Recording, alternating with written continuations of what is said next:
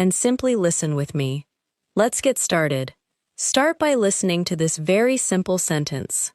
I'm going to the store. You probably understood that without any problem. Now, listen again. But this time, imagine how an American speaker might say it naturally in everyday conversation. I'm gonna go to the store. Did you notice the difference?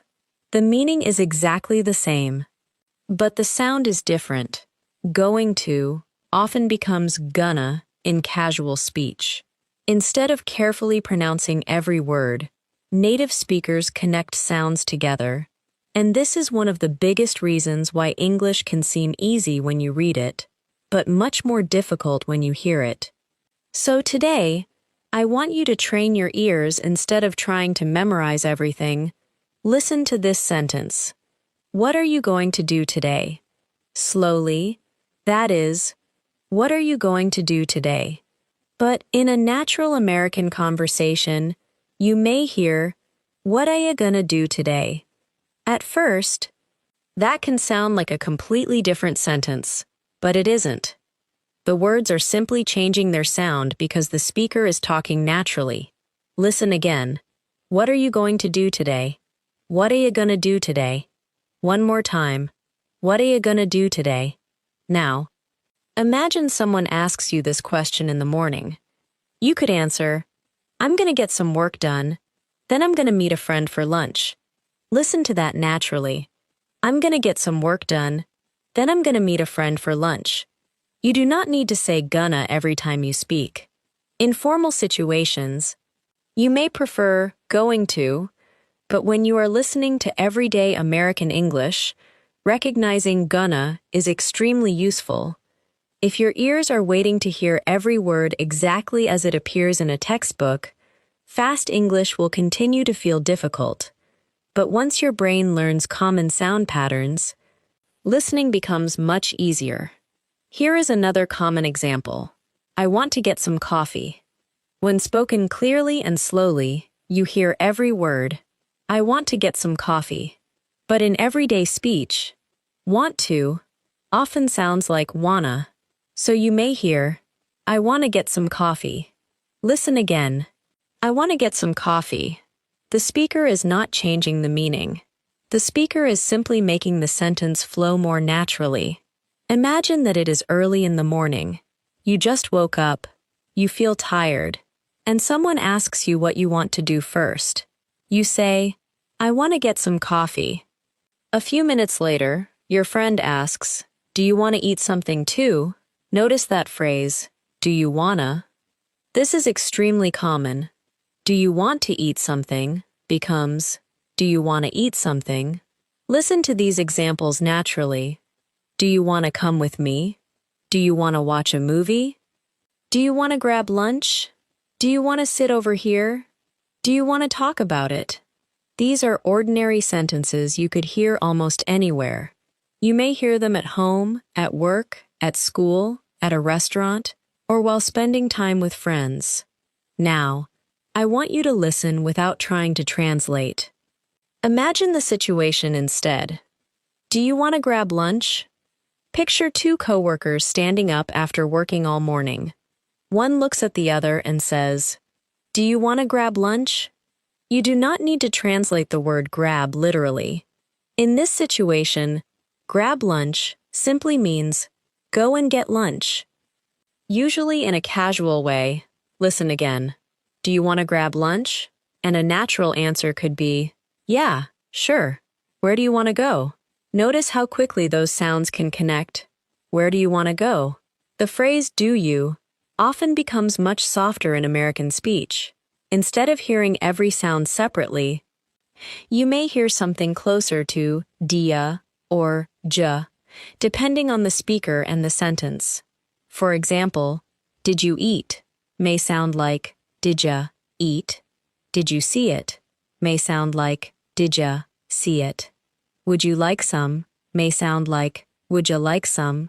Could you help me may sound like could you help me?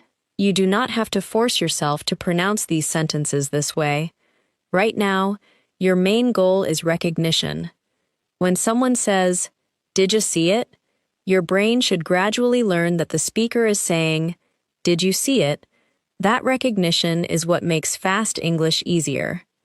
Let's practice with a small everyday situation. Imagine you arrive at work in the morning. A coworker looks at you and says, "Hey, how's it going?" You answer, "Pretty good. How about you?" Your coworker says, "Can't complain. Did you get my message last night?" You say, "Yeah, I saw it this morning." Listen to that again as one natural exchange. "Hey, how's it going?" "Pretty good. How about you?" "Can't complain. Did you get my message last night?" "Yeah, I saw it this morning." There are several useful things happening here. "How's it going?" is a very common casual greeting. You do not need to give a detailed answer. "Pretty good" is completely natural. "Can't complain" usually means things are okay. It does not literally mean that the person is unable to complain. It is simply a relaxed way to say, "I'm doing fine." Now, listen to another version. "Hey, how've you been?" "I've been good. Just busy." "Yeah?" "What have you been up to?" "Mostly work, nothing too exciting." If that sounded fast, listen again. "How have you been" can become "how've you been." "What have you been up to" can become "what have you been up to?" And "what have you been up to" simply means "what have you been doing recently?" If someone you have not seen for 2 weeks says, "Hey, what have you been up to?" you do not need to describe every moment of the last 2 weeks. You might simply answer, "Not much, just working and trying to stay busy." Or, "I've been spending more time with my family." Or, "I've been working on a new project." Listen to those answers naturally. "Not much, just working and trying to stay busy." "I've been spending more time with my family." "I've been working on a new project." Notice something important. Real conversations often contain short pieces instead of perfectly complete textbook sentences. Someone asks, "What have you been up to?" and you answer, "Not much, just working." Grammatically, "just working" is not a complete formal sentence, but in conversation, it sounds completely natural because the meaning is already clear. Native speakers constantly leave out information that the listener can easily understand from context. This is one reason conversational English can sound different from written English. Listen to this example. "You hungry?" The complete sentence is, "Are you hungry?" But in casual speech, someone may simply say, "You hungry?" or "You ready?" instead of, "Are you ready?" or "You okay?" instead of, "Are you okay?" Listen naturally. "You ready?" "Yeah." "Give me a second." "You hungry?" "A little." "You okay?" "Yeah, I'm fine." These short forms are especially common between friends, family members, co-workers, and people who are speaking casually. When you hear them, do not think something is missing. Your brain should focus on the situation and the meaning. Now, let's imagine a morning at home. You wake up later than you planned.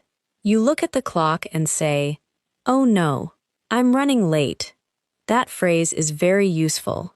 "I'm running late" means you are behind schedule and may not arrive somewhere on time. You quickly get dressed. Someone in your house asks, "Aren't you going to eat breakfast?" You answer, "I don't have time. I'll grab something on the way." Listen again. "Aren't you going to eat breakfast?" "I don't have time. I'll grab something on the way." "On the way" is another phrase you will hear constantly. It means while traveling toward your destination, you could say, "I'll get coffee on the way to work." "Can you pick up some milk on the way home?" "I stopped at the bank on the way here." Notice how useful these small phrases are.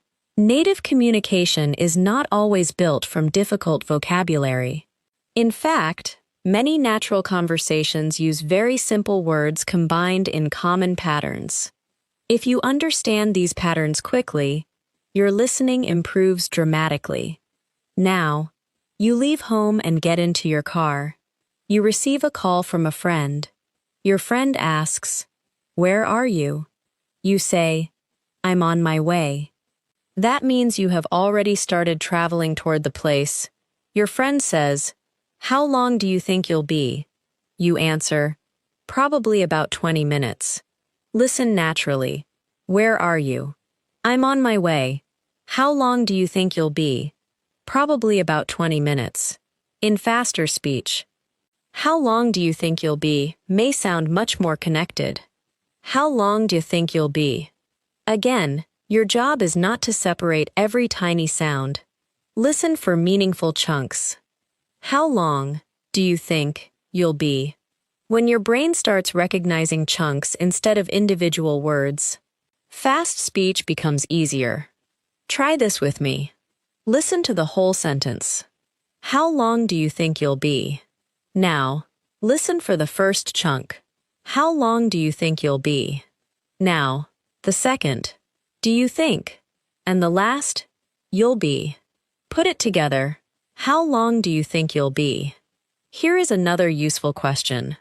How long does it take? You might use this when asking about travel time, cooking time, a task, or almost any activity. How long does it take to get downtown? About 30 minutes. How long does it take to cook? Around 20 minutes. How long does it take you to get ready in the morning? Usually about half an hour. When native speakers say, "does it," the words often connect, "how long does it take," can sound closer to, "how long does it take?" You are still hearing the same words, but the boundaries between them become less clear. This happens everywhere in natural speech. What is it? Can become, what is it? Where is it? Can become, where is it? Who is it? Can become, where is it? These are not special vocabulary words. They are simply examples of connected speech. Let's practice with context. Imagine you are looking for your phone. You say, "Where is it?" "I just had it." A family member says, "Did you check the kitchen?" You answer, "Yeah, it's not there." Then they say, "What about the couch?" You look under a pillow and say, "Oh, there it is." Listen to the natural flow.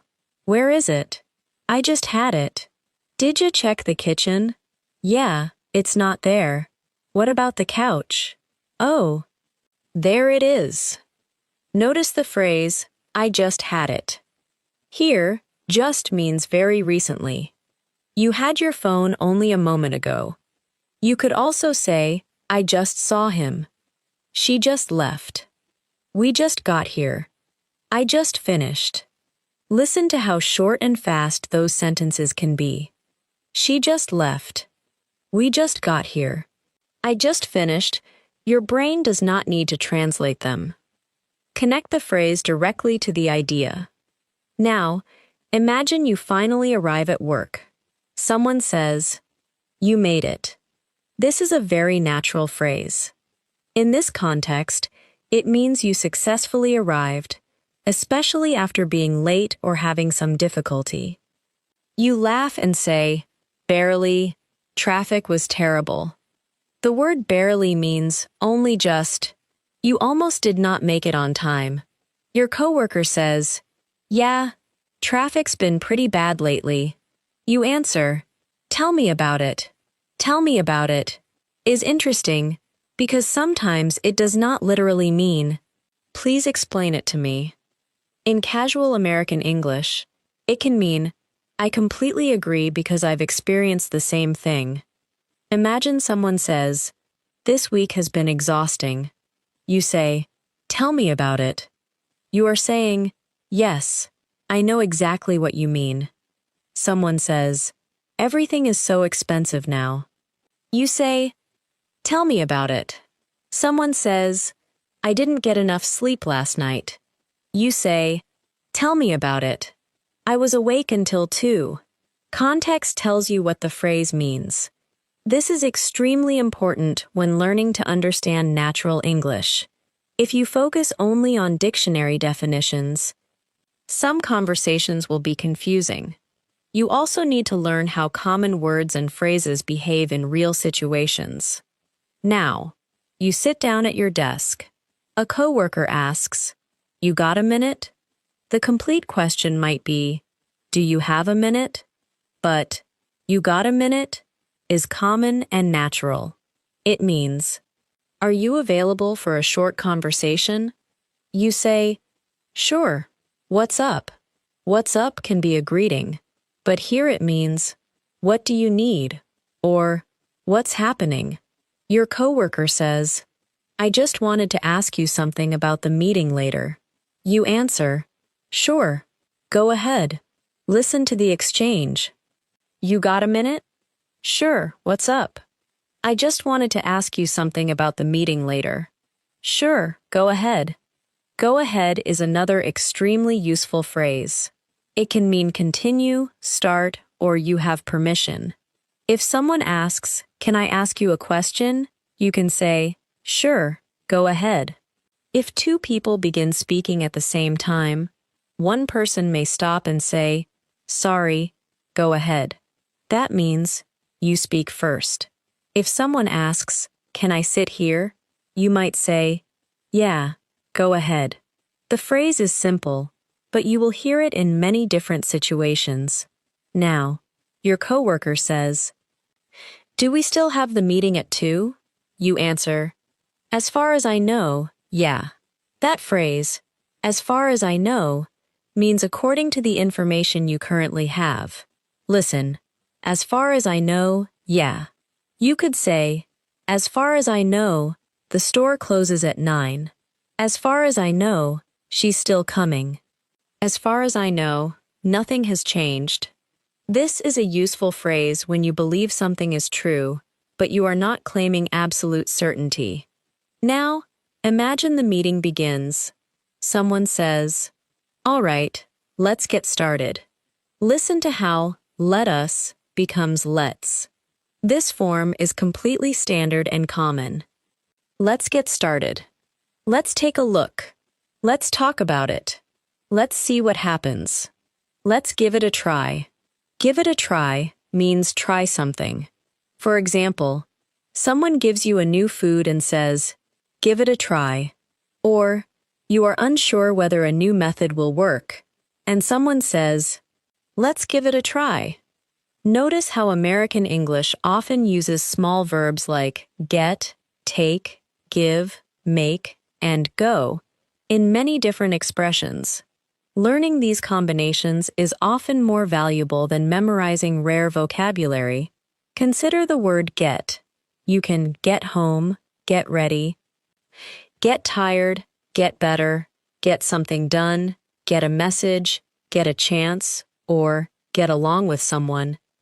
Listen to these sentences. What time did you get home? I need to get ready. I'm getting tired. Things will get better. I need to get this done today. Did you get my message? I didn't get a chance to call you. Do you get along with your coworkers? If you try to translate get with only one meaning, these sentences can become confusing. Instead, learn the full phrase. I didn't get a chance to call you means I did not have an opportunity to call you. Do you get along with your coworkers? Means, do you have a friendly or comfortable relationship with your coworkers? I need to get this done means I need to complete this. Listen again.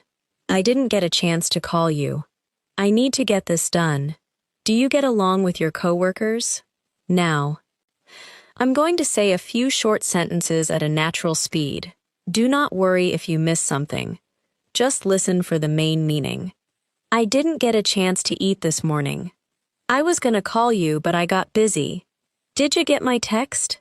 I'll get back to you later. Let me know when you get home. Now, let's go through them again. I didn't get a chance to eat this morning. This means I did not have enough time or opportunity to eat. I was gonna call you, but I got busy. This means I planned to call, but something occupied my time. Did you get my text? This means, did you receive my text message? I'll get back to you later. This usually means, I'll contact you again later with an answer or more information. Let me know when you get home. This means, Tell me or message me when you arrive home. Now, listen to all 5 again without explanation. I didn't get a chance to eat this morning. I was gonna call you, but I got busy. Did you get my text? I'll get back to you later. Let me know when you get home. If they already sound easier than they did a few minutes ago, that is exactly what listening practice should do. Your brain learns through repeated exposure. You hear a pattern, understand it, hear it again, and gradually stop needing to analyze it. Let's move into lunchtime. A coworker asks, "Are you hungry?" You answer, "Yeah, I'm starving." "I'm starving" is often used casually to mean, "I'm very hungry." The person usually does not mean they are literally starving. Your coworker asks, "What are you in the mood for?" This is a very common question when choosing food, entertainment, or an activity. What are you in the mood for means, what do you feel like having or doing? You could answer, "I'm in the mood for pizza." "I'm kind of in the mood for something spicy." "I'm not really in the mood for anything heavy." Listen to the phrase, kind of. In fast American English, it often sounds like, kinda. "I'm kind of tired" becomes, "I'm kinda tired." "It's kind of weird" becomes, "It's kinda weird." "I kind of like it" becomes, "I kinda like it." Again, you do not need to force this pronunciation. Just recognize it when you hear it. Your coworker says, "There's a new sandwich place around the corner. Wanna check it out?" Check it out means look at, visit, examine, or try something interesting. You answer, "Yeah, why not?" Listen naturally. "There's a new sandwich place around the corner. Wanna check it out?" "Yeah, why not?" Why not is often a relaxed way to accept a suggestion. Someone says, "Wanna go for a walk?" You say, "Sure, why not?" Someone asks, "Do you want to try this?" You say, "Yeah, why not?" Now, you walk to the restaurant. Your coworker asks, "Have you been here before?" You say, "No, this is my first time." A worker at the counter says, "What can I get for you?" This is one of the most common questions you will hear when ordering food in the United States. What can I get for you? You could answer, "Can I get the chicken sandwich, please?" Notice that Americans often use "can I get" when ordering, "Can I get a coffee?" "Can I get a cheeseburger?" "Can I get the salad with no onions?" "Can I get a large iced tea?" The worker may then ask, "Anything else?" You might answer, "That's it." "Thanks," or, "Yeah, can I also get a bottle of water?" Listen to the complete interaction. "Hi, what can I get for you?" "Can I get the chicken sandwich, please?" "Sure. Anything else?" "Yeah. Can I also get a small coffee?" "Of course. Is that everything?" "Yep, that's it. Thanks." Notice, yep. It is an informal version of yes. You may also hear yeah, yup, or simply depending on the situation. Now, the worker asks, "For here or to go?" That means, will you eat here or will you take the food with you? You say, "To go, please." Very short, very common. For here or to go? To go, please. If you travel in the United States, these small listening patterns are extremely useful because you may hear them quickly. A worker may not pronounce every word slowly. Instead of "for here" or "to go," you may hear something that sounds more like "for here to go." Once you know the phrase, your brain can recognize it even when the sounds blend together. This is one of the secrets of listening comprehension. You do not always understand fast speech by hearing every sound perfectly. Often, you understand because your brain predicts likely language based on the situation. At a coffee shop, if someone behind the counter asks you a fast question after you order, your brain can use context. Maybe they are asking about size, milk, sugar, whether you want it hot or iced, or whether your order is for here or to go, context narrows the possibilities. Native listeners do this automatically. They do not process speech as isolated sounds. They combine sound, context, expectation, grammar, and experience. You can build this ability too. Let's practice prediction. Imagine you walk into a coffee shop and say, "Can I get a latte?" The employee asks, "What size?" Even if they say it quickly, you already expect a question related to your order. You say, "Medium, please." Then they ask, "Hot or iced?" You answer, "Iced." Then they ask, "Anything else?" You say, "No, that's all." Listen naturally. What size? Medium, please. Hot or iced? Iced. Anything else? No, that's all. Simple English becomes fast English when the speaker removes pauses and connects everything. That is why learning everyday situations is so useful. Your brain begins to expect common questions before they are fully spoken. Now, imagine you sit down to eat lunch. Your coworker takes one bite and says, "This is actually pretty good." The word actually is common in conversation. Here it may suggest mild surprise. Maybe the person did not expect the food to be good. You say, "Yeah, not bad at all." Not bad often means fairly good. The words sound negative, but the meaning can be positive. Someone asks, "How was the movie?" You say, "Not bad." That usually means you thought it was okay or pretty good. How was the restaurant? Not bad at all. How was your day? Not bad. Pretty quiet. These softer responses are very common. Native speakers do not always say, "It was excellent," "It was terrible," or "It was average." They may say, "Pretty good," "Not bad," "It was okay," "Could have been better," or "I can't complain." Listen to this group of natural responses. Pretty good, not bad, it was okay, could have been better, can't complain. Could have been better is a reduced form of could have been better. It usually means something was not very good, but you are expressing that gently. How was the test? Could have been better. How was your flight? Could have been better.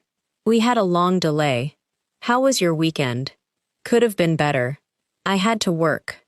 Listen carefully to could have. In fast speech, could have often becomes could have. Should have becomes should have. Would have becomes would have. I could have called. You should have told me. I would have helped. These contractions can be difficult because the word have becomes very weak. You may hear something that sounds like coulda, shoulda, or woulda. Listen, I could have called you. You should have told me. I would have helped if I'd known. That last sentence is more advanced. I would have helped if I'd known. Slowly, I would have helped if I had known. Naturally, I would have helped if I'd known. Do not worry about the grammar right now. Listen to the meaning. Imagine your friend had a problem yesterday, but you did not know about it. Today you discover what happened. You say, I would have helped if I'd known. Meaning, if I had known about your problem, I would have helped you. Context makes advanced grammar much easier to understand. Let's hear another example. Your friend says, I missed my flight because I left home too late. You answer, you should have left earlier. This means leaving earlier would have been a better decision. Another friend says, I was going to invite you, but I thought you were busy. You say, you could have asked me, meaning, asking me was possible, and maybe you should have done it. Listen naturally. You should have left earlier. You could have asked me. I would have gone if you'd invited me. These are sentences that intermediate and advanced learners often understand easily in writing, but struggle to catch when spoken. The grammar is not necessarily the problem. The sound is the problem. That is why you are listening. Now, Let's return to your day. After lunch, you go back to work. Someone asks, "How's your afternoon looking?" This does not mean they are asking what your afternoon physically looks like. They are asking about your schedule. You might answer, "Pretty busy. I've got a couple of meetings." "I've got" is extremely common in American conversation. It often means the same thing as "I have." "I've got a meeting at 3. "I've got an appointment tomorrow." "I've got a lot to do." "I've got an idea." "I've got a question." When spoken quickly, "I've got" may sound almost like "I got," although the exact pronunciation varies. Your coworker says, "Same here. I've got back-to-back meetings until 5. Back-to-back means one immediately after another with little or no break. "I have back-to-back meetings." She has 2 classes back-to-back. "We watched 3 episodes back-to-back." Then your coworker says, "I'm gonna need another coffee." You laugh and say, "Same." Notice how natural conversation can be extremely short. Saying "same" means, "I feel the same way," or "That is also true for me." "I'm exhausted." Same, "I need a vacation." Same, "I don't feel like cooking tonight." Same. You will hear these tiny responses all the time, and understanding them instantly helps conversations feel easier. Now, listen to this short workplace conversation at a natural speed. "How's your afternoon looking?" "Pretty busy. I've got a couple of meetings." "Same here. I've got back-to-back meetings till 5. "That sounds rough." "Yeah, I'm gonna need another coffee." Same. Listen again and focus on the meaning rather than each individual word. "How's your afternoon looking?" "Pretty busy. I've got a couple of meetings." "Same here. I've got back-to-back meetings till 5. "That sounds rough." "Yeah, I'm gonna need another coffee." Same. If you understood the general situation, that is success. You do not need perfect comprehension to follow a conversation. Native speakers sometimes miss words too. They use context to fill in the gaps and keep listening. This is an important habit I want you to build. When you miss one word, do not stop mentally and ask yourself, "What was that word?" If you do that, the speaker continues talking while your mind is still thinking about the past. Then you miss the next sentence too. Instead, let the missing word go and keep moving. Imagine you hear, "I'm gonna blank something to eat before the meeting." Even if you miss one word, you probably understand that the speaker plans to get food before the meeting. The missing word might be grab, but you do not need it to understand the sentence. Or you hear, "Can you blank me when you get home?" Maybe the missing word is text or call. The context still gives you enough information to continue listening. Listening fluency is not about catching 100% of every sound. It is about understanding enough, quickly enough, to keep following the message. So let's practice that skill right now. I'm going to give you a short story in natural everyday English. Do not analyze every sentence. Just follow what happened. "I got up a little late this morning, so I had to rush. I was gonna make breakfast, but I didn't have enough time, so I just grabbed a coffee on the way to work. Traffic was worse than usual, and I thought I was gonna be late, but luckily I made it with a few minutes to spare. As soon as I got there, one of my coworkers asked if I could help with something, so I spent most of the morning working on that. Around noon, we decided to grab lunch at a place around the corner. I'd never been there before, but it was actually pretty good.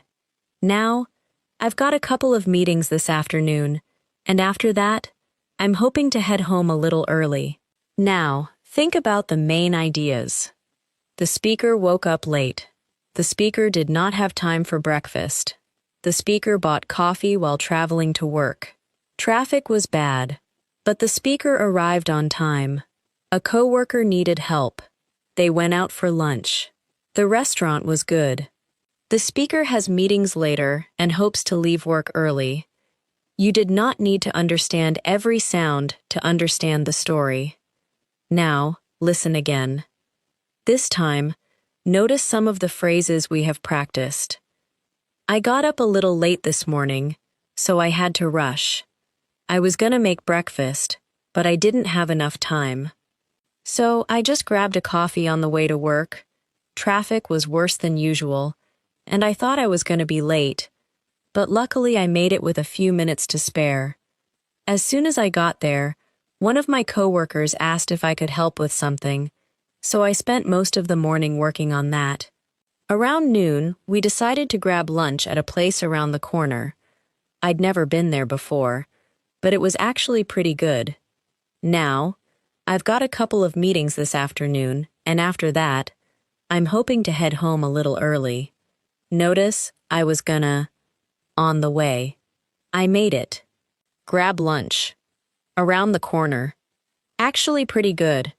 I've got, and, head home. Head home simply means go home. You may also hear head out, meaning leave. It's getting late. I should head home. I'm gonna head out. What time are you heading home? We should probably head back. These phrases are natural and common because English speakers frequently use head to describe moving toward a place. Now, listen to one final group of sentences for this stretch of practice. Try to understand them immediately without translating. I'm gonna head home in a few minutes. Do you want to come with us? I didn't get a chance to call her. Did you see what happened? I'll get back to you tomorrow. I'm kinda tired. You should have told me earlier. I would have helped if I'd known. What are you in the mood for? Let me know when you get there. Now, again, slightly more naturally. I'm gonna head home in a few minutes. Do you want to come with us? I didn't get a chance to call her. Did you see what happened? I'll get back to you tomorrow. I'm kinda tired. You should have told me earlier. I would have helped if I'd known. What are you in the mood for? Let me know when you get there. You may notice that some sentences that would have sounded fast or unclear earlier are beginning to feel more familiar. That familiarity is what we are building. When a phrase becomes familiar, your brain no longer has to decode every word. You begin to hear the whole phrase as one piece of meaning. Think about the phrase, how's it going?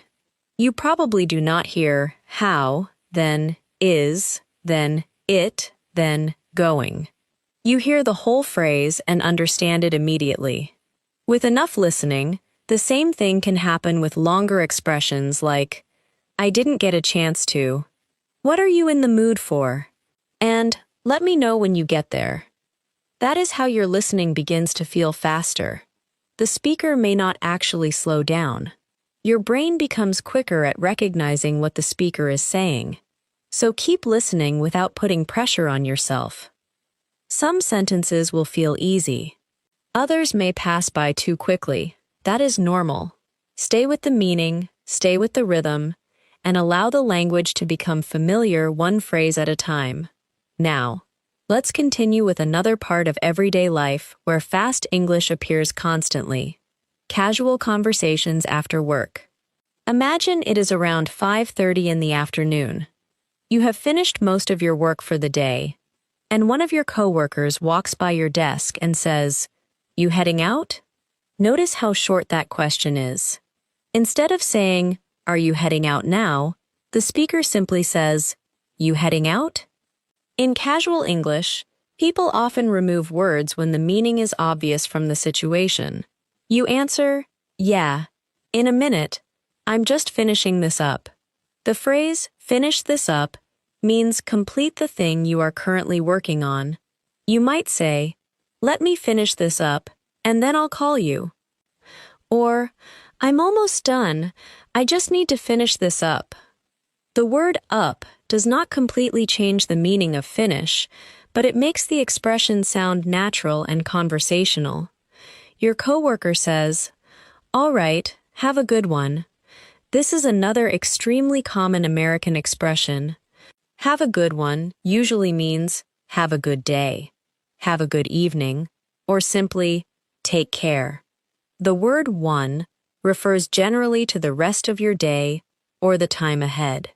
You do not need to ask, have a good what? Native speakers understand the expression automatically. Listen to the whole exchange. You heading out? Yeah, in a minute. I'm just finishing this up. All right, have a good one. You too. That final response, you too, is one of the easiest and most useful conversational responses in English. If someone says, have a great weekend, you say, you too. If someone says, take care, you might say, you too.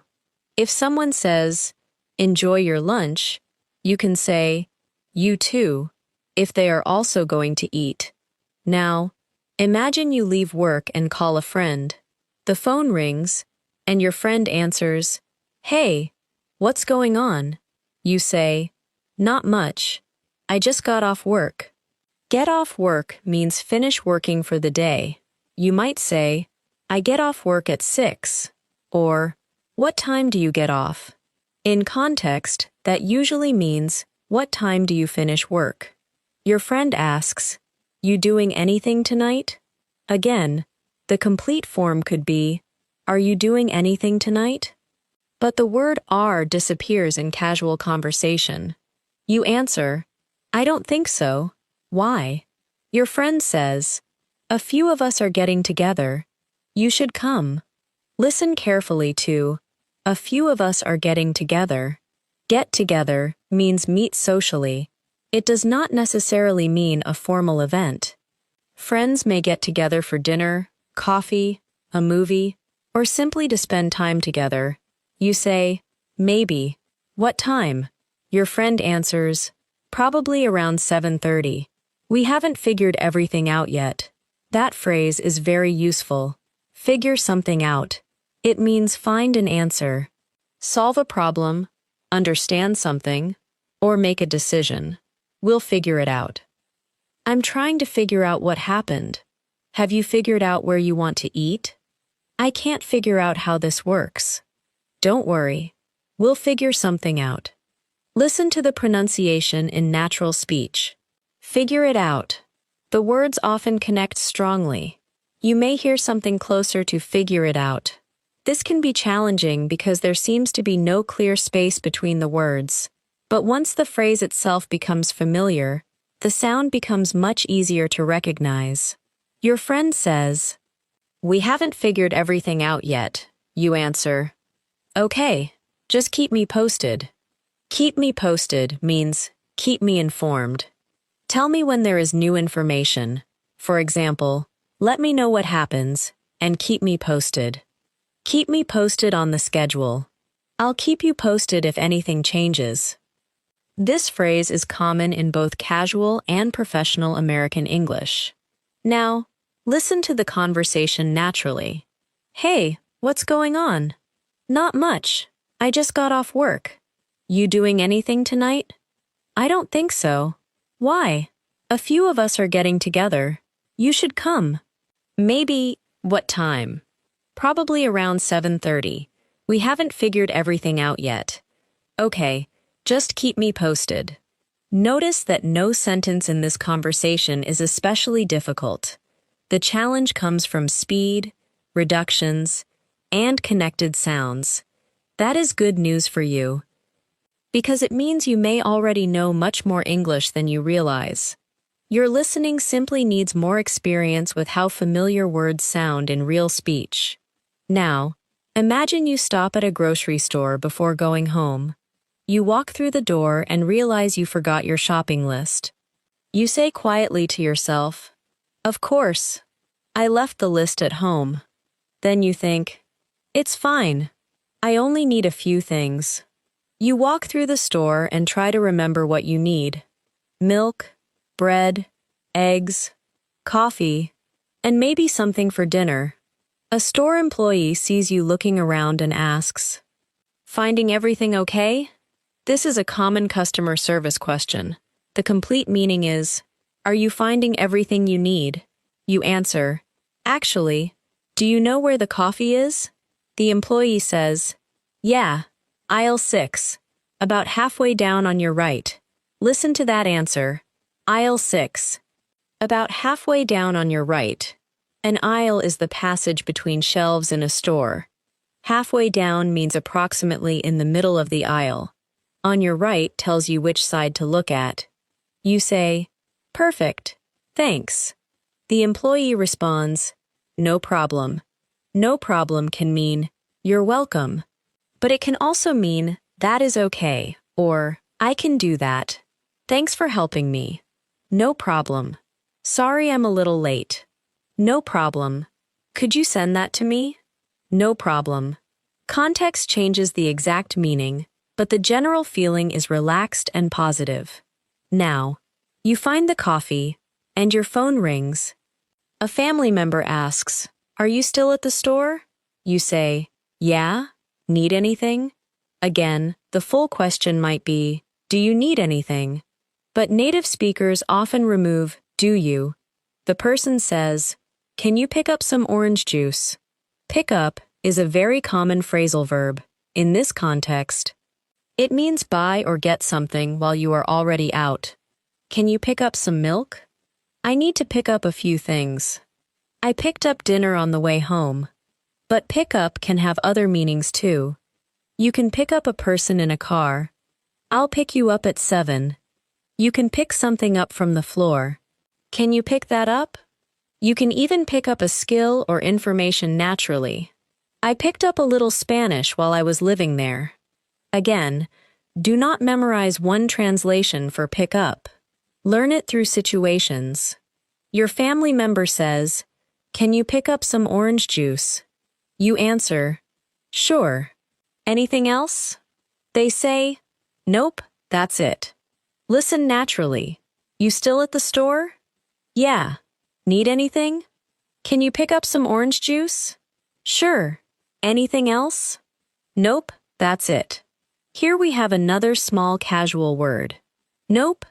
It is an informal way to say no, depending on the tone. It can sound friendly and relaxed. Did you call him? Nope. Are you working tomorrow? Nope. I'm off. Do we need anything else? Nope. We're good. That last phrase, "we're good," is very common and has several meanings. In a store, if someone asks, "Do you need a bag?" you might say, "No, we're good," meaning you do not need anything else. If someone asks whether a problem has been solved, you might say, "Yeah, we're good now," meaning everything is okay. If someone offers more food, you might say, "I'm good, thanks," meaning you do not want more. Listen to these situations. Want another slice? I'm good, thanks. Need any help? No, I'm good. Is everything okay now? Yeah, we're good. This is one of those phrases that can confuse learners because the dictionary meaning of good is not enough. In conversation, "I'm good" often means "I'm fine," "I don't need anything," or "No thank you." Now you arrive at the checkout. The cashier says, "Did you find everything you needed?" You answer, "Yeah, I think so." Then the cashier asks, "Do you need a bag?" You say, "Just one, please." The cashier tells you the total, you pay, and hear, "You're all set." This phrase means everything is finished and ready. Your payment is complete. There is nothing else you need to do. You're all set. You can hear this phrase in many places. At a doctor's office after making an appointment. Okay, you're all set for Tuesday at 10. At a hotel after checking in. You're all set, your room is on the 3rd floor. At a store after paying. You're all set, have a good night. At work after completing a process. I updated the file, so you should be all set. The phrase is extremely common and very useful. Now, imagine you drive home. While driving, you hear a friend send you a voice message saying, "Hey, quick change of plans. We're gonna meet at Jake's place instead. Probably around 8. No rush, though. Just come whenever you're ready." There are several natural expressions here. Quick change of plans means the original arrangement has changed. Instead tells you that the new plan replaces the old one. No rush means you do not need to hurry. Whenever you're ready means come when you are prepared. Listen again. Hey, quick change of plans. We're gonna meet at Jake's place instead. Probably around 8. No rush, though. Just come whenever you're ready. Now, listen at a slightly quicker conversational rhythm. Hey, quick change of plans. We're gonna meet at Jake's place instead. Probably around 8. No rush, though. Just come whenever you're ready. Do not try to catch each word separately. Hear the message as a group of ideas. The location changed. The meeting time is around 8. There is no need to hurry. This kind of meaning-first listening is extremely important as you move from beginner listening toward advanced listening. At the beginner level, you may focus heavily on individual words. You hear meet, 8, ready, and slowly build the meaning. At an intermediate level, you start recognizing phrases such as change of plans and no rush. At an advanced level, you understand the speaker's intention almost instantly, including tone and implication. For example, when someone says, no rush, the literal words are simple, but the social meaning is important. The person is telling you they are not pressuring you. They want you to feel relaxed. Or imagine someone says, whenever you get a chance, can you send me that file? The phrase, whenever you get a chance, softens the request. It means the task is not necessarily urgent. Compare these two sentences. Send me the file. Whenever you get a chance, can you send me the file? The second one sounds much softer and more polite. You may hear similar softening phrases in American English. When you get a chance. If you don't mind. Would you mind? Do you happen to know? I was wondering if these phrases become especially important as your English becomes more advanced because fluent communication is not only about grammar, it is also about tone. Imagine you are at work and ask, where's the conference room? That is perfectly fine. But you might also say, do you happen to know where the conference room is? The second sentence sounds softer. Imagine asking a coworker, can you look at this? That is acceptable. But when you get a chance, could you take a look at this? Sounds less demanding. Listen. When you get a chance, could you take a look at this? The phrase take a look means look at or examine something. Can you take a look at my computer? Take a look at this. I'll take a look later. Let me take a quick look. In faster speech, take a look at this may become highly connected. Take a look at this. The final consonant of one word flows into the next word. This connection between words is one of the most important features of natural spoken English. Listen slowly. Take a look at this. Now, naturally, take a look at this. Slowly. Can you take a look at it? Naturally, can you take a look at it? Very naturally, you may hear, can you take a look at it? Your brain needs repeated exposure to these sound changes so they stop feeling surprising. Now, imagine you arrive home, put the groceries away, and sit down for a few minutes. Someone asks, long day? You answer, yeah, kinda. Notice how much information can be communicated with only 2 words. Long day means, did you have a long or tiring day? You answer, yeah, kinda, meaning, yes, somewhat. Then the person asks, what happened? You say, nothing major, it was just one thing after another. One thing after another means many events or problems happened continuously, with very little break.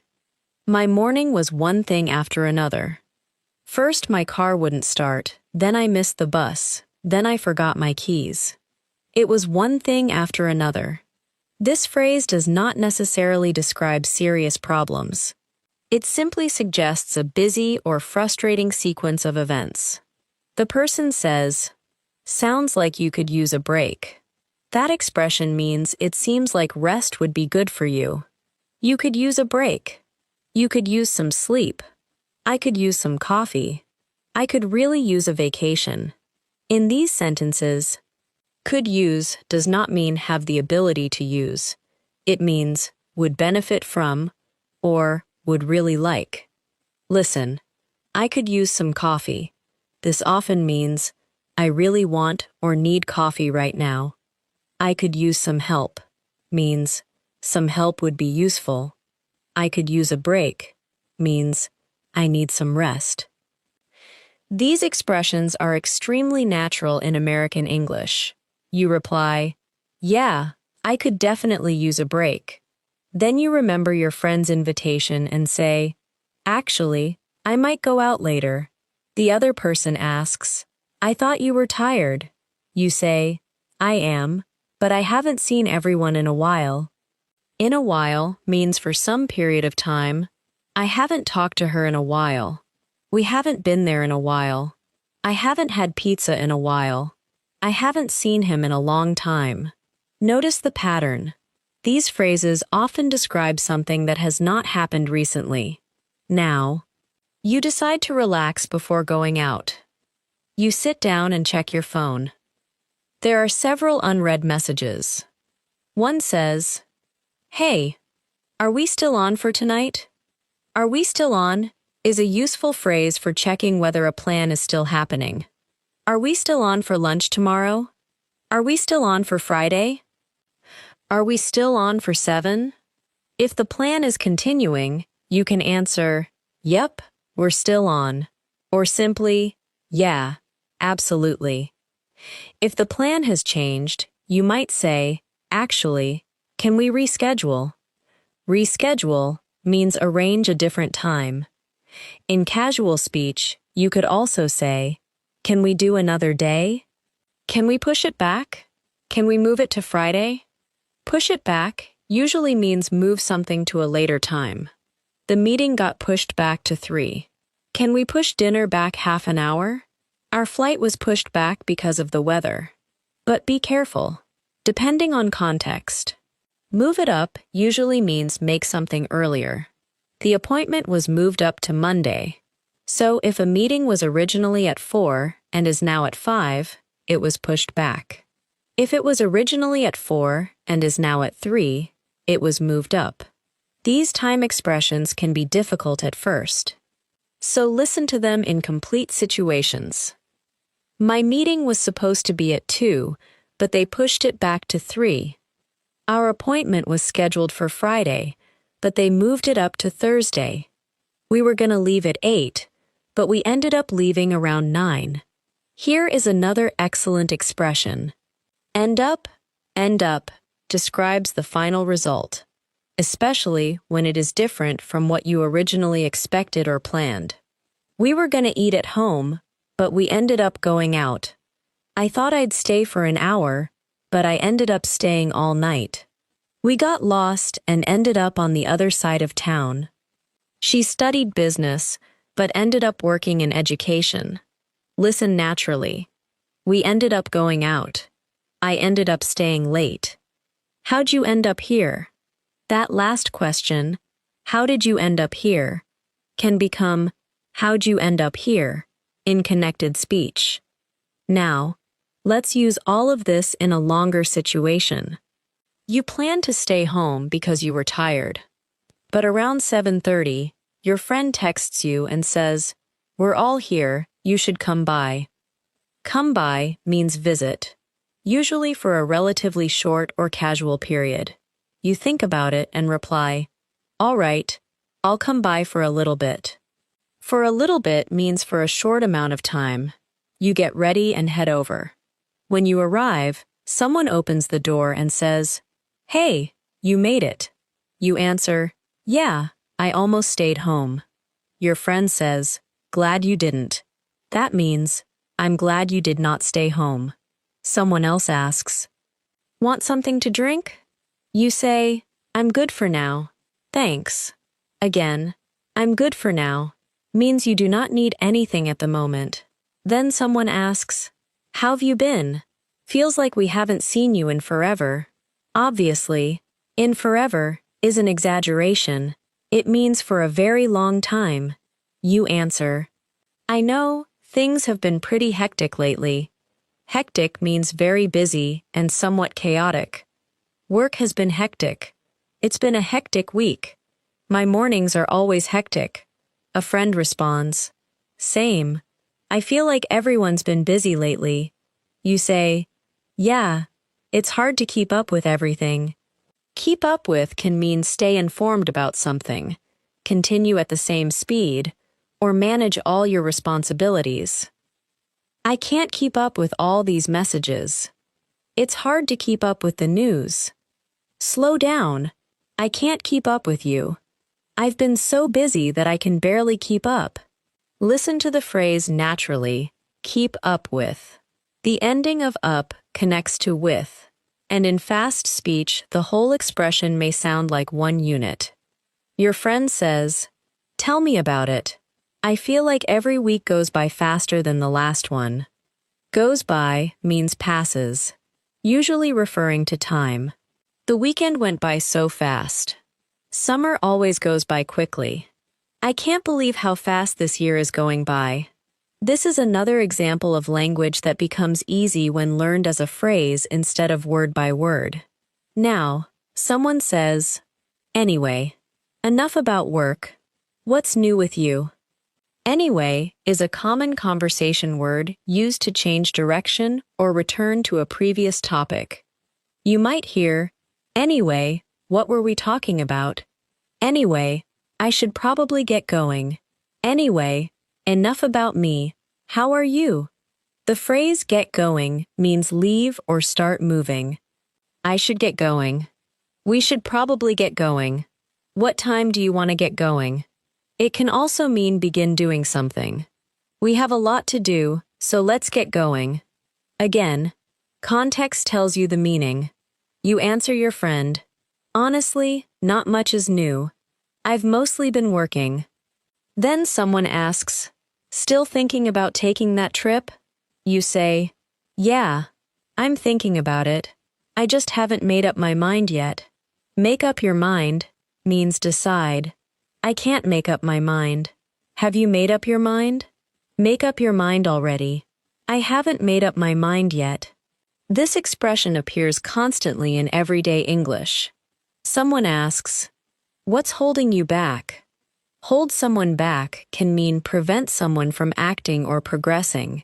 In this context, what's holding you back means, what is stopping you from making the decision or taking the trip? You answer, mostly the cost. I'm trying to save money. Your friend says, that makes sense. That makes sense means the idea is logical or understandable. You will hear this response frequently. I don't want to drive because parking is expensive. Yeah, that makes sense. I'm gonna stay home tonight. I have to get up early. That makes sense. I took the train because traffic was terrible. Makes sense. Notice that speakers often drop that and simply say, makes sense. This is a perfect example of how real speech becomes shorter without becoming unclear. Now, another friend says, you know what, you should just go. You've been talking about this trip forever. You laugh and say, I know, I'm overthinking it. To overthink means think about something too much. Often, until making a decision becomes harder. I'm probably overthinking this. Don't overthink it. You're overthinking the whole thing. Sometimes native speakers give very simple advice by saying, don't overthink it. Just go for it. Go for it means try. Take the opportunity. Or proceed confidently. I'm thinking about applying for that job. Go for it. Should I ask her? Yeah, go for it. I've always wanted to learn guitar. Then go for it. Notice that this expression does not literally involve going anywhere. The meaning is about action and confidence. Now listen to this social conversation without stopping. How've you been? Feels like we haven't seen you in forever. I know. Things have been pretty hectic lately. Same. Everyone's been busy. Yeah. It's hard to keep up with everything. Anyway, what's new with you? Not much. I've mostly been working. Still thinking about taking that trip? Yeah. I just haven't made up my mind yet. What's holding you back? Mostly the cost. That makes sense, but I think you should go for it. Now, listen again and notice the phrases as complete chunks. How've you been? In forever. Pretty hectic lately. Keep up with everything. What's new with you? Make up my mind. What's holding you back? That makes sense. Go for it. These chunks are extremely valuable. The more of them you recognize, the less work your brain has to do. Imagine trying to understand the sentence, I haven't made up my mind yet, by processing every word separately. I have not made up my mind yet. That is slow and confusing, because made up and mind do not have the same meaning separately. But if your brain recognizes make up my mind as one unit meaning decide, the sentence becomes instant. The same is true for keep me posted, get back to you, pick something up, head home. Figure it out, and hundreds of other expressions. This is how you gradually begin listening more like a native listener. Native speakers do not consciously translate their own language word by word. They recognize familiar combinations automatically. Let's train that now with a short exercise. I will give you a situation first, then a natural sentence. Try to understand what the sentence means from the situation. You are leaving a friend's house after dinner. Your friend says, text me when you get home. This means, send me a message after you arrive safely at home. You are deciding where to eat. Someone says, I'm good with whatever. This means any choice is acceptable to me. You ask a coworker if a report is finished. They say, I'm still working on it. This means it is not finished yet. You ask someone if they can help immediately. They say, give me a sec. This means wait a very short time. You offer someone more food. They say, I'm good, thanks. This means no thank you. I do not want more. You tell someone about a stressful problem. They say, that sounds rough. This means the situation sounds difficult or unpleasant. You ask if a plan has been finalized. Someone says, not yet. We're still figuring it out. This means the decision is still being made. You ask a friend why they did not attend an event. They say, something came up. This means an unexpected situation happened and prevented them from coming. That last expression is especially useful. Something came up. Native speakers often use it without explaining exactly what happened. Sorry, I couldn't make it. Something came up. Can we reschedule? Something came up at work. I was gonna call you, but something came up. Notice another useful phrase there. I couldn't make it. In this situation, make it means attend or arrive. Are you coming to dinner? Sorry, I can't make it. Did Sarah come to the meeting? No, she couldn't make it. Think you can make it by 6? Yeah, I should be able to. That last phrase, I should be able to, expresses reasonable confidence. Can you finish this today? I should be able to. Can you come around 7? Yeah, I should be able to. Do you think you can help tomorrow? I should be able to. In fast speech, this entire phrase may become heavily connected. I should be able to.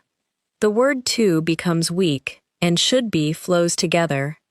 Now, let's practice several increasingly natural sentences. First, listen clearly. I should be able to make it by 7. Now, more naturally, I should be able to make it by 7. Now, imagine a relaxed American speaker saying it quickly. I should be able to make it by 7. The written sentence never changed. What changes is rhythm, stress, and reduction. Important words such as able, make, and 7 receive more stress. Smaller grammatical words become weaker. This rhythm is one reason English can sound fast even when the speaker is not speaking extremely quickly. Listen to another sentence. I was going to call you when I got home. The important ideas are call and home. In natural speech, you might hear, I was gonna call you when I got home. And even more smoothly, I was gonna call you when I got home. Again, understanding comes from recognizing the overall pattern. Let's combine several expressions in a short story. I was supposed to meet a friend after work, but something came up at the office, so I had to stay late. I texted him and told him I probably wouldn't be able to make it. Luckily, he said it was no big deal, and we could just do it another day. I finally got home around 8, picked up some food on the way, and decided to take it easy for the rest of the night. Now, what happened? The speaker had plans with a friend. An unexpected work issue happened.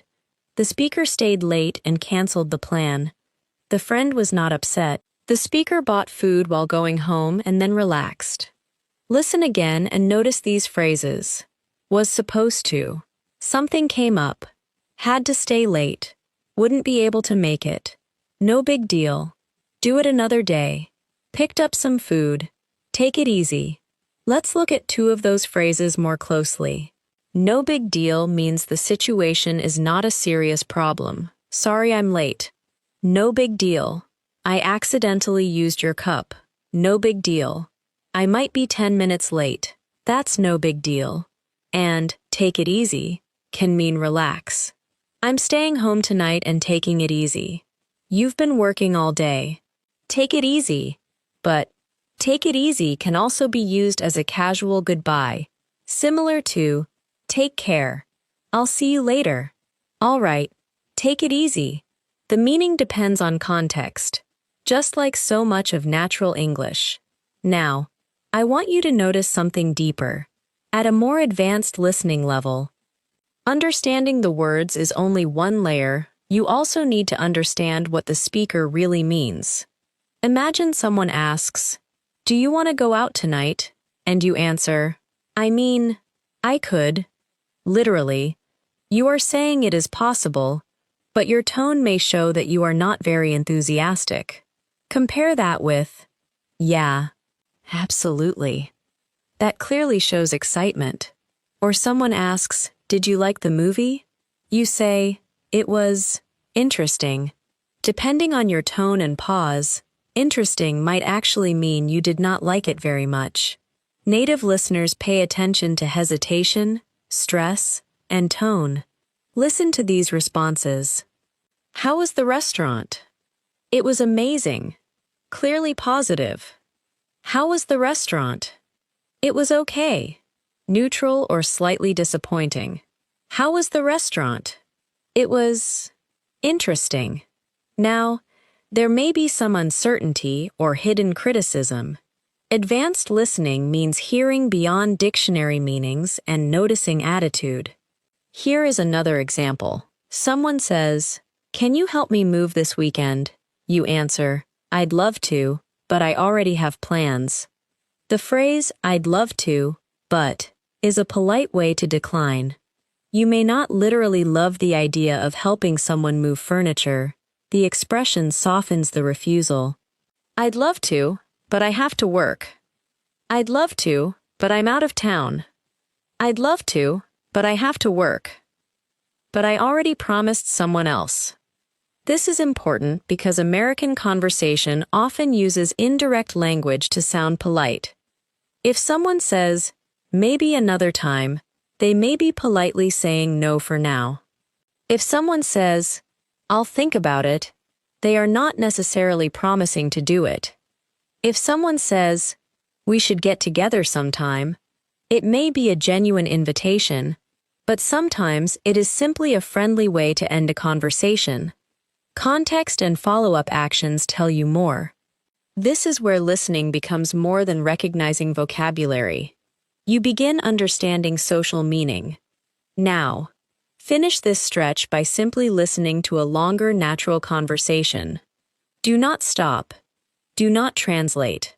Follow the situation. I thought you were staying home tonight. I was. But Jake texted me and said everyone was getting together. So, you changed your mind? Pretty much. I figured I'd stop by for a little while. Are you tired? A little, but I haven't seen them in forever. What time are you heading over? Probably around 8. They said there's no rush. Are you driving? Yeah, I might pick up something to drink on the way. Okay, just text me when you get there. I will. And don't stay out too late. You've got work tomorrow. I know, I'm only gonna stay for an hour or two. That's what you always say. Okay, fair point. Listen again to that last expression. Fair point. It means, what you just said is reasonable or true. It is often used when you admit that another person has a valid argument.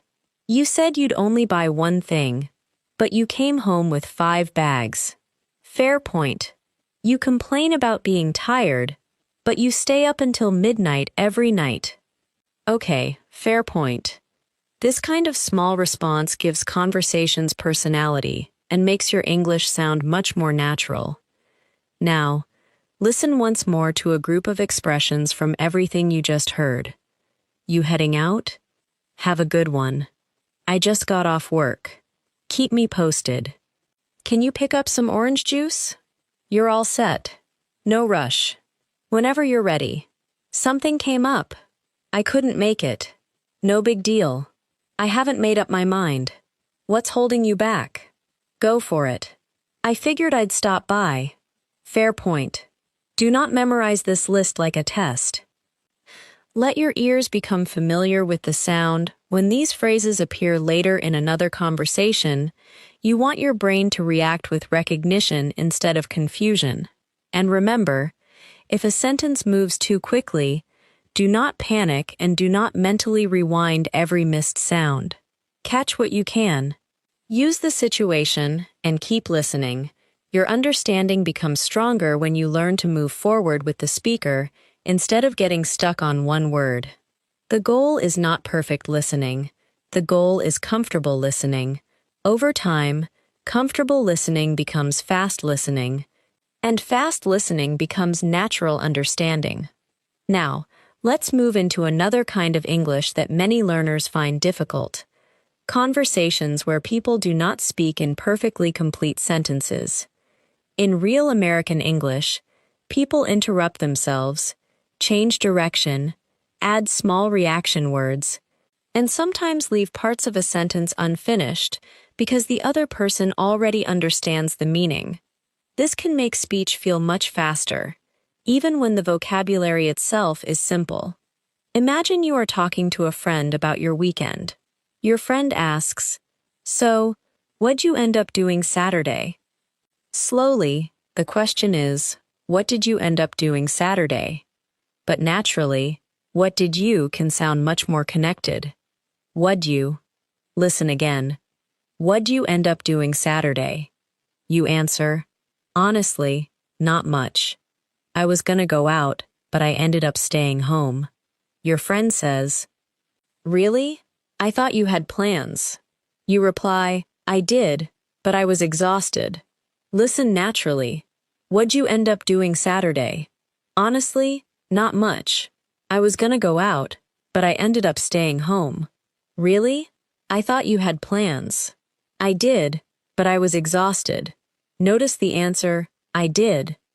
The speaker does not repeat the full sentence, I did have plans. The short answer is enough, because the meaning is already clear. This happens constantly in conversation. You like it? I do. You finished the report? I did. You know her? I do. Did he call? He did. Native speakers often avoid repeating information unnecessarily. This makes conversations quicker and more natural. Now, imagine your friend says, you could have just told me you were tired. You answer, I know, I should've. Again, I should've is short for I should have told you.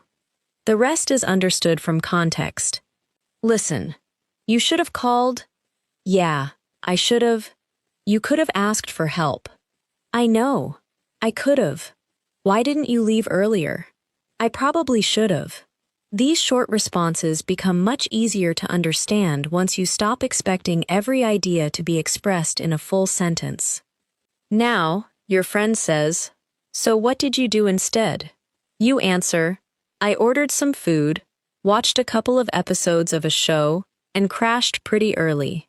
The word crash is common in casual American English. In this context, crash means fall asleep, usually because you are very tired. I got home and crashed. I was so tired I crashed on the couch. I think I'm gonna crash early tonight. This does not mean something physically crashed. Context changes the meaning completely. Your friend says, honestly, that sounds pretty nice. You answer, it was. I needed it. I needed it is another short but meaningful response. Maybe you needed the rest, the quiet evening, or the time alone. You do not have to repeat the noun because the listener already knows what you mean. Now, listen to the whole conversation again. What'd you end up doing Saturday? Not much. I was gonna go out, but I ended up staying home. Really? I thought you had plans. I did, but I was exhausted. So what'd you do instead? I ordered some food, watched a couple episodes, and crashed pretty early. Honestly, that sounds pretty nice. It was. I needed it. If you understood that comfortably, notice that most of the language was simple. The challenge was not difficult grammar. The challenge was connected speech and shortened responses. Now, let's practice another common feature of American English. The word like. You probably learned like as a verb. I like coffee. She likes music. But in conversation, like can do much more. Someone might say, I was, like, really tired. Here, like is not describing something the speaker enjoys. It is functioning as a conversational filler or softener. You may hear, it was, like, 10 o'clock. There were, like, 20 people there. I was, like, what is going on? In these examples, like can make a statement sound more casual or approximate. It was like 10 o'clock. Often means around 10 o'clock. There were like 20 people means approximately 20 people. But be careful. Using like too often can make speech sound hesitant or overly casual. You do not need to copy every filler word you hear. The important thing is understanding it when native speakers use it. Another very common filler is, you know. I mean, it's difficult. You know? I was tired. You know? So I decided to stay home. It's one of those things, you know? You know does not always mean the speaker is asking whether you possess information. Often, it helps connect ideas, invites agreement, or gives the speaker a moment to think. Listen, it's just been a really busy week, you know? The speaker is almost saying, you understand what I mean. Now, listen to the word, I mean. This is extremely common. I mean. I could go. I mean. It's not a bad idea. I mean. What else could we do? I mean. I understand why she was upset. Sometimes, I mean, introduces clarification. Sometimes it softens an opinion. Sometimes it simply gives the speaker time to organize the next thought. Imagine someone asks, do you like your job? You answer, I mean, yeah, for the most part. That sounds different from a strong, enthusiastic, absolutely. It suggests a more complicated answer. For the most part means generally, mostly, or in most situations. I enjoy my job for the most part. The trip went well for the most part. I agree with him for the most part. Notice how conversational English often expresses partial opinions instead of extreme ones. I kind of agree. I mostly agree. I see what you mean, but I'm not completely sure. That's probably true. These expressions are useful because real conversations are often about degrees, not only yes or no. Now, imagine two friends are deciding whether to go to a new restaurant. One says, I heard that place is really good. The other says, yeah, but I also heard it's kinda expensive. The first person says, I mean, we don't have to go there. The second says, no, I'm down. I just don't want to spend too much. Here is an informal phrase you may hear, I'm down. In this context, I'm down means I'm interested. I agree. Or, I'm willing to do it. Wanna get pizza? I'm down. We're going hiking Saturday. You wanna come? Yeah, I'm down. This is casual language, so you would not necessarily use it in every formal situation, but you will hear it often in friendly conversations. A similar expression is, I'm up for it. Do you want to go out later? Sure, I'm up for it. I'm up for trying something new. I'm not really up for going out tonight. Notice the negative version. I'm not really up for it. That means you do not feel interested or energetic enough for something. Now, listen to this conversation. Want to try that new place tonight? Maybe. Isn't it kind of expensive? A little, but the food's supposed to be really good. All right, I'm down. Really? Yeah, why not? The phrase, is supposed to be, can be difficult in fast speech. It often means that according to what people say, or according to expectation, something is true. The food is supposed to be really good. That movie is supposed to be funny.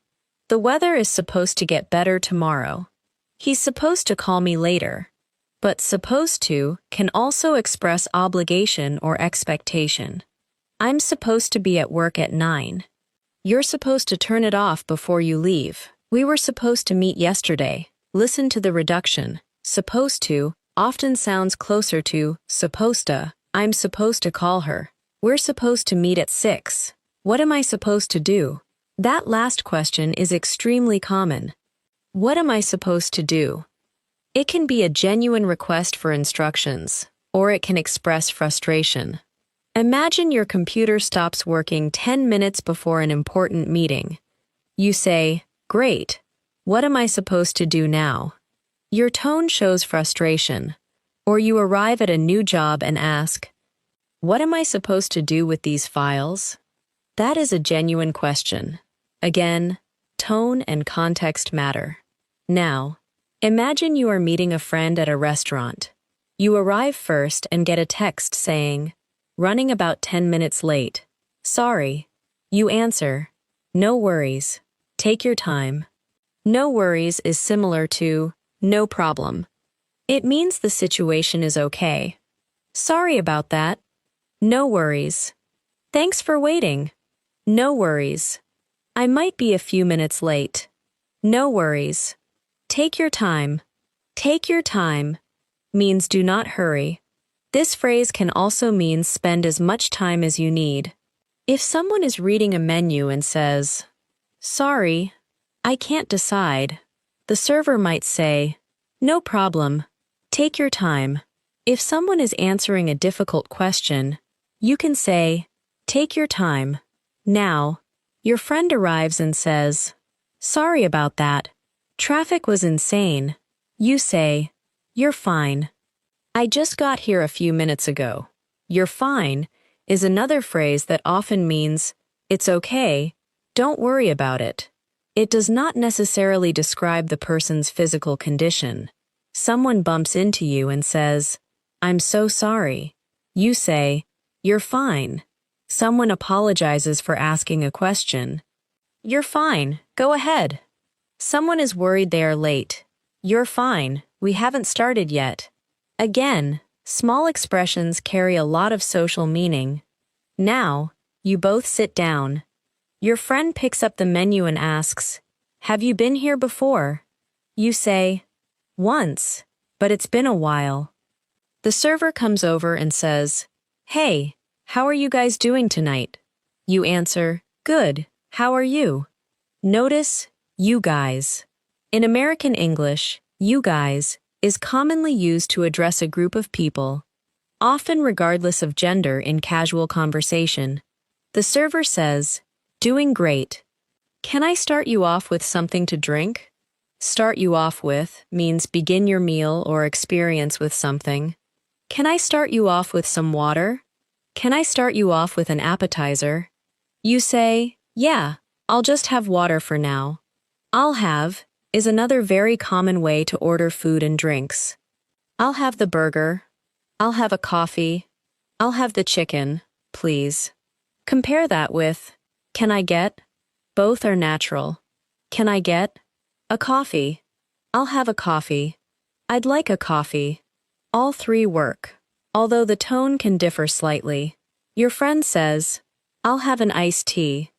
The server says, "Perfect. I'll give you guys a few minutes with the menu."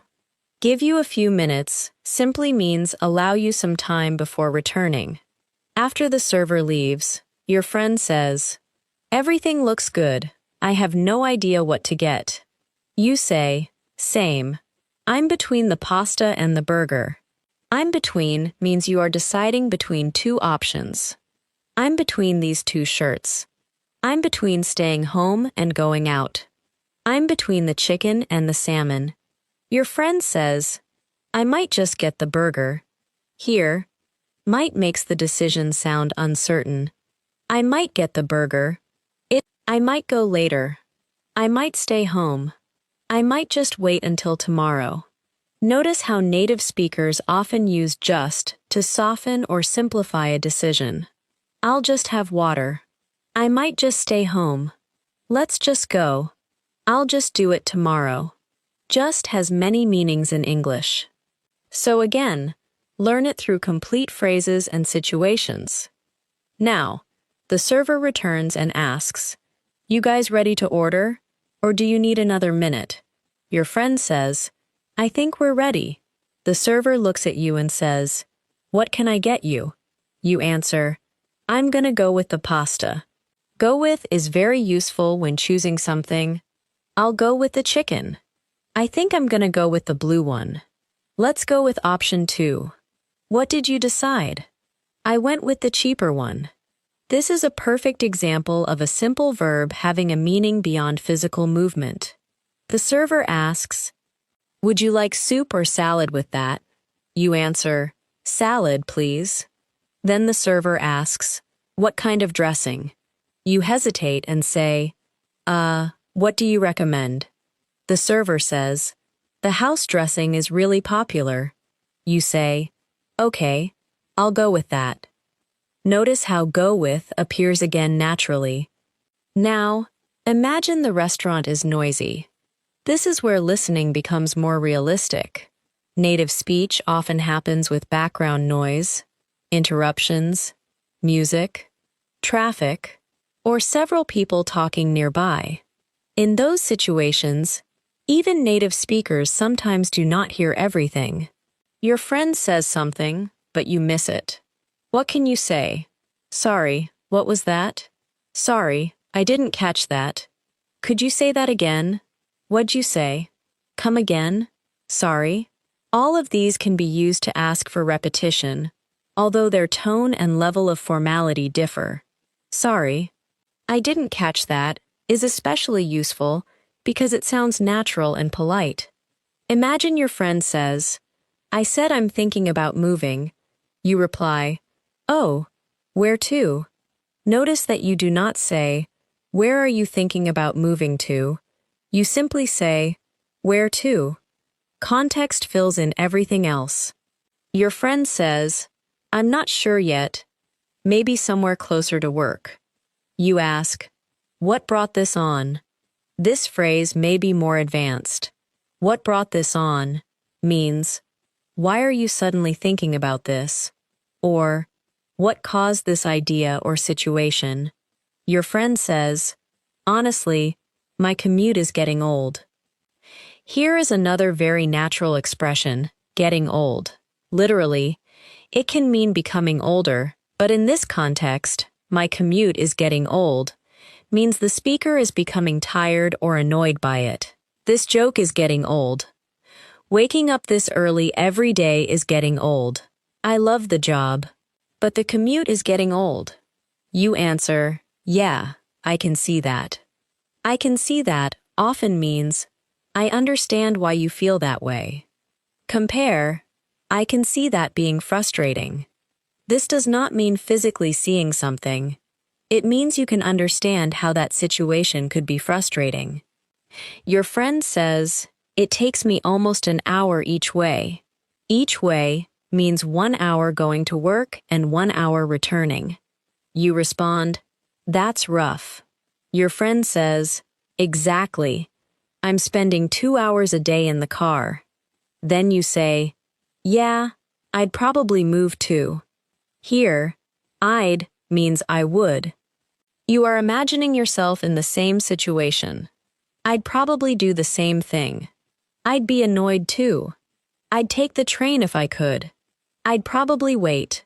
These conditional responses are extremely common because people often react to other people's experiences by imagining what they would do. Now, let's listen to the whole exchange naturally. I'm thinking about moving. Oh, really? Where to? I'm not sure yet. Maybe somewhere closer to work. What brought this on? My commute is getting old. Yeah, I can see that. It takes me almost an hour each way. That's rough. Exactly. I'm spending 2 hours a day in the car. Yeah, I'd probably move too. Notice how the conversation flows through reactions. Native speakers do not simply exchange factual sentences. They show interest with expressions like, oh, really? That's rough. I can see that. Exactly. Makes sense. These reaction phrases help conversations feel connected. If someone tells you, I got a new job, and you only say, okay, the conversation may feel flat. But if you say, oh, nice. When do you start? You show interest. If someone says, I've been sick all week, you could say, oh no, are you feeling any better? If someone says, I finally finished that project, you can say, nice. That must feel good. These reactions are important for listening too. If you recognize them quickly, you can better understand the emotional direction of a conversation. Now, your food arrives. The server says, careful, the plate's really hot. You say, got it. Thanks. Got it can mean I understand. I received it, or I will handle it. Turn left at the next light. Got it. I sent you the address. Got it. Thanks. Please make sure you lock the door. Got it. The phrase is short, but very common. Your friend tries the food and says, this is way better than I expected. Notice, way better. In casual American English, way can intensify comparisons. This is way better. That's way too expensive. She lives way farther away now. We got there way too early. It was way more difficult than I thought. The word way here means much or significantly. Your friend asks, how's yours? You say, really good. You want to try some? They say, sure. You push the plate slightly closer and say, go for it.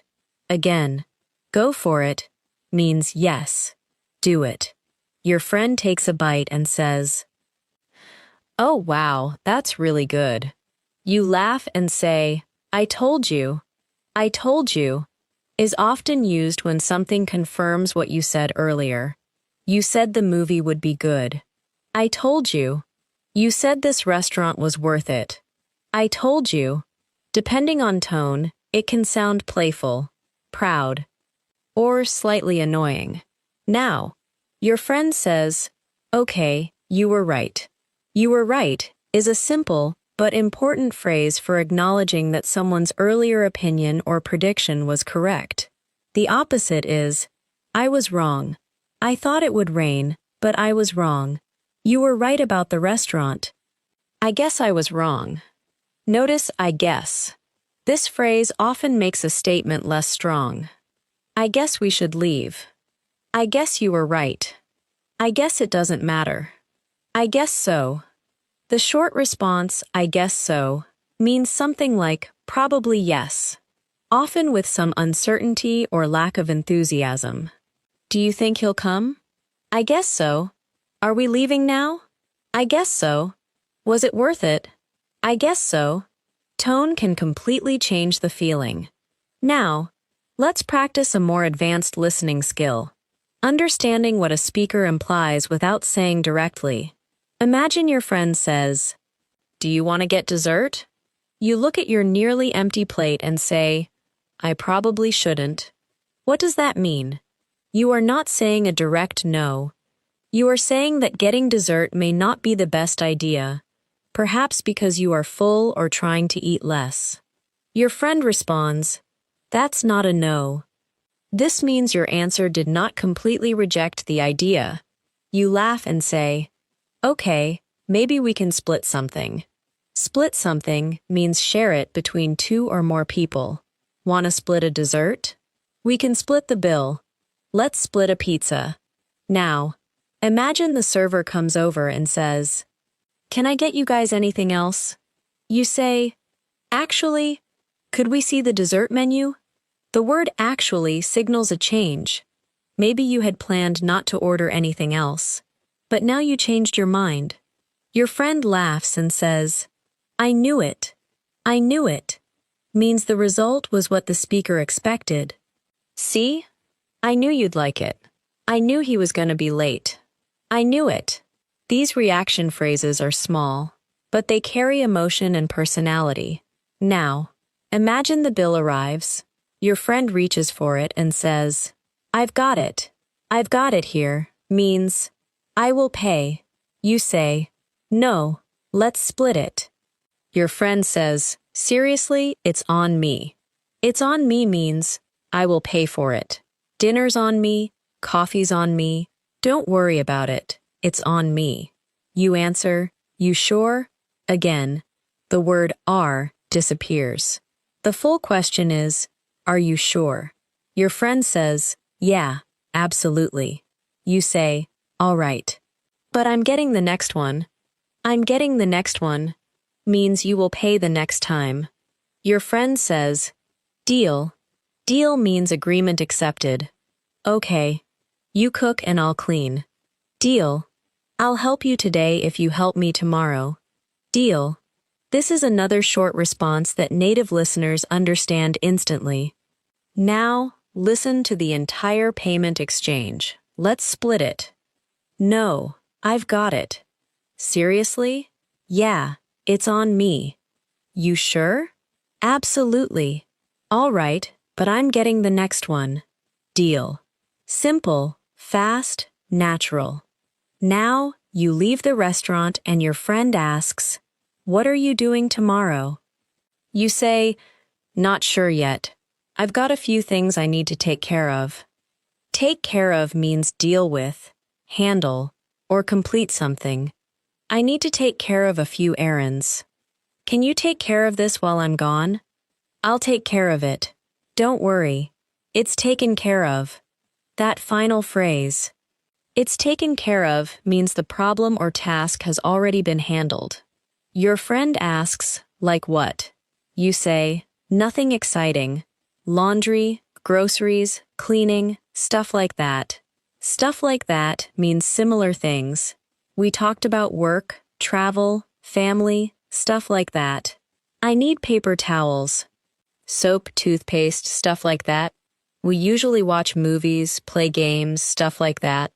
You will hear stuff constantly in informal English because speakers often do not need to name every item individually. Another similar phrase is, "and everything." We talked about work and everything. She helped me move and everything. We got food, drinks, and everything. Again, casual conversation often prefers flexible, general expressions. Now, imagine your friend says, "Sounds like a fun day." You can tell from the tone that they are joking, because laundry and cleaning do not sound very exciting. You answer, "Oh yeah, I can't wait." Your words are positive, but your tone is sarcastic. You actually mean the opposite. Sarcasm is one of the hardest listening skills because the literal words and intended meaning can be different. Imagine it is pouring rain, and someone says, "Beautiful weather." Huh? They probably do not truly think the weather is beautiful. Imagine your computer freezes again, and you say, "Perfect, exactly what I needed." You actually mean that the situation is annoying. Or someone tells you there will be a 2-hour delay, and you say, "Great." Depending on your tone, great may mean, "This is terrible." You do not need to use sarcasm yourself, but recognizing it can help you understand movies, podcasts, coworkers, and everyday conversation. How do you recognize it? Usually through tone, context, exaggeration, and the mismatch between the situation and the words. If someone spills coffee on their shirt and says, "Well, that's just fantastic," you probably know they are not happy. Now, let's move into another daily life situation. Making plans over the phone. Your sister calls and says, "Hey, are you free Sunday?" You say, "I think so. What's up?" She says, "Mom wants everyone to come over for lunch." You reply, "Yeah, I should be able to make it." She says, "Probably around 1." You ask, "Do you need me to bring anything?" She says, "Maybe dessert?" "I'll check with her." You answer, "Sure, just let me know." Notice again how many familiar phrases appear. "What's up?" should be able to make it, bring anything, let me know. This is why learning phrases through repeated contexts works so well. The same language keeps returning in slightly different situations. Now, your sister adds, "Oh, and don't forget Dad's birthday is next week." You say, "I know. I haven't figured out what to get him." She says, "Same. He's impossible to shop for." Impossible to shop for means it is difficult to choose a gift for him. You say, "Every time I ask what he wants, he says he doesn't need anything." Your sister says, "That sounds like Dad." That sounds like Dad means the behavior is typical of him. That sounds like something he would say. That sounds like her. That sounds about right. The phrase, "that sounds about right," means the information seems correct, reasonable, or typical. How long does the drive take? About 40 minutes. Yeah, that sounds about right. How much did dinner cost? Maybe $60. That sounds about right. Now, your sister says, "We'll figure something out." You answer, "Yeah, we always do." Again, a short response can refer to a whole idea. We always do means we always figure something out. Now, listen to this conversation at a natural pace. "Hey, are you free Sunday?" "I think so. What's up?" "Mom wants everyone to come over for lunch." "Yeah, I should be able to make it. Probably around 1. Do you need me to bring anything?" "Maybe dessert." "I'll check with her." "Sure, just let me know." "Oh, and don't forget Dad's birthday is next week." "I know. I haven't figured out what to get him." "Same. He's impossible to shop for." "We'll figure something out." "Yeah, we always do." Now, focus on speed. If a native speaker says, "I should be able to make it," you may not hear every syllable distinctly, but the entire phrase carries one message. "I probably can come." If you hear, "Just let me know," you do not need to analyze, just let me know. Recognize the phrase, Tell me when you have the information. This chunk-based listening is one of the most effective ways to move toward advanced comprehension. Now, let's do a longer listening exercise. I'm going to tell you about an ordinary weekend day. The first time, simply follow the story. I had planned to sleep in Saturday morning, but I woke up around 7 and couldn't fall back asleep. I figured I might as well get up, so I made some coffee and started cleaning the apartment. I wasn't really in the mood to clean, but once I got started, I ended up doing more than I expected. I did the laundry, cleaned the kitchen, and finally went through a pile of papers I'd been putting off for weeks. Around 11, a friend texted me and asked if I wanted to grab lunch. I almost said no because I still had a few things to take care of, but I decided I could finish them later. We met at a little place downtown, had lunch, and walked around for a while. After that, I stopped at the grocery store on the way home. I only needed a few things, but somehow I walked out with 2 full bags. By the time I got home, I was pretty tired, so I decided to take it easy for the rest of the afternoon. Now, think only about the main story. The speaker woke up earlier than planned. The speaker cleaned the apartment, met a friend for lunch, went grocery shopping, and then relaxed.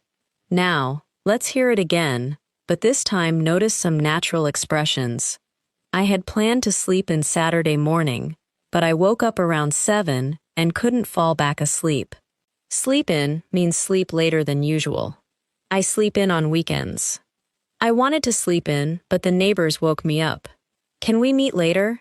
I want to sleep in tomorrow.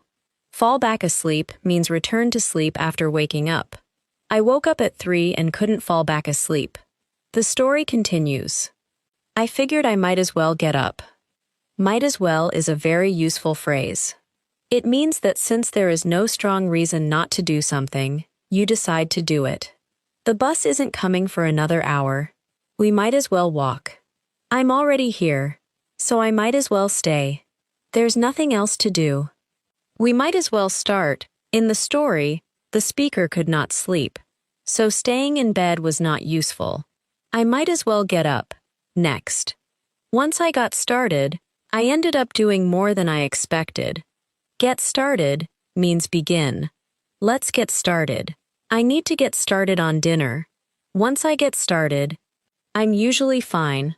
Then, I finally went through a pile of papers I'd been putting off for weeks. Go through can mean examine or review. I need to go through my emails. Let's go through the list. She went through all the documents. And put something off means delay doing it. I've been putting it off. Don't put it off until tomorrow. I kept putting off that phone call. So, I'd been putting it off for weeks. Means the speaker repeatedly delayed doing it. Next, I still had a few things to take care of. Again, take care of means handle or complete. Then, we walked around for a while. For a while means for some time. We talked for a while. I lived there for a while. Sit down and relax for a while. Finally, I decided to take it easy. Relax. Notice how many useful expressions can appear in one ordinary story. None of them require advanced academic vocabulary. This is exactly why everyday English deserves so much attention.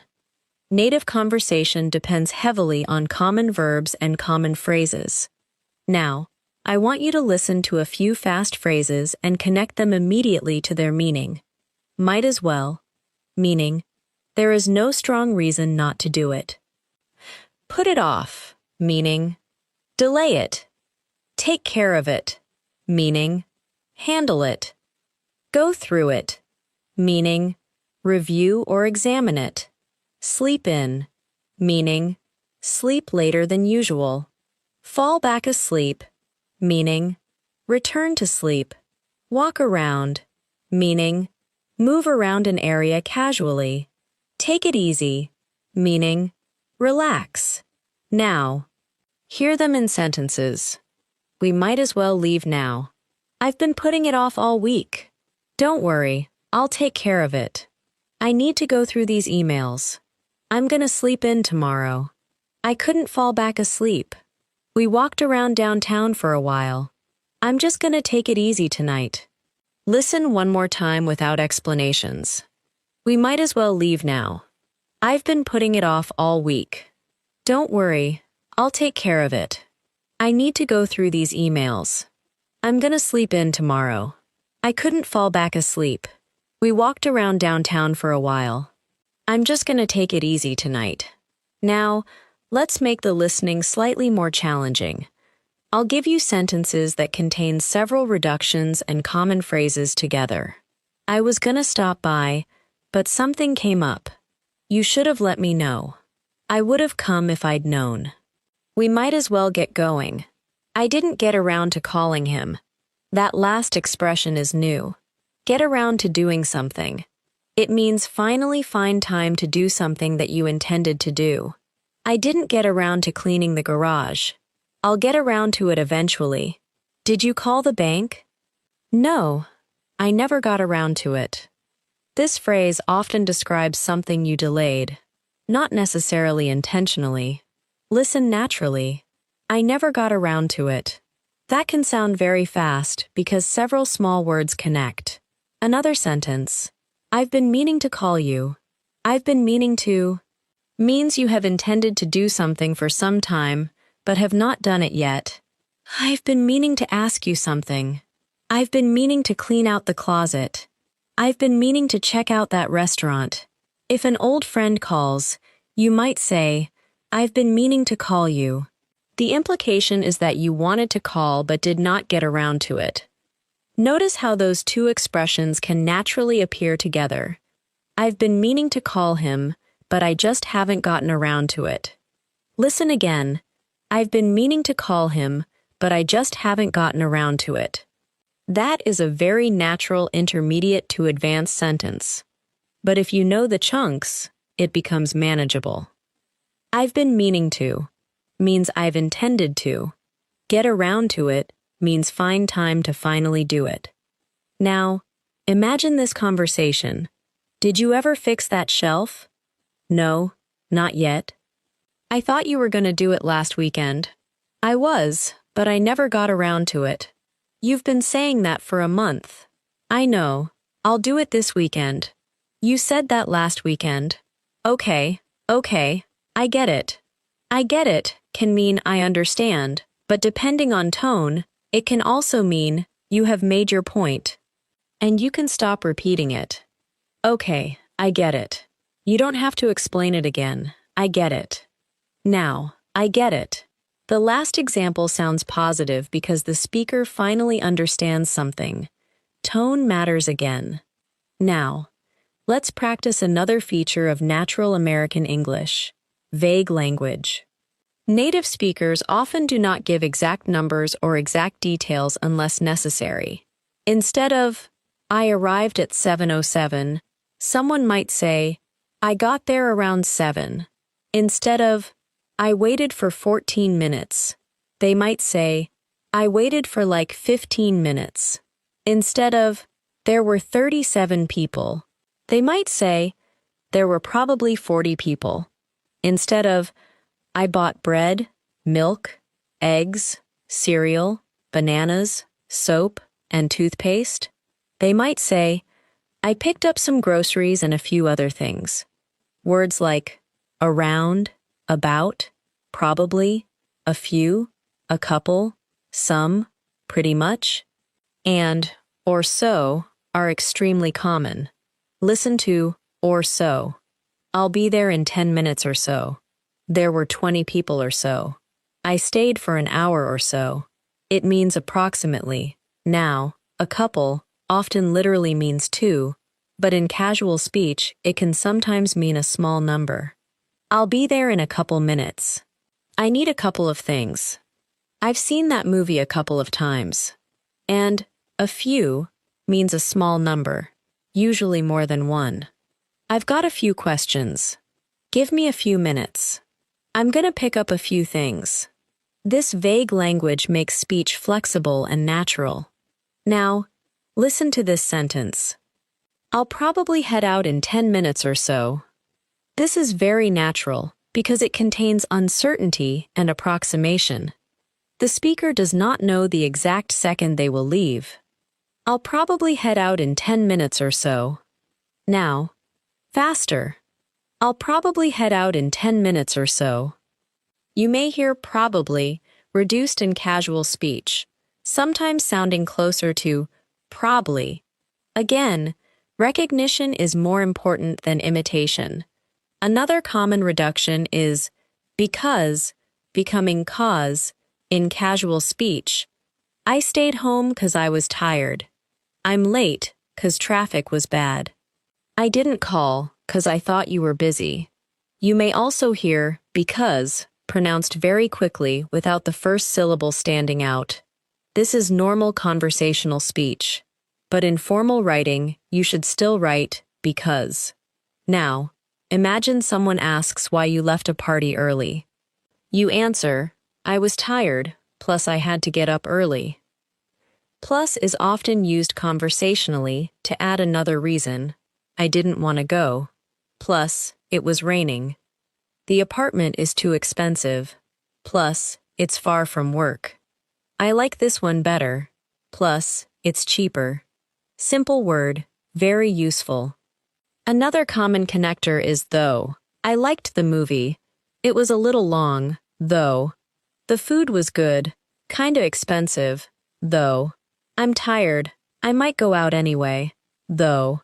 Though often appears at the end of a sentence in casual English to introduce contrast.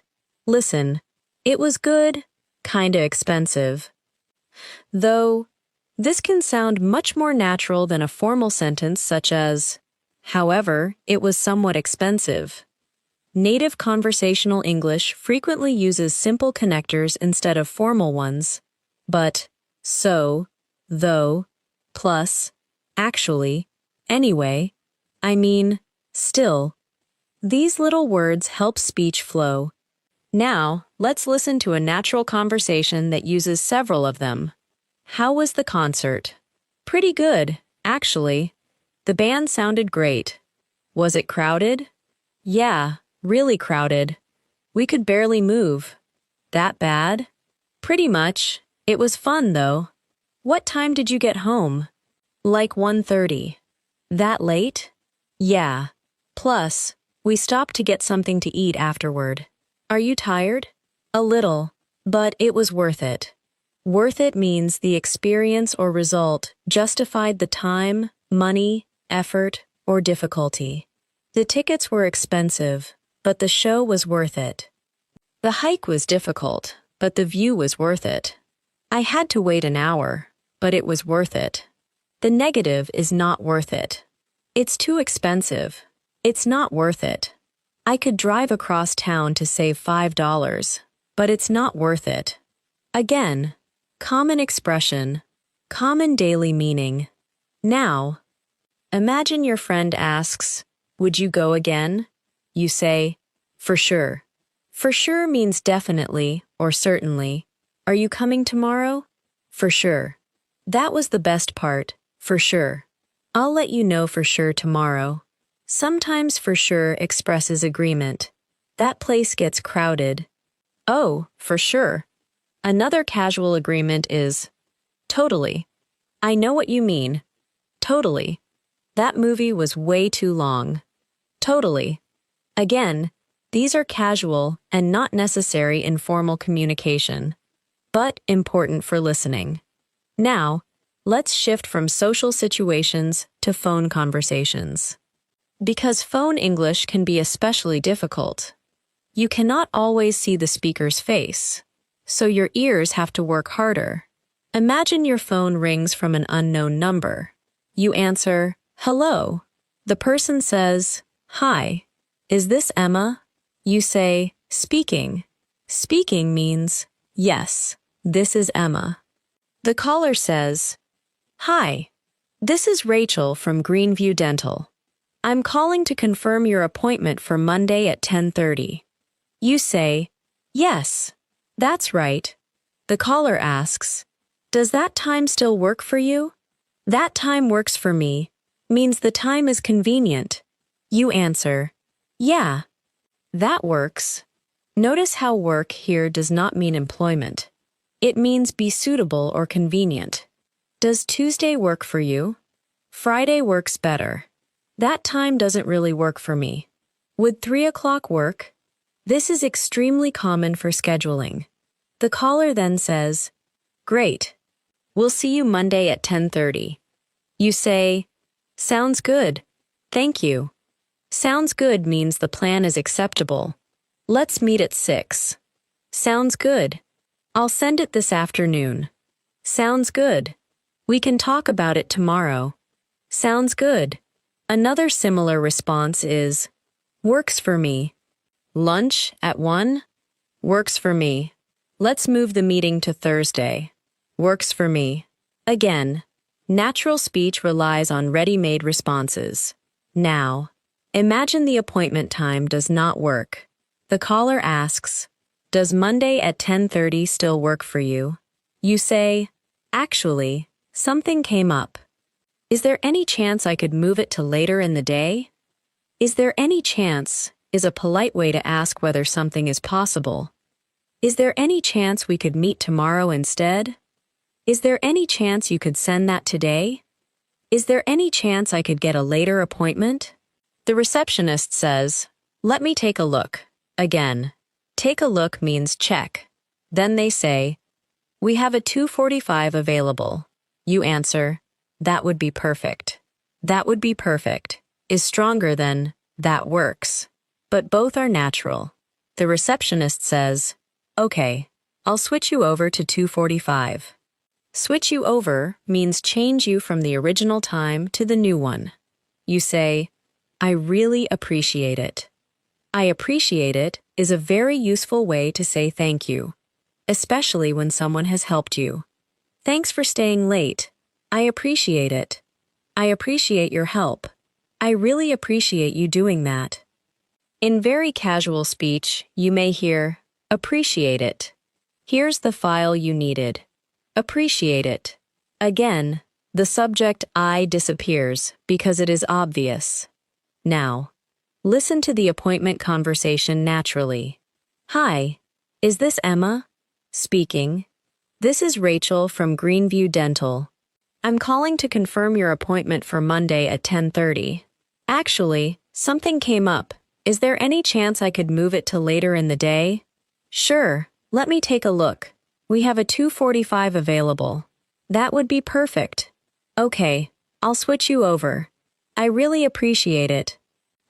No problem. We'll see you Monday. If that conversation feels manageable, notice how much of it is built from reusable phrases. Something came up.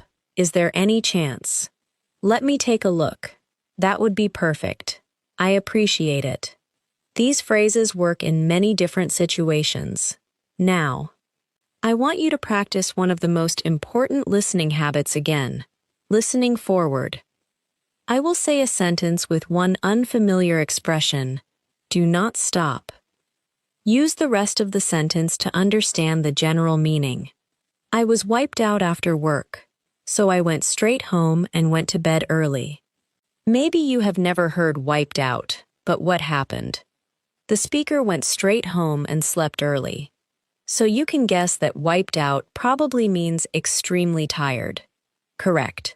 I'm wiped out is an informal way to say, I'm exhausted.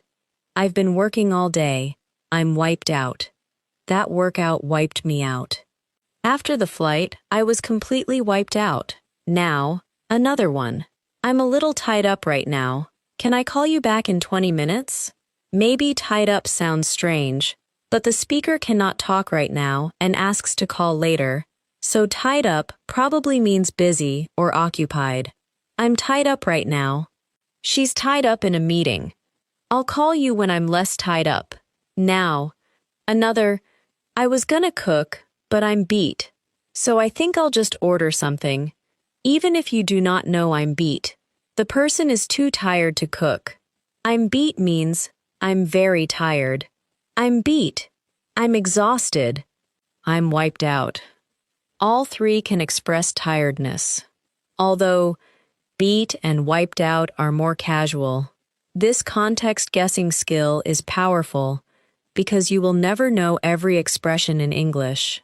Advanced listeners are comfortable understanding the message, even when one detail is unfamiliar. Now, let's hear a short evening story at natural speed. By the time I got home, I was completely wiped out.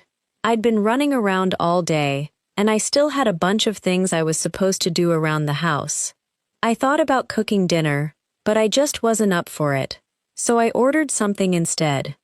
While I was waiting for the food, I started going through some emails, but after about 5 minutes, I realized I wasn't really paying attention. At that point, I figured the emails could wait until tomorrow. I ate dinner, took a shower, and spent the rest of the night taking it easy. I was gonna watch a movie, but I ended up falling asleep on the couch halfway through it. Now, identify the overall meaning.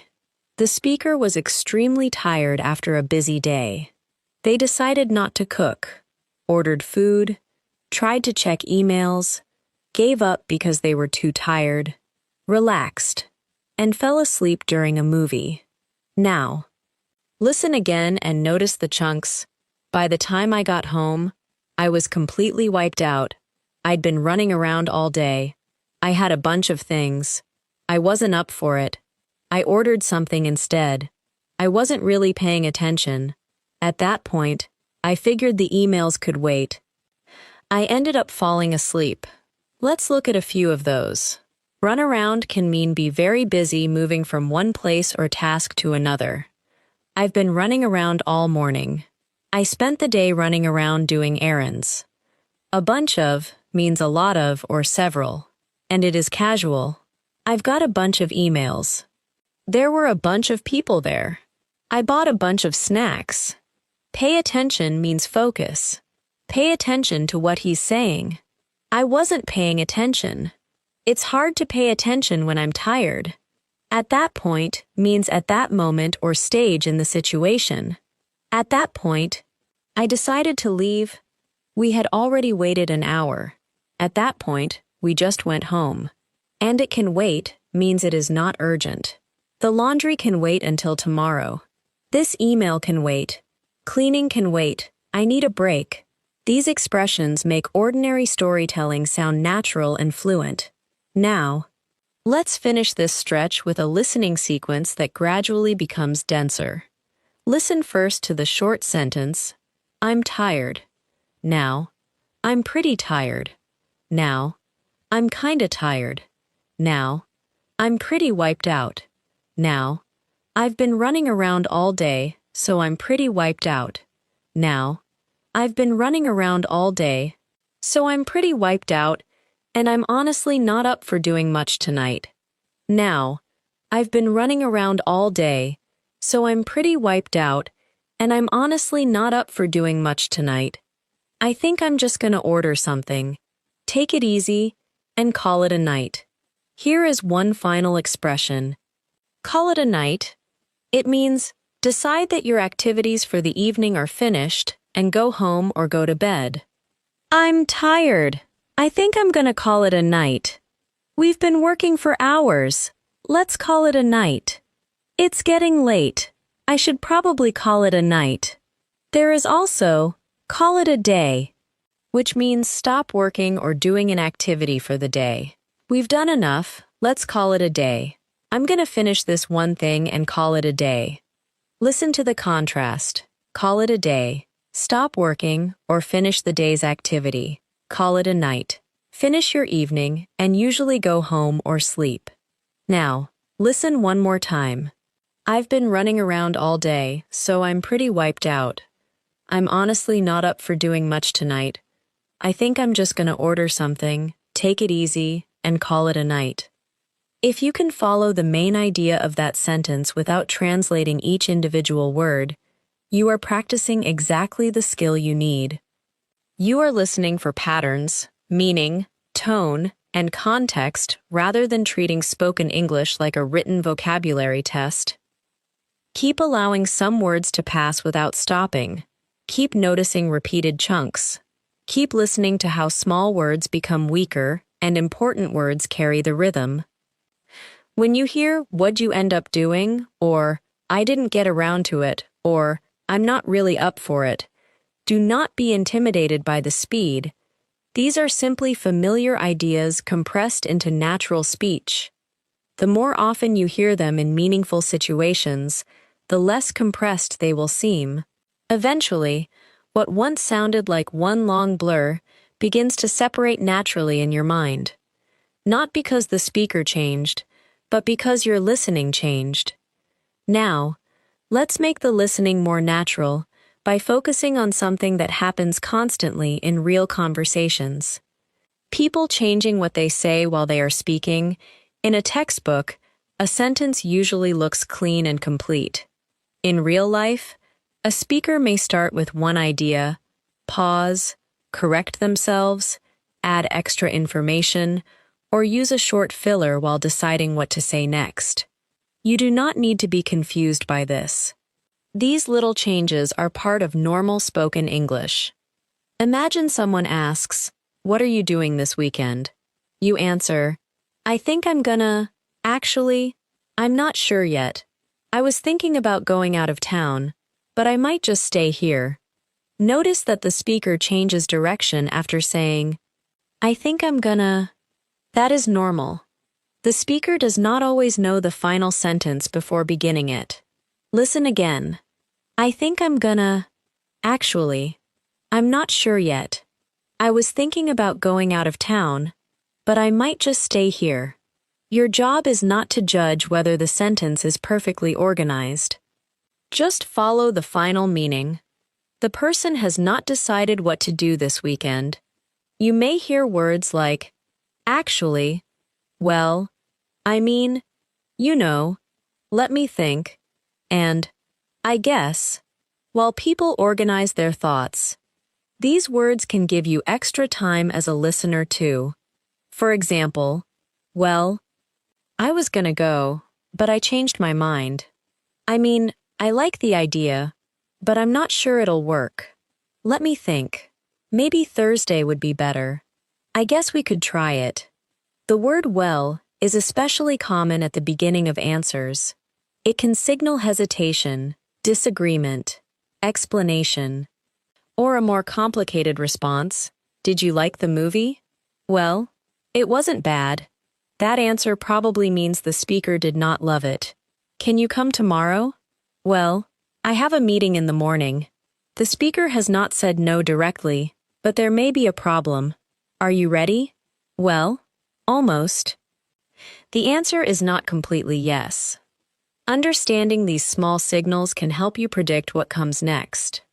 Now, imagine you are speaking with a friend who recently started a new job. You ask, "So, how's the new job going?" Your friend answers, "It's going pretty well. I mean, there's a lot to learn. But everyone's been really helpful." Listen to the phrase, "there's a lot to learn." Simple words, natural meaning. You respond, "That's good. Are you getting used to it?" Get used to something means become comfortable or familiar with something that was new or different. "I'm getting used to the schedule." "It took me a while to get used to the weather." You'll get used to it. "I'm still not used to waking up this early." Notice the difference between get used to and be used to. "I'm getting used to my new job" means the process is happening now. "I'm used to my new job" means it already feels normal. Listen. "I'm still getting used to it." "I'm pretty used to it now." Your friend says, "Yeah, slowly. The hardest part is getting up so early." You ask, "What time do you have to be there?" They say, 7. You react, 7. That's early. They laugh and say, "Tell me about it. I've never been a morning person." A morning person is someone who naturally feels comfortable and energetic early in the day. "I'm not a morning person." She's definitely a morning person. "I'm more of a night person." The phrase "more of a" is useful when describing preferences or personality. I'm more of a tea person. I'm more of a stay-at-home person. I'm more of a morning person than a night person. Your friend continues. The first week was rough, but I'm starting to get the hang of it. Get the hang of something means begin to understand how to do something. I'm starting to get the hang of this. It took me a few days, but I got the hang of it. Don't worry, you'll get the hang of it. This is extremely useful for learning new skills. Imagine someone is teaching you how to use a new program. At first, everything feels confusing. After a while, you say, "Okay, I think I'm getting the hang of it." That does not mean you are an expert. It means the process is starting to make sense. Your friend says, "I'm starting to get the hang of it." You answer, "That's good. Give it another couple of weeks, and it'll probably feel normal." Give it another couple of weeks means allow more time. You could say, give it a few days. Give it some time. Give it another chance. Give it some time is a common way to tell someone that improvement or clarity may come later. I don't know if I like living here. Give it some time. This new schedule feels weird. You'll get used to it. Give it some time. Now, listen to the full conversation. So, how's the new job going? Pretty well. There's a lot to learn, but everyone's been really helpful. Are you getting used to it? Slowly. The hardest part is getting up so early. What time do you have to be there? 7. 7? That's early. Tell me about it. I've never been a morning person. You'll get used to it. Yeah. I'm starting to get the hang of it. Good. Give it another couple of weeks. Notice how natural conversations use repetition. One person says, "Getting used to it."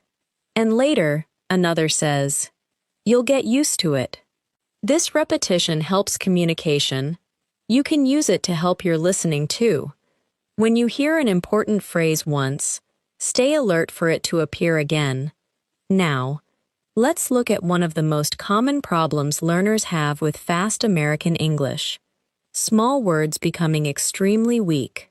Words like to, for, of, and, can, and, have, often do not receive strong stress. Listen to the sentence. I need to go to the store. If you pronounce every word strongly, it sounds like, I need to go to the store.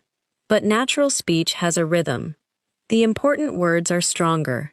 Need, go, store. The word to becomes weak. I need to go to the store. You do not need to copy the exact sound perfectly. You need to become comfortable hearing it. I have to go. In natural speech, have to often sounds like hafta. I have to go. I have to leave early. I have to leave early. Do you have to work tomorrow? Do you have to work tomorrow? Again, this is a listening lesson, not a spelling lesson. In writing, you still write have to. Now, listen to has to. She has to leave. He has to work late. In natural speech, you may hear something closer to hasta. She has to leave. He has to work late. These reductions are a major reason learners sometimes think native speakers are using words they have never studied. Often, they are familiar words in unfamiliar sound shapes. Now, listen to got to. In casual speech, I've got to go may become I gotta go. I gotta go. You gotta see this. We gotta get going. Again, gotta is common in casual speech. It generally means have got to or have to. I gotta go means I have to go. You gotta try this means you really should try this. We gotta leave now means we have to leave now. Listen to these three phrases together. Gonna, wanna, gotta. I'm gonna call her. Do you wanna come? I gotta go. These are some of the most recognizable reductions in casual American English. Now, imagine you are talking to someone who is getting ready to leave the house. You ask, "Where are you going?" They say, I gotta run a couple errands. Run errands means go out to complete small practical tasks, such as going to the bank, post office, grocery store, pharmacy, or dry cleaner. I need to run some errands. I spent the morning running errands. I've got a few errands to run. You ask, what do you have to do? They say, I gotta stop by the bank, pick up a prescription, and grab a few groceries. Stop by means visit briefly. I'll stop by after work. Can you stop by the store? She stopped by for a few minutes. Notice the difference between stop by and stop. Stop by often means make a short visit. Now, listen naturally. I gotta stop by the bank, pick up a prescription, and grab a few groceries. You probably recognize all the individual words. The challenge is keeping up with the speed and multiple actions. When you hear a sentence like this, listen for the main verbs. Stop by. Pick up, grab. They tell you what the person plans to do. Your friend says, shouldn't take too long. The full sentence is, it shouldn't take too long. But again, the subject disappears because the context is clear. Shouldn't take long. Might take a while. Should be fine. Looks good. Sounds good. These shortened sentences are very common. You ask, want me to come with you? The full form is, do you want me to come with you? But in casual conversation, do you disappears. Want me to help? Want me to drive? Want me to call them? The person answers, nah, I'm good. Nah is a casual form of no. It can sound relaxed and friendly, depending on tone. Nah, I'm good. Nah, I'll do it later. Nah, not really. Again, recognize it, but you do not have to use every casual expression yourself. The person then says, I'll probably be back in an hour or so. You answer, okay, see you in a bit. In a bit means after a short period of time. I'll call you in a bit. I'll be back in a bit. See you in a bit. You may also hear, in a little bit. I'll do it in a little bit. These are flexible time expressions. They do not give an exact number of minutes. Now, imagine you are the person running errands. You drive to the bank first. When you arrive, there is a long line. You quietly say, you've got to be kidding me. This expression shows surprise or frustration. You've got to be kidding me means something like, I can't believe this. You might hear the reduced version, you gotta be kidding me. Imagine your flight is delayed again. You've gotta be kidding me. You spill coffee immediately after changing your shirt. You gotta be kidding me. Your computer freezes just before you save your work. You've gotta be kidding me. This is casual and emotional, so tone matters. You wait in line for 10 minutes. Finally, an employee says, I can help whoever's next. Whoever's next means the next person waiting. You walk forward and say, Hi, I just need to deposit this check. The employee says, Sure. Can I see your ID? You hand it over. They complete the process and say, All right, you're good to go. You're good to go means everything is ready or complete and you can proceed.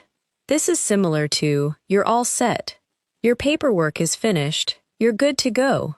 The car's fixed. You're good to go. Everything looks fine. You're good to go. Now, you leave the bank and head to the pharmacy. You walk up to the counter and say, Hi, I'm here to pick up a prescription. The employee asks for your name and then says, Give me just a second. Give me a second means wait briefly. Native speakers often say sec instead of second. Give me a sec. Hang on a sec. Wait a sec. Hang on is another very common phrase. It can mean wait. Hang on. I'll be right back. Hang on a second. Can you hang on? On the phone. Can you hang on? Means can you wait on the line? The pharmacy employee comes back and says, Looks like it'll be about 5 more minutes. The phrase looks like means the situation appears to be a certain way. Looks like it's gonna rain. Looks like we're early. Looks like they're closed. It looks like I'll have to come back tomorrow. Sometimes people say only looks like, without it. Looks like we're gonna be late. Looks like he already left.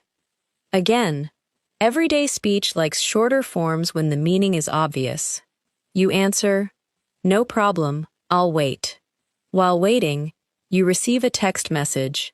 It says, "How's it going? You almost done?" You almost done means, "Are you almost finished?" You reply, "Almost." Pharmacy's taking forever. Taking forever is an exaggeration meaning taking a very long time. This download is taking forever. Dinner is taking forever. Why is this line taking forever? It does not literally mean forever. Your friend texts back, "No rush." You already know that phrase. No need to hurry. This is exactly how vocabulary becomes automatic. You hear a phrase in one situation, then another, then another. Eventually, you no longer need an explanation. Now, let's talk about another important listening skill: recognizing contractions that can almost disappear. Consider, "I would have." In natural speech, this becomes, "I would've." Then it may sound closer to, "I woulda." I would have called. I would have gone. I would have helped. The same happens with could've and should've. Now, add another contraction. I would have gone if I'd known. There are two contractions here. Would have becomes would've. And I had becomes I'd. Slowly, I would have gone if I had known. Naturally, I would have gone if I'd known. Listen again. I would have gone if I'd known. Your ears need time to become comfortable with this compressed sound. Here is another one. You should have told me you weren't coming. Slowly. You should have told me you were not coming. Naturally. You should have told me you weren't coming. Another. I could have picked you up if you'd called me. Slowly. I could have picked you up if you had called me. Naturally. I could have picked you up if you'd called me. Do not focus on grammar terminology. Focus on the scenario. Your friend needed a ride but did not call. You say, "I could have picked you up if you'd called me." That sentence has a very clear meaning when attached to a situation. Now, imagine you are talking about yesterday. Your friend says, "I thought you were coming to dinner." You answer, "I was going to, but I got stuck at work." Get stuck means become unable to leave or move forward. I got stuck in traffic. I got stuck at work. We got stuck at the airport. The elevator got stuck. Different situations, same general idea.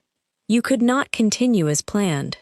Your friend asks, "How late were you there?" You say, "Almost 9." They say, "Wow, what happened?" You answer, "We had a problem with a client, and it took forever to sort out." Sort out means resolve or organize something. We need to sort this out. I'll sort it out tomorrow.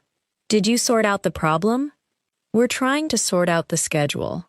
In this context, sort out the problem means solve the problem. Your friend says, "That sounds stressful." You say, "It was. By the time I left, I didn't feel like doing anything." By the time is a useful structure for describing what was true when another event finally happened. By the time I got home, everyone was asleep. By the time we arrived, the movie had already started. By the time I finished, it was almost midnight. Listen to the rhythm. By the time I got home. This phrase often acts as one chunk. Your friend asks, "Did you at least get something to eat?" At least means even if other things went badly, perhaps this one thing happened. You say, "Yeah, I picked something up on the way home." Your friend says, "Well, that's something." That something can mean at least there was one positive result, even if it was small. Now, listen to the whole exchange. "I thought you were coming to dinner. I was going to, but I got stuck at work. How late were you there? Almost 9. What happened? We had a problem with a client, and it took forever to sort out. That sounds stressful. It was, by the time I left, I didn't feel like doing anything. Did you at least get something to eat? Yeah, I picked something up on the way home. Well, that's something. You may notice that conversational English often contains phrasal verbs like get stuck, sort out, pick up, and feel like. These small combinations are everywhere. Feel like is especially important. I feel like pizza. I feel like going out. I don't feel like cooking. Do you feel like watching something? In these examples, feel like means want or be in the mood for. But feel like can also mean have an impression. I feel like something's wrong. I feel like we've met before. I feel like he's avoiding me. Again, context tells you whether the speaker means desire or impression. Listen to these two. I feel like going for a walk. This means I want to go for a walk. I feel like it's going to rain. This means I have the impression it will rain. Small difference, very useful. Now, let's make the listening more challenging with a common daily life conversation between two people who are trying to make a quick decision. Are you hungry? Yeah, a little. What do you feel like? I don't know. What do you feel like? I could go for pizza. I had pizza yesterday. Okay, what about Thai? Yeah, I'd be down for that. Want me to order? Sure, just get whatever you usually get. You sure? Yeah, I'm not picky. Not picky means you are comfortable with many options and do not have strong preferences. I'm not picky about food. Pick whatever you want. I'm not picky. She's really picky about coffee. Picky means difficult to please because you have specific preferences. Your friend says, I'm not picky. That makes the decision easier. Now, listen to another useful expression from that conversation. I could go for pizza. This means, pizza sounds good to me right now. I could go for a coffee. I could go for something sweet. I could really go for a burger. This is a natural way to express desire. Compare, I want coffee. Perfectly correct. I could go for a coffee. More conversational and situational. Now, imagine the food arrives. You open the bag and say, they forgot the drinks. Your friend says, seriously? You answer, yeah, hold on. I'll call them. You call the restaurant and say, hi, I just got a delivery order, and I think the drinks were left out. Left out means omitted or not included. You left my name out of the email. They left out one item. I think something was left out of the order. The restaurant employee says, I'm sorry about that. Let me pull up your order. Pull up can mean display information on a computer or screen. Let me pull up your account. I'll pull up the email. Can you pull up the schedule? The employee asks for your phone number, checks the order, and says, yeah, I see what happened. We can send those out to you. You say, that'd be great. That'd means that would. That'd be great. That'd help a lot. That'd probably work. This contraction is very common in speech. The employee says, it should be about 15 minutes. You respond, okay, sounds good. Thanks for taking care of it. There is that phrase again. Take care of it. Now, think about how much English you already understand without studying a grammar rule. You are hearing phrases in context, recognizing their function, and allowing repeated exposure to build familiarity. This is much closer to how we understand our first language. We do not usually stop during a conversation and identify a grammatical structure. We hear a familiar pattern and immediately connect it to meaning. That is the type of automatic processing we want to strengthen. Now, let's practice with used to, because it can sound very different in natural speech. I used to live there. This means I lived there in the past. but I do not live there now. I used to work nights. I used to drink a lot of coffee. We used to go there all the time. In natural speech, used to often sounds like yosta. I used to live there. We used to hang out a lot. She used to work with me. You may barely hear a strong D sound. Now, compare I'm used to it. This means something feels normal to me. I'm used to the noise. I'm used to working late. I'm used to it. And I'm getting used to it means it is becoming normal. Listen to all three ideas. I used to work nights. Past habit. I'm used to working nights. It feels normal to me. I'm getting used to working nights. It is becoming normal. These phrases can look similar, but context makes them easier. Imagine someone says, "Doesn't it bother you that your apartment is near the train?" You answer, "It did at first, but I'm used to it now." The person asks, "Was it hard to sleep?" You say, "For the first few weeks, yeah, but you get used to it." The same expression appears twice. Now, imagine someone asks, "Did you always live in the city?" You answer, "No, I used to live in a small town." Different meaning. Past situation. Listen naturally. I used to live in a small town, but I'm used to city life now. That single sentence contains both forms. Now, let's practice listening through a story with more natural transitions. When I first moved to the city, I had a hard time adjusting. I used to live in a quiet neighborhood where there wasn't much traffic, so the noise here really bothered me at first. My apartment is on a busy street, and I could hear cars, buses, and people outside almost all night. For the first couple of weeks, I barely slept. I even thought about moving again. But little by little, I got used to it. Now, I hardly notice the traffic. In fact, when I visit my parents, their neighborhood almost feels too quiet. Let's understand the story. The speaker moved from a quiet place to a noisy city. At first, it was difficult to sleep. Over time, the noise became normal. Now, quiet places almost feel unusual. Notice these phrases: had a hard time. At first. At for the first couple of weeks. Little by little. Got used to it, hardly notice. Have a hard time doing something means find something difficult. I have a hard time waking up early.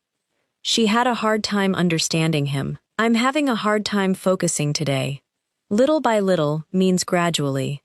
Little by little, it got easier. I'm improving little by little. Things are changing little by little. And hardly means almost not. I hardly know him. I could hardly hear you. I hardly ever watch TV. Be careful. Hardly is not the same as hard. I work hard means I put in a lot of effort. I hardly work means I almost do not work. Very different meanings. Listen. I work hard. I hardly work. Stress and context matter. Now, imagine you are on a phone call and the connection is bad. You say, "Sorry, I can hardly hear you."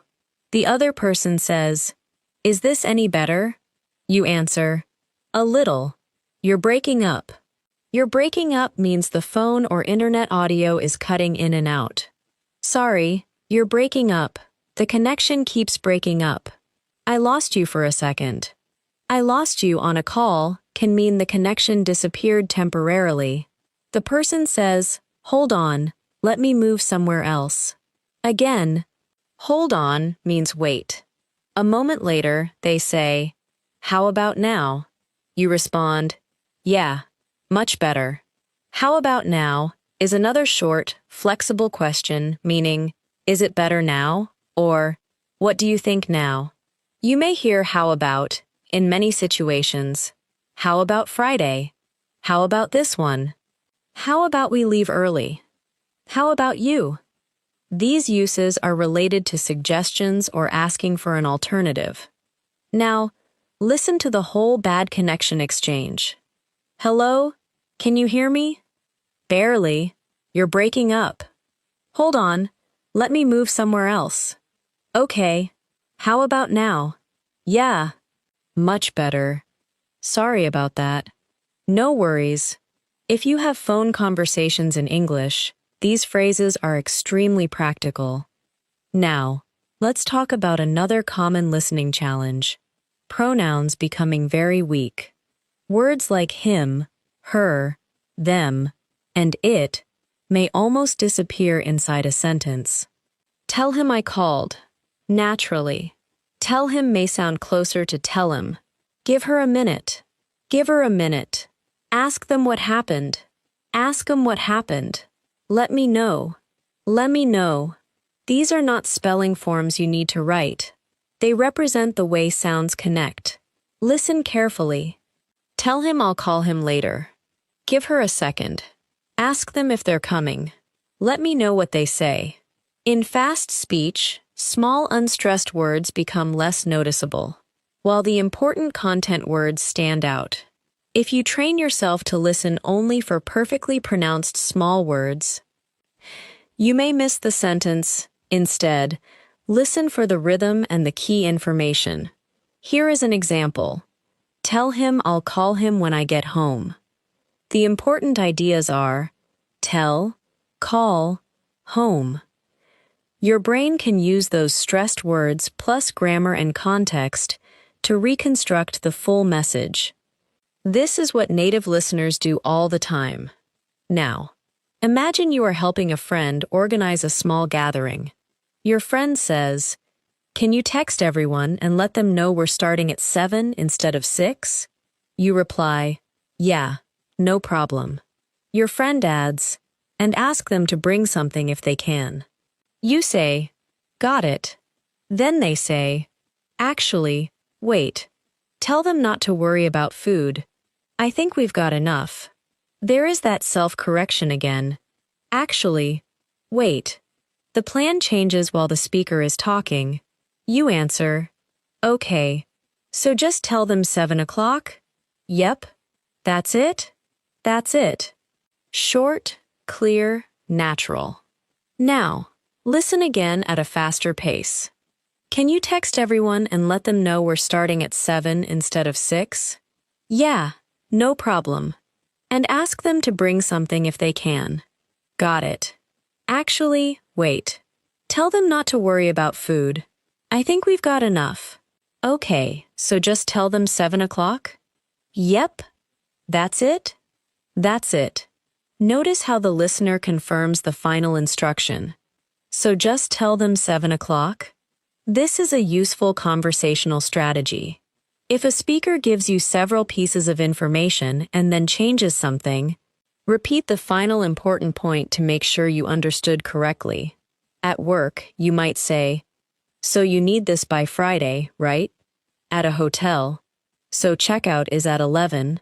At a restaurant, "So that comes with fries." On the phone, "So you'll call me back tomorrow?" These confirmation questions are very natural. Now, let's practice a more advanced feature: phrases where the literal words do not fully explain the meaning. Imagine someone says, "I'm trying to cut back on coffee." Cut back on means reduce the amount you consume or do. I'm trying to cut back on sugar. I need to cut back on spending. We're cutting back on unnecessary expenses. I've been trying to cut back on screen time. Now, your friend asks, "How's that going?" You answer, "Not great. I made it until noon today." Made it until noon means you successfully continued until noon without doing the thing. I made it through the day without coffee. I don't know how I'm going to make it through this week. Make it through means successfully reach the end of a difficult period or experience. I finally made it through the book. We made it through the storm. I'm just trying to make it through Monday. In casual humorous speech, someone might say, "I just need enough coffee to make it through the morning." Your friend says, "Maybe don't quit all at once." All at once means completely and immediately, or everything at the same time. It happened all at once. Don't try to do everything all at once. Everyone started talking all at once. In the coffee example, don't quit all at once means reduce gradually rather than stopping completely in one moment. You say, yeah, I'm gonna try cutting down little by little. Cut down is similar to cut back. I'm trying to cut down on coffee. I need to cut down on fast food. These expressions are useful for habits and spending. Now, let's listen to a natural conversation about habits. I'm trying to get back into working out. Oh yeah? What happened? I got really busy a couple months ago and just fell out of the habit. I know how that goes. I keep saying I'm gonna start again, but I always find an excuse. Maybe start small. Yeah, that's probably what I need to do. There are several useful expressions here. Get back into something means start doing something again after stopping. I'm trying to get back into reading. I need to get back into a routine. I want to get back into exercising. Fall out of the habit means stop regularly doing something that used to be a habit. I fell out of the habit of reading before bed. I got busy and fell out of the habit. I know how that goes means I understand, because I have experienced something similar. I've been putting off exercise. Yeah, I know how that goes. It is an empathetic response. And find an excuse means create a reason not to do something. I always find an excuse not to go. Stop making excuses. I had a good excuse this time. Now, listen to the conversation again. I'm trying to get back into working out. Oh yeah? What happened? I got really busy a couple months ago and fell out of the habit. I know how that goes. I keep saying I'm gonna start again, but I always find an excuse. Maybe start small. Yeah, that's probably what I need to do. The phrase, what I need to do, may sound compressed in natural speech. That's probably what I need to do. The words what I and to become very light. Again, do not chase every syllable. Hear the phrase as a single thought.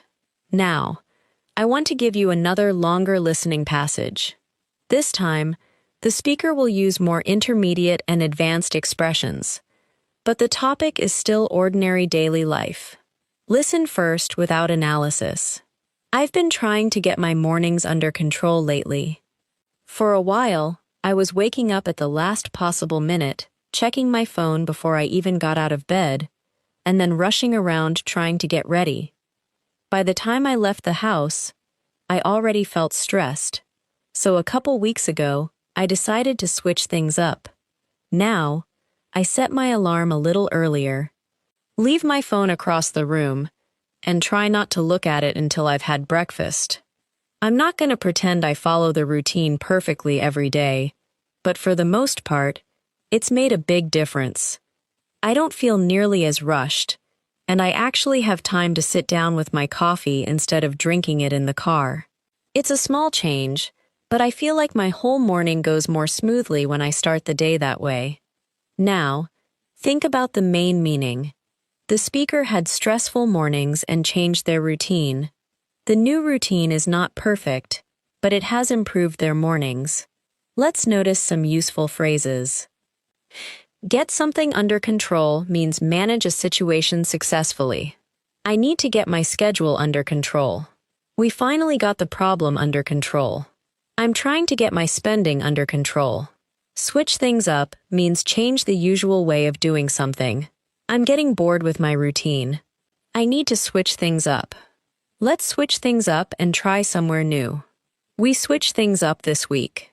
The last possible minute means very late, just before there is no more time. I always leave things until the last possible minute. He booked the ticket at the last possible minute. This connects to another expression. At the last minute. She canceled at the last minute. I changed my mind at the last minute.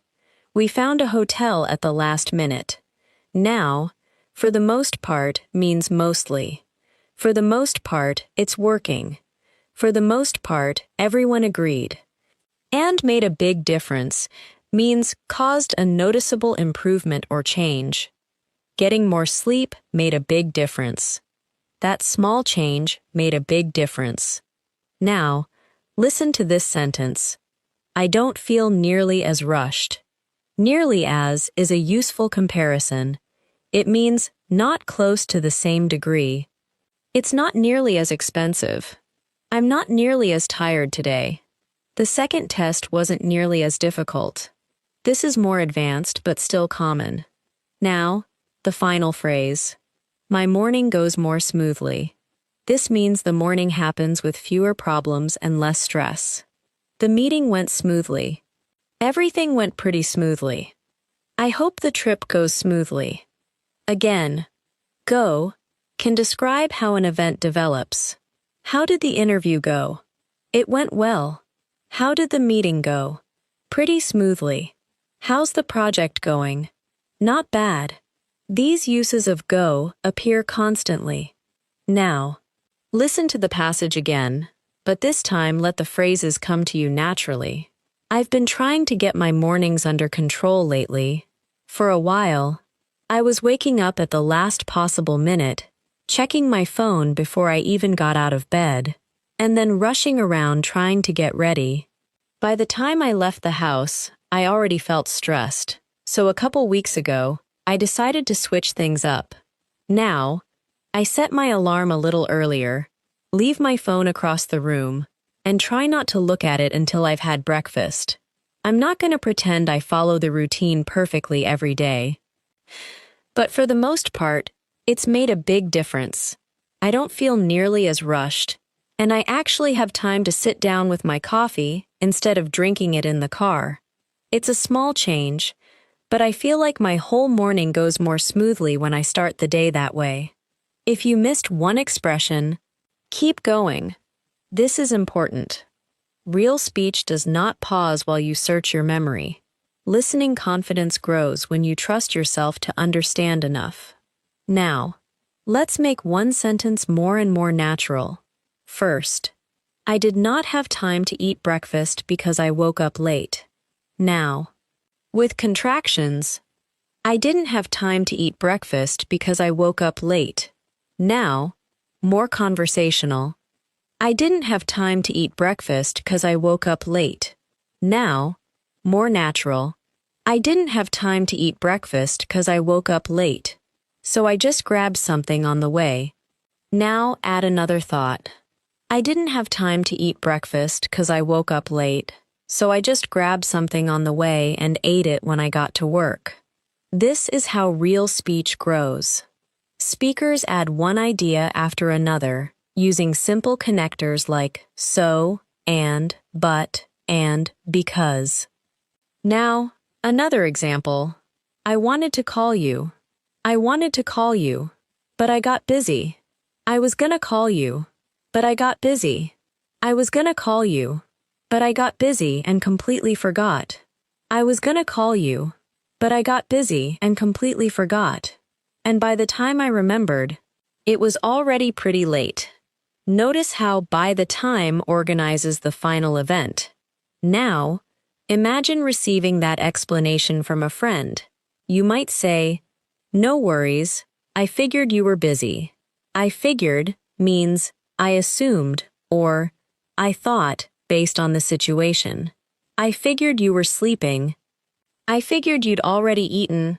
I figured something came up. I figured I'd call instead of texting. That last use is slightly different. I figured I'd means I decided or thought it would be a good idea to. I figured I'd stop by. I figured I'd ask. I figured I'd give it a try. This is a very natural storytelling phrase. Now, listen to this mini story.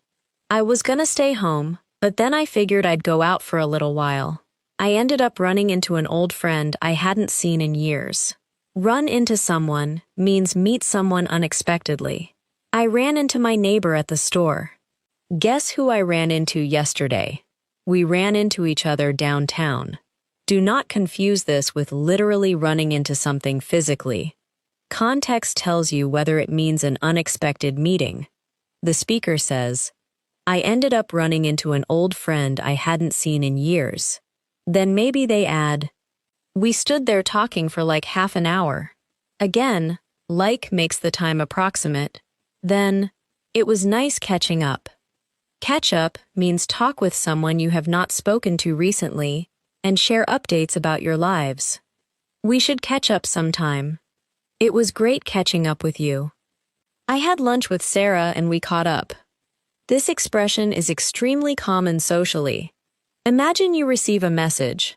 Hey, it's been forever. We should catch up. You could answer, absolutely. Are you free this weekend? Now, let's listen to a natural reunion conversation. Wow. I haven't seen you in forever. I know. How've you been? Good. Busy, but good. You? Same. Pretty much. Are you still working at the same place? Yeah, for now. For now? Yeah. I've been thinking about making a change. Oh, really? What are you thinking? I'm not totally sure yet. I'm just kind of seeing what's out there. See what's out there means explore available possibilities. I'm looking for a new apartment, just seeing what's out there. I'm not ready to buy anything yet. I'm just seeing what's out there. I might look for another job and see what's out there. The phrase sounds casual and non-committal. The speaker is exploring without making a final decision. The other person says, makes sense. No harm in looking.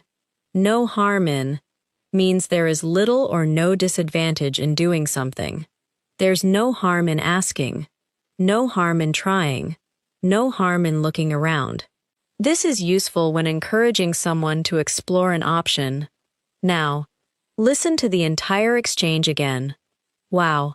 I haven't seen you in forever. I know. How've you been? Good. Busy, but good. You? Same. Pretty much. Are you still working at the same place? Yeah. For now. For now? I've been thinking about making a change. Oh, really? What are you thinking? I'm not totally sure yet. I'm just kind of seeing what's out there. Makes sense. No harm in looking. This conversation contains very little difficult vocabulary, but there is a lot of implied meaning. For now suggests the situation may change. Seeing what's out there suggests exploration without commitment. No harm in looking offers gentle encouragement. This is the kind of understanding that takes you toward advanced listening. Now, let's practice reactions that show you are following someone's story. Native speakers constantly use small responses while another person talks. Really? No way. Right. Yeah. Uh-huh. Exactly. I see. Gotcha. That makes sense. Wow. Seriously? These little reactions can tell you whether the listener is surprised, agreeing, understanding, or encouraging the speaker to continue.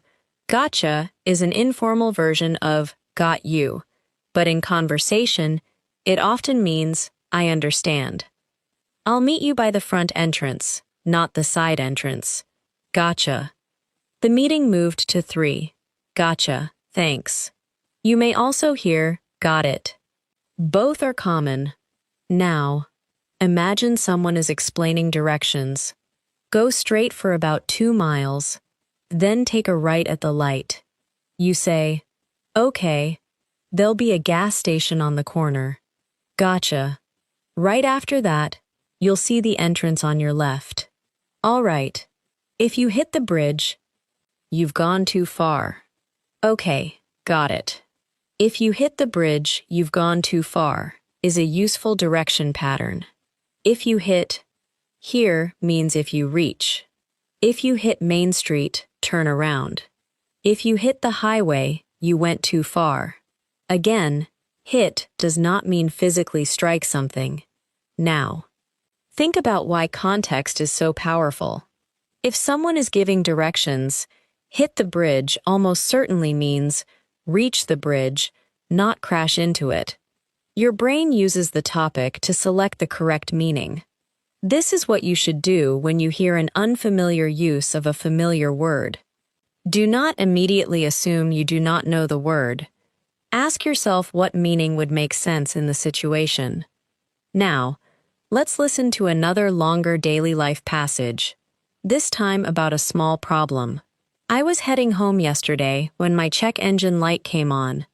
At first, I thought maybe it was nothing, because the car seemed to be running fine. But after a few minutes, I started getting a little nervous, so I pulled into a gas station and turned the car off. I called my brother because he knows a lot more about cars than I do. He told me not to panic and asked if the car was making any strange noises. It wasn't, so he said I could probably drive it home, but that I should get it checked out as soon as possible. I made it home without any problems, and this morning I called a repair shop. They said they could take a look at it tomorrow. Hopefully, it turns out to be something minor. What happened? A warning light appeared in the car. The speaker became concerned, called someone for advice, drove home safely, and arranged for a repair shop to inspect the car. Now, notice the phrases, "come on," can mean activate or begin operating. In the story, the check engine light came on. The lights came on. The air conditioner came on. My phone screen came on. Running fine means operating without obvious problems. The car seems to be running fine. My computer is running fine now. Pull into means drive into a place. I pulled into a gas station. She pulled into the driveway. Pull over is related, but different. It means move your vehicle to the side of the road and stop. I had to pull over. The police officer told him to pull over. Get something checked out means have someone examine it. You should get that noise checked out. I need to get my car checked out. I'm gonna get it checked out tomorrow. Again, check out has several meanings. It can mean visit, examine, investigate, or leave a hotel, depending on context. That new cafe looks good. We should check it out. Let me check it out. I need to check out of the hotel by 11. One phrase, multiple uses. Clear context. Now, the story ends with, hopefully, it turns out to be something minor. Turn out means eventually be discovered or develop in a certain way. It turned out to be nothing serious. The movie turned out to be really good. It turns out we went to the same school. How did everything turn out? This is an important expression for storytelling. Imagine someone worries about a medical test and later says, "It turned out to be nothing serious. The final result was positive." Or you almost cancel a trip because of the weather, but you go anyway. Later you say, "It turned out to be a beautiful day." Now, listen to the original passage one more time, focusing on those chunks. I was heading home yesterday when my check engine light came on. At first, I thought maybe it was nothing, because the car seemed to be running fine. But after a few minutes, I started getting a little nervous. So I pulled into a gas station and turned the car off. I called my brother because he knows a lot more about cars than I do. He told me not to panic and asked if the car was making any strange noises. It wasn't, so he said I could probably drive it home, but that I should get it checked out as soon as possible. I made it home without any problems, and this morning I called a repair shop. They said they could take a look at it tomorrow. Hopefully, it turns out to be something minor.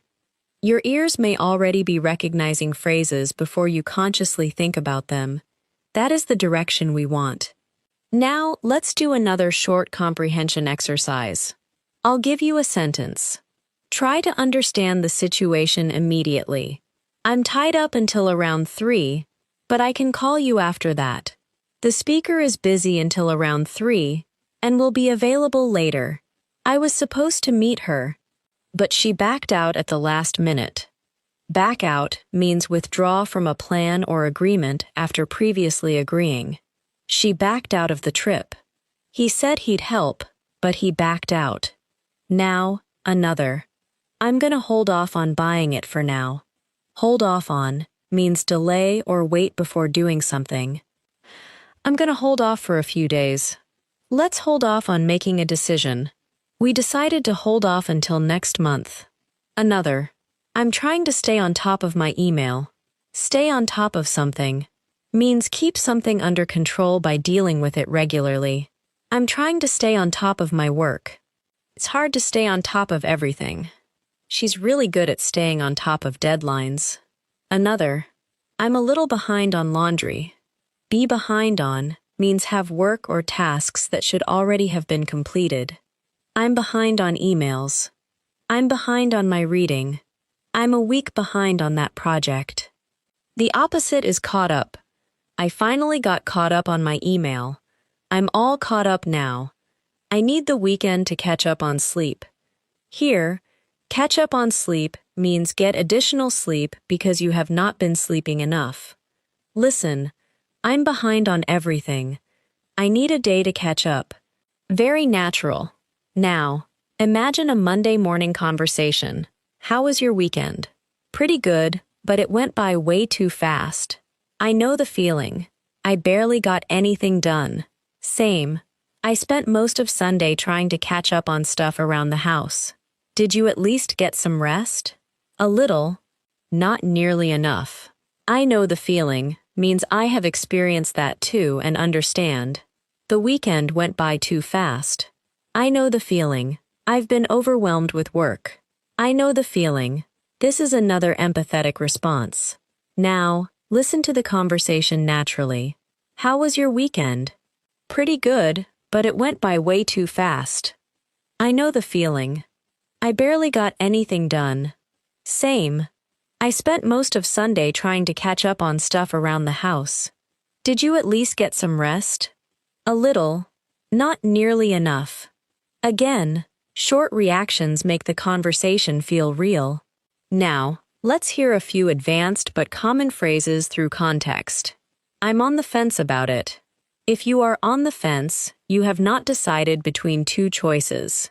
I'm on the fence about buying a new car. Are you gonna go? I'm still on the fence. I'm leaning toward staying home.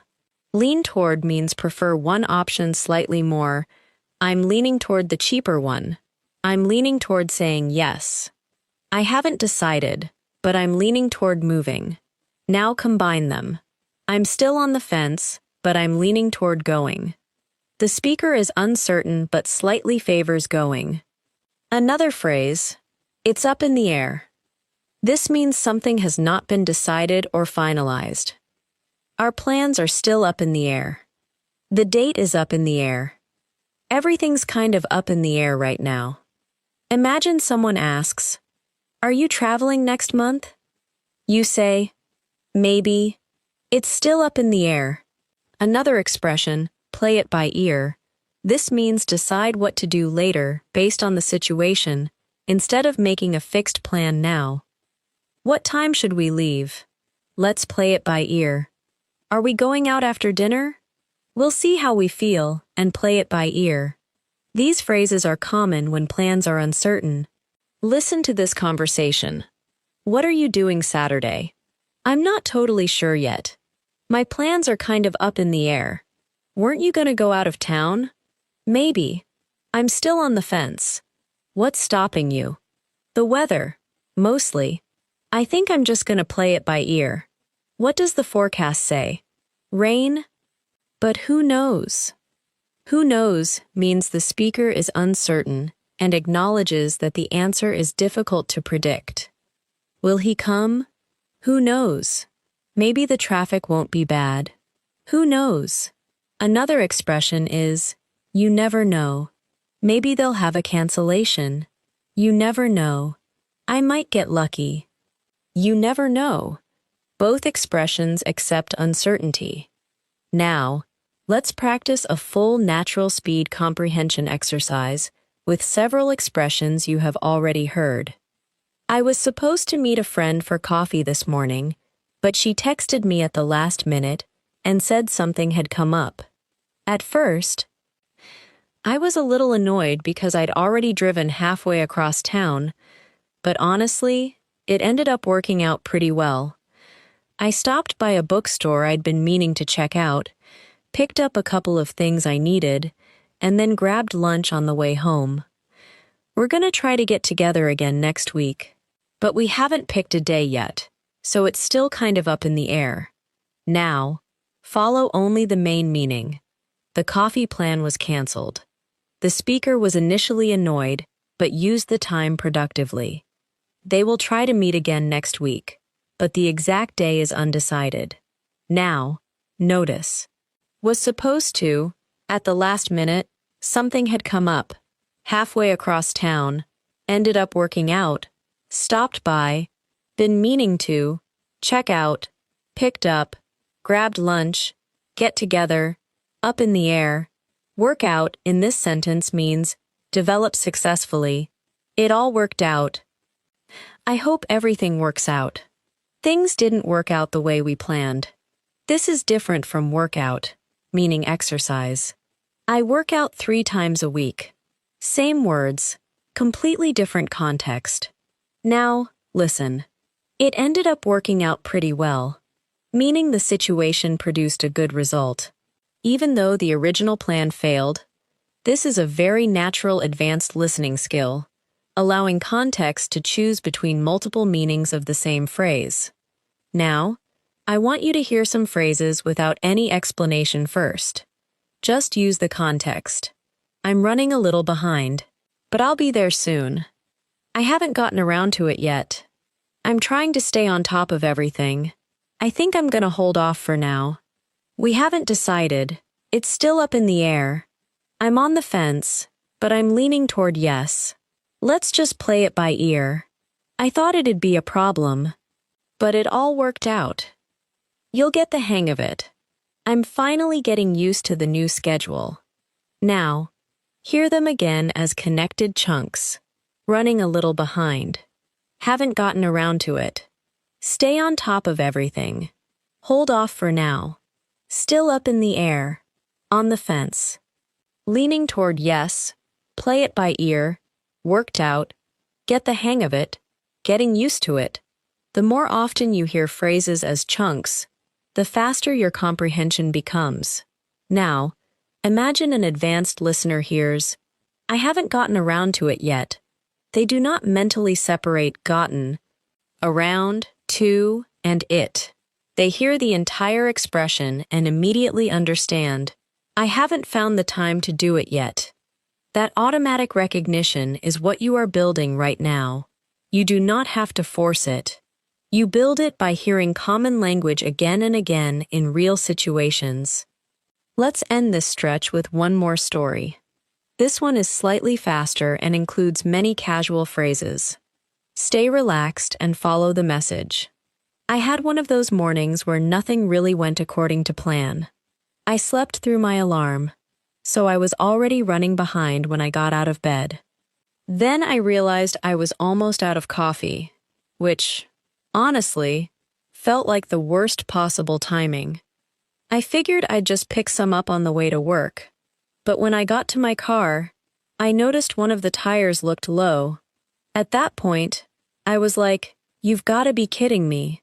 I stopped at a gas station, put some air in the tire, grabbed a coffee, and finally got back on the road.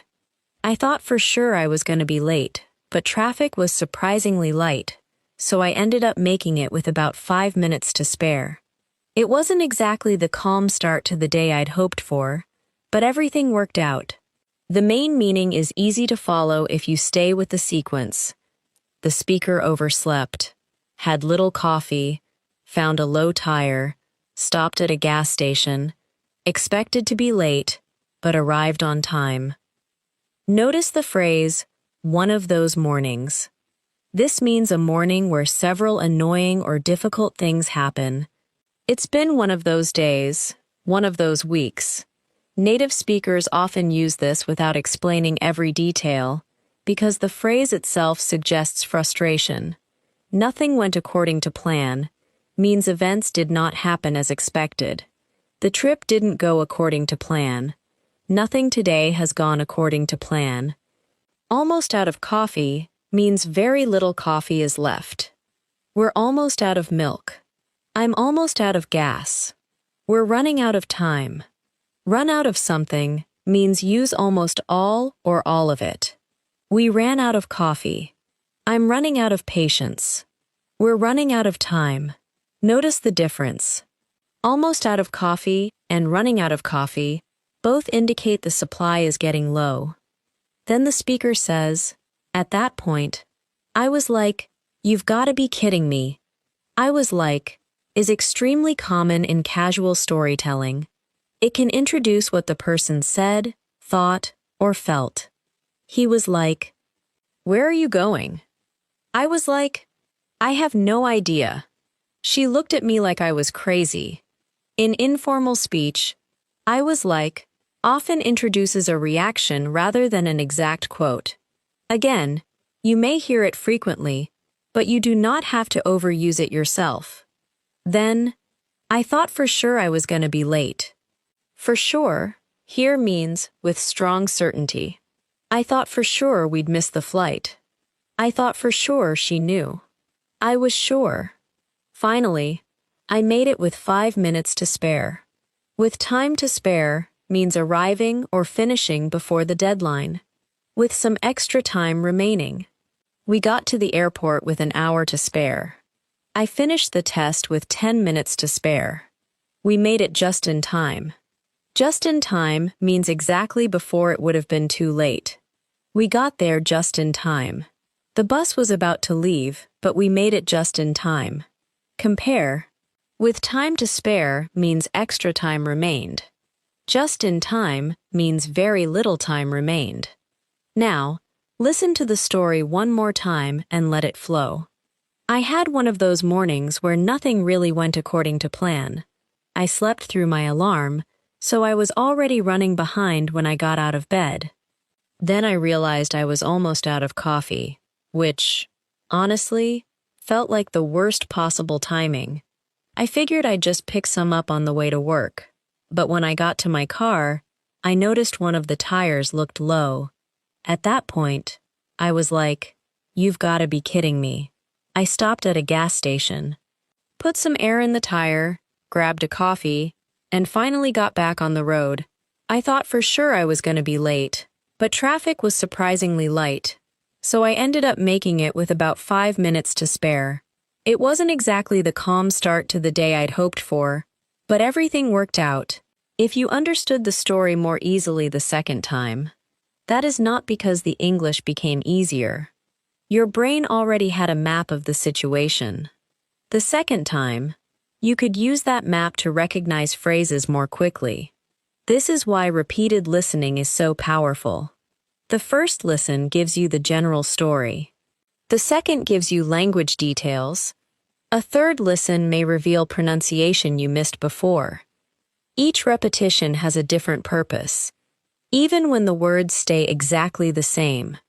Keep this principle in mind when you practice English outside this lesson. You do not always need new material. Sometimes, hearing the same useful English again is more valuable than constantly searching for something new.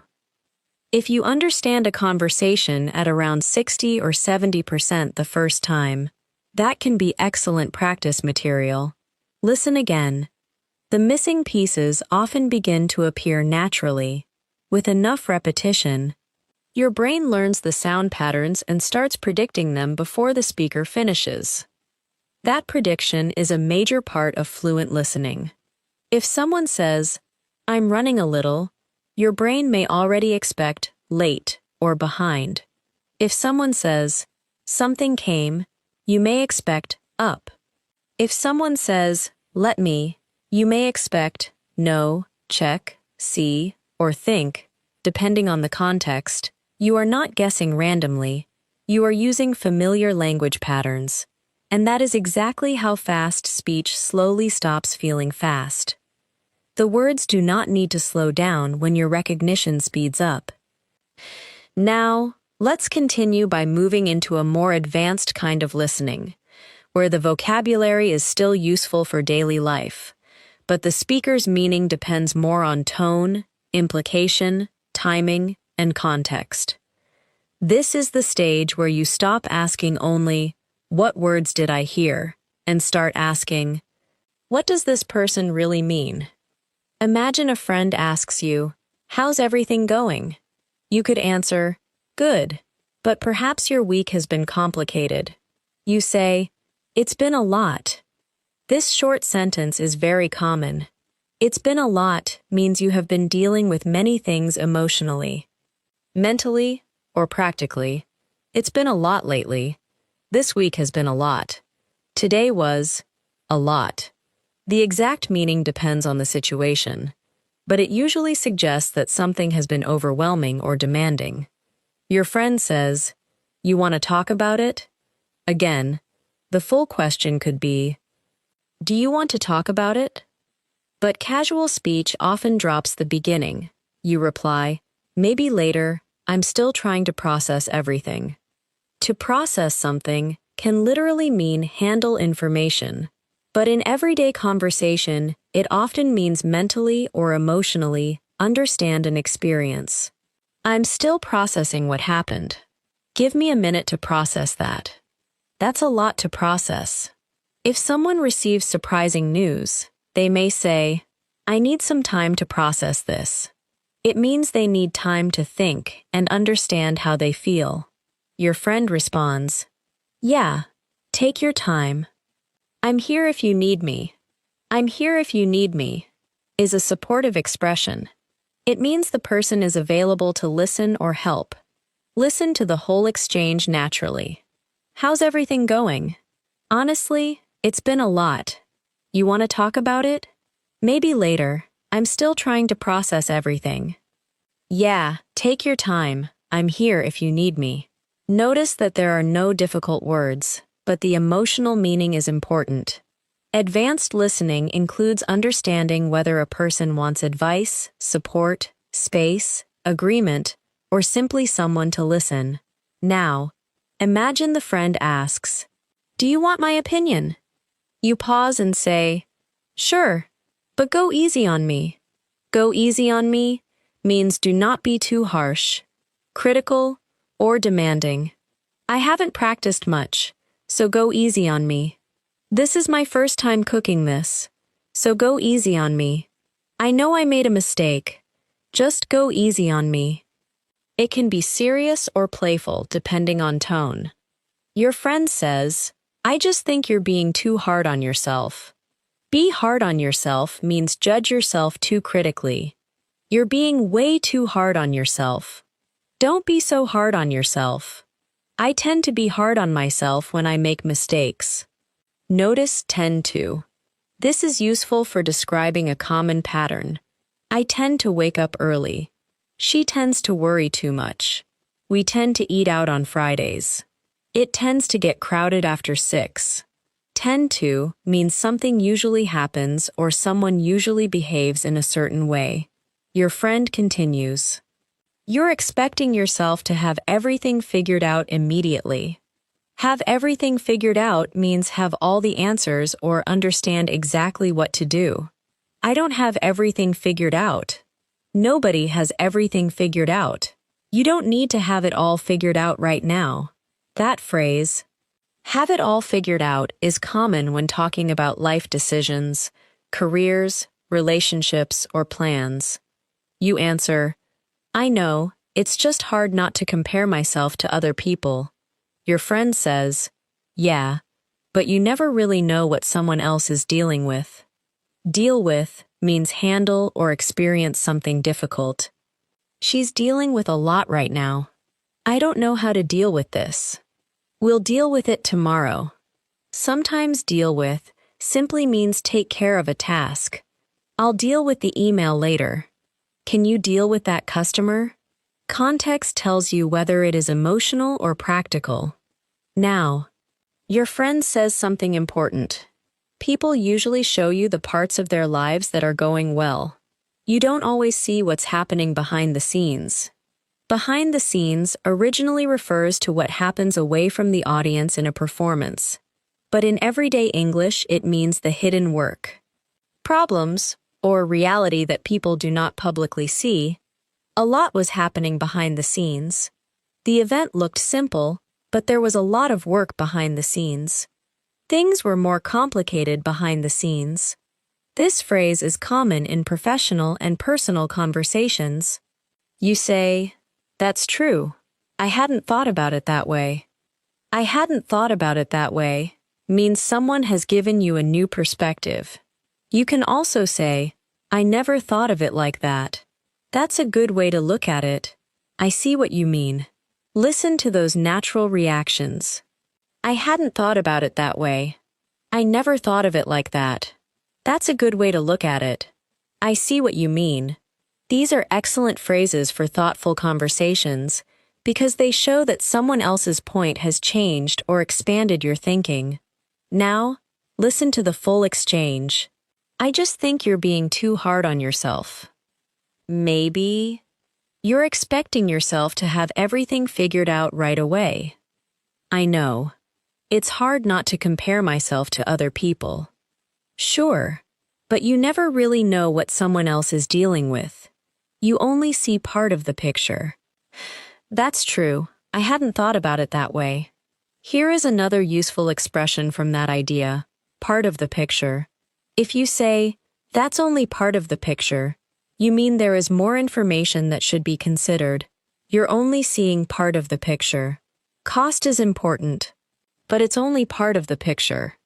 To understand what happened, you need the whole picture. The whole picture means the complete situation. Now, let's move into a workplace conversation where the English becomes slightly more indirect. Imagine your manager asks, "Do you have a second?" You say, "Sure." They say, "I wanted to touch base about the project." Touch base means briefly communicate or check in about something. "I wanted to touch base about tomorrow. Let's touch base next week. I'll touch base with you later." This phrase is common in American workplace English. Your manager continues, "How are things coming along?" "How are things coming along?" means how is the progress? You might answer, "Pretty well. I'm almost done with the first draft." Come along can describe progress. The project is coming along nicely. How's the report coming along? It's coming along, the manager says. Great. Do you think you'll have something ready by tomorrow afternoon? You answer, I should. I'm just waiting on a couple of numbers from accounting. Wait on, in this context, means wait for something before you can continue. I'm waiting on an email. We're waiting on approval. I'm still waiting on those documents. In some contexts, wait on can also mean serve someone, especially in a restaurant, but here it clearly means wait for.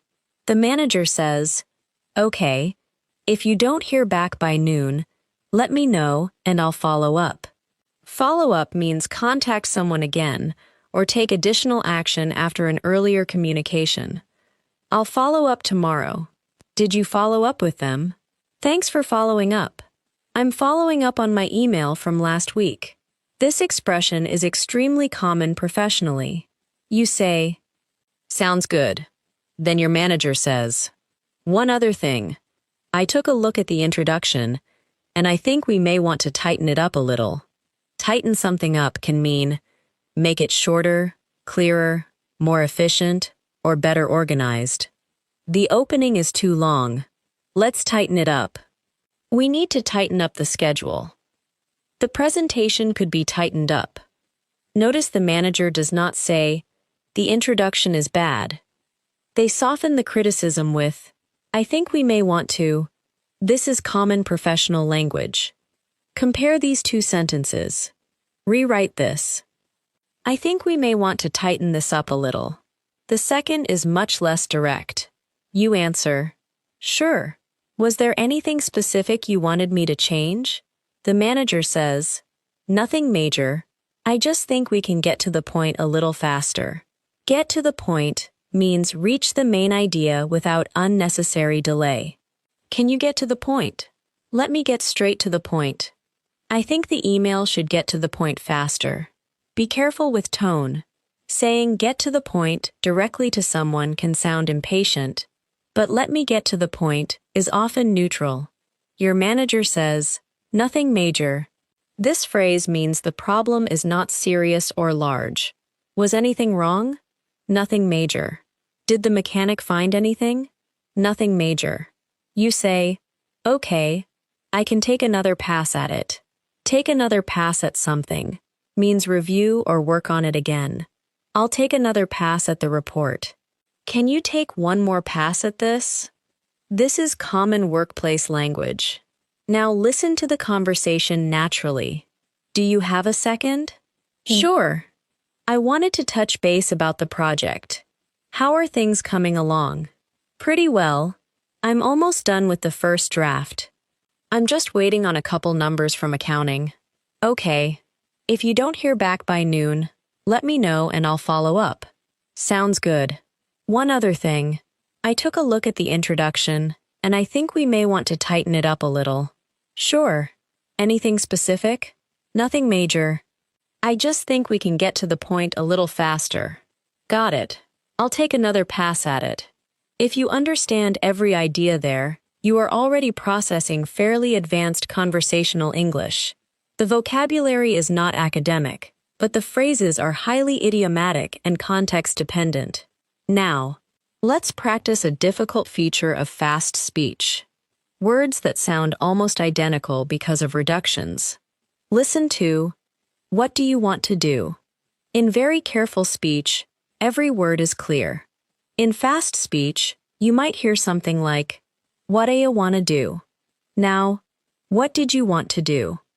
That might sound like, what did you want to do? The difference can be small. What do you want to do? Present or future decision. What did you want to do? Past intention. Context often helps more than individual sounds. Imagine you are making plans now. Someone asks, so, what do you want to do?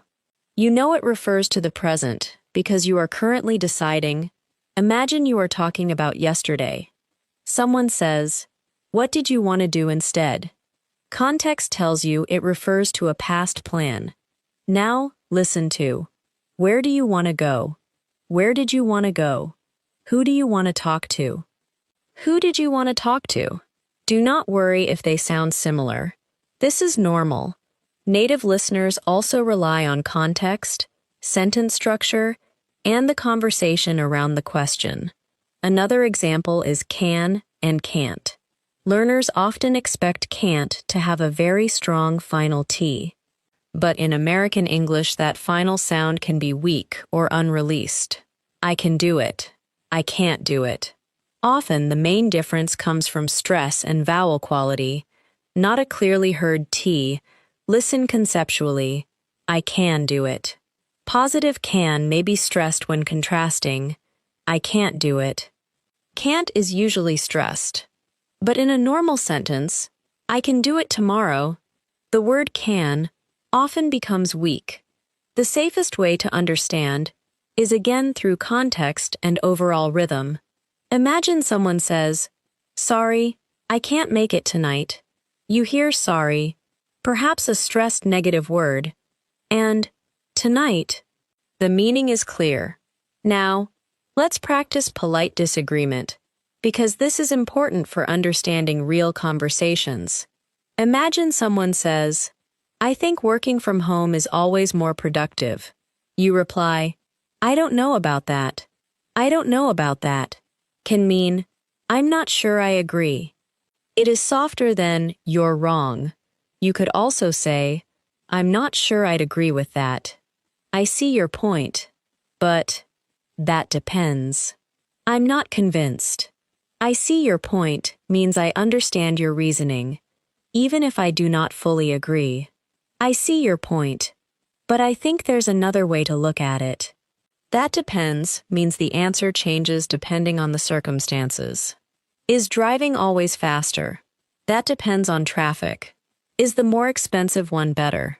That depends.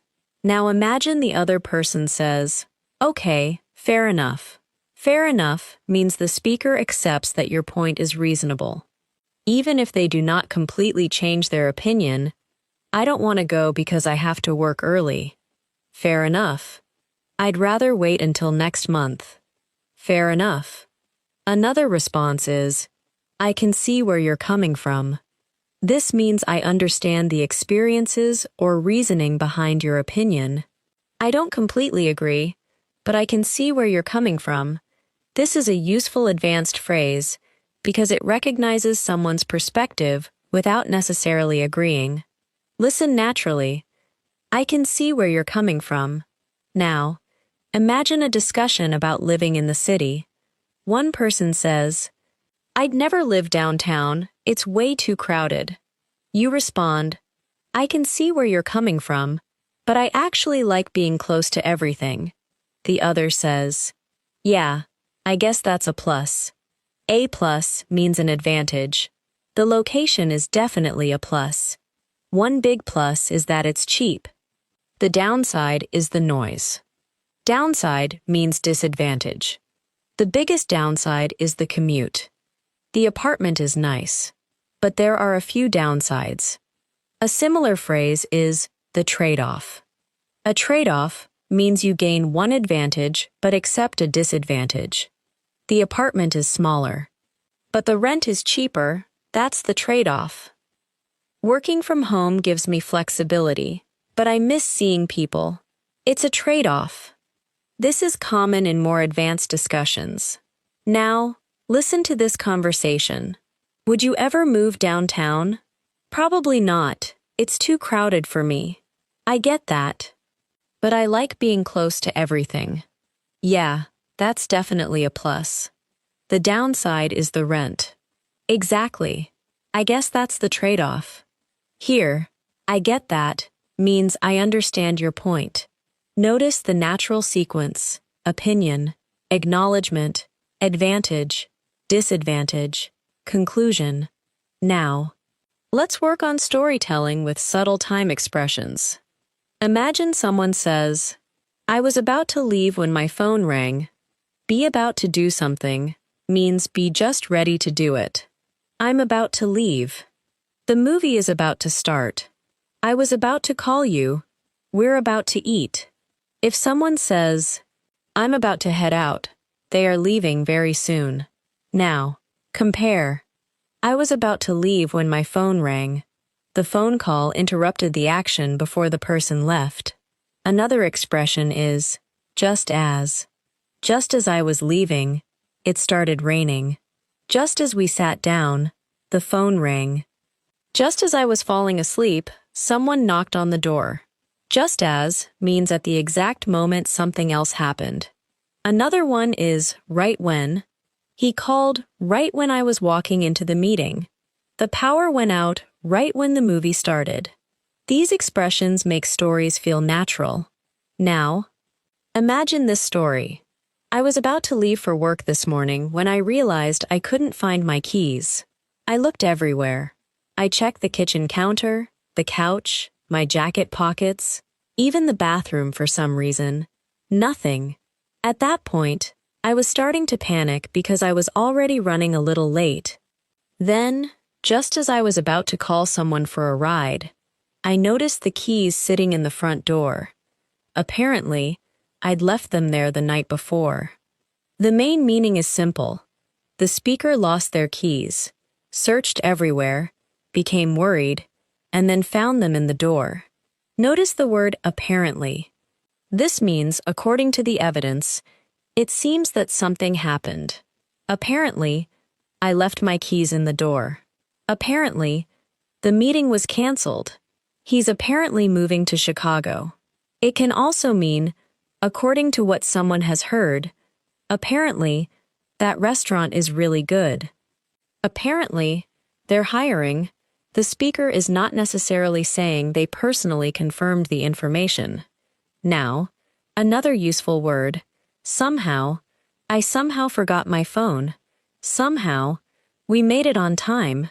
I don't know how, but somehow it worked. Somehow means in a way that is surprising. Unclear or difficult to explain. Imagine, I only went into the store for milk and somehow I spent $50. This is a humorous use. The speaker knows how it happened, but somehow emphasizes the surprising result. Now, listen to this everyday story. I only planned to clean the kitchen, but somehow I ended up reorganizing half the apartment. Again, end up shows an unexpected final result. I only meant to watch one episode, but I ended up watching 4. I went online to check one thing and ended up wasting an hour. I stopped at the store for bread and somehow ended up buying a new coffee maker.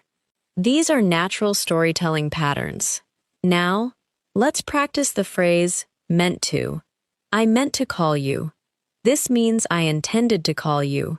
I meant to ask you something. I didn't mean to interrupt.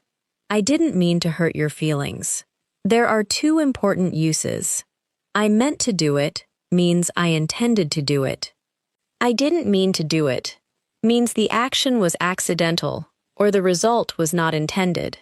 Imagine you bump into someone. Sorry, I didn't mean to. You do not even need to finish the sentence because the action is obvious.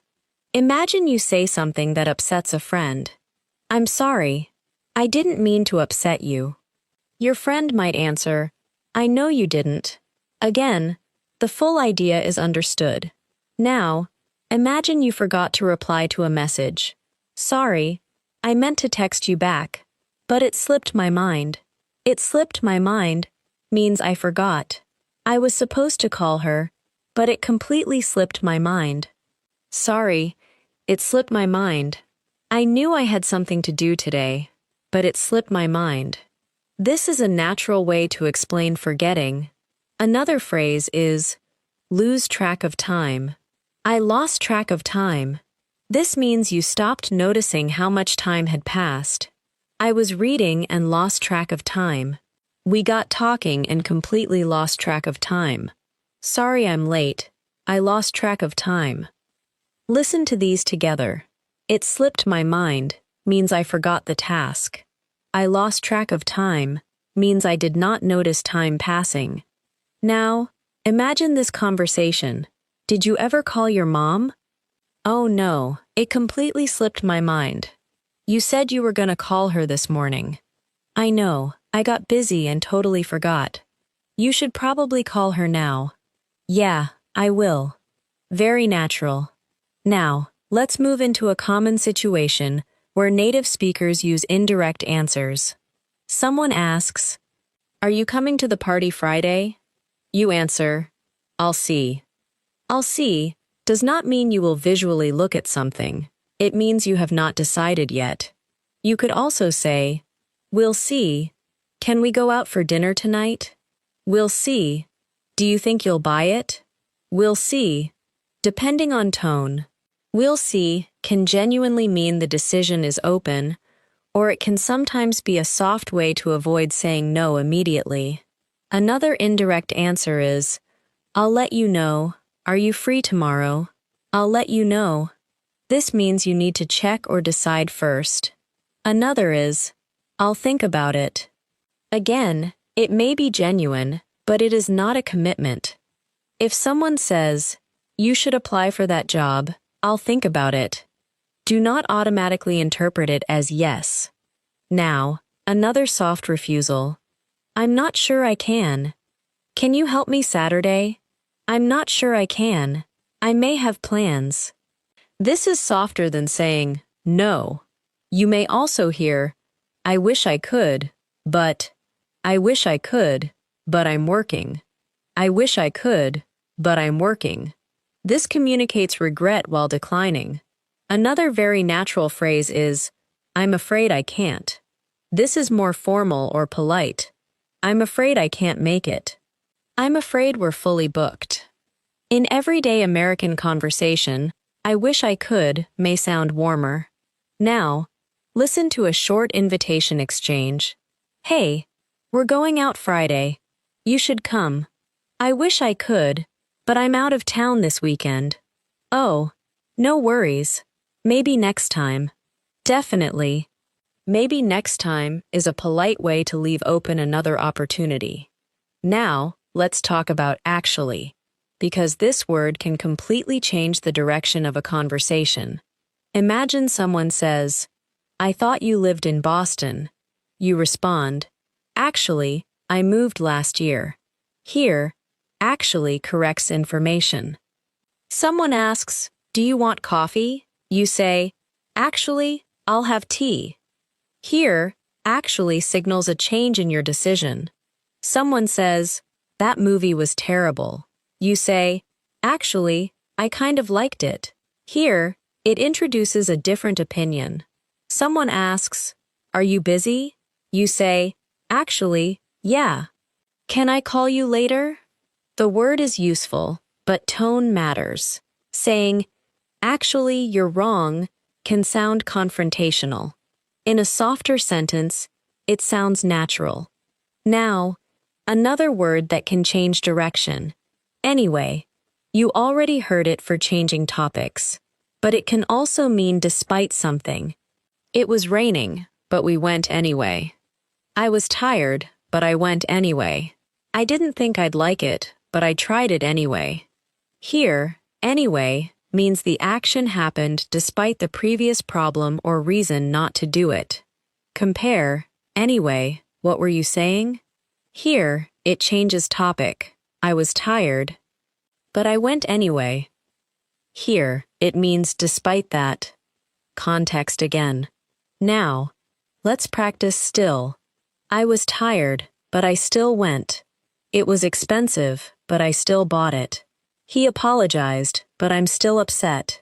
Still can mean continuing over time or despite a contrast. I'm still working. Continuing, I didn't like the weather, but I still had fun. Despite the weather.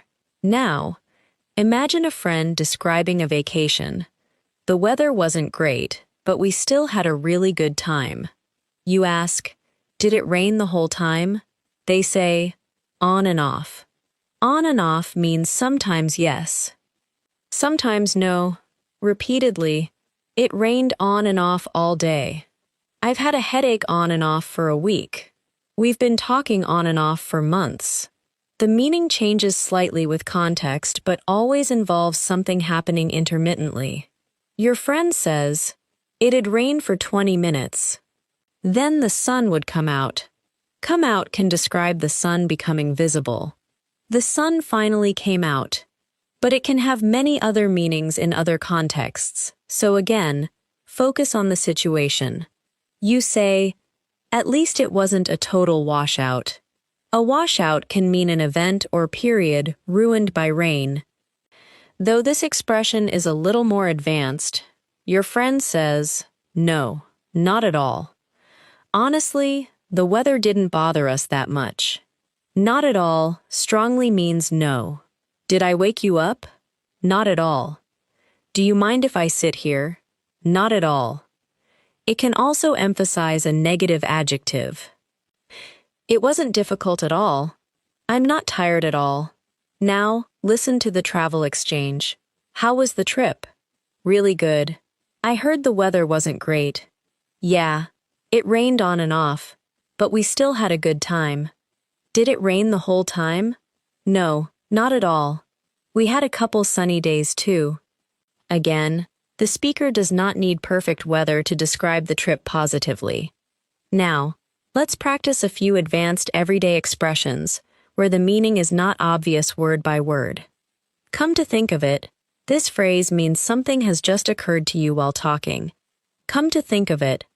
I haven't seen him today. Come to think of it. I think I left my wallet at home. Come to think of it. We've never actually talked about that. This phrase often introduces a sudden realization. Another is, now that you mention it. Now that you mention it. I am kind of hungry.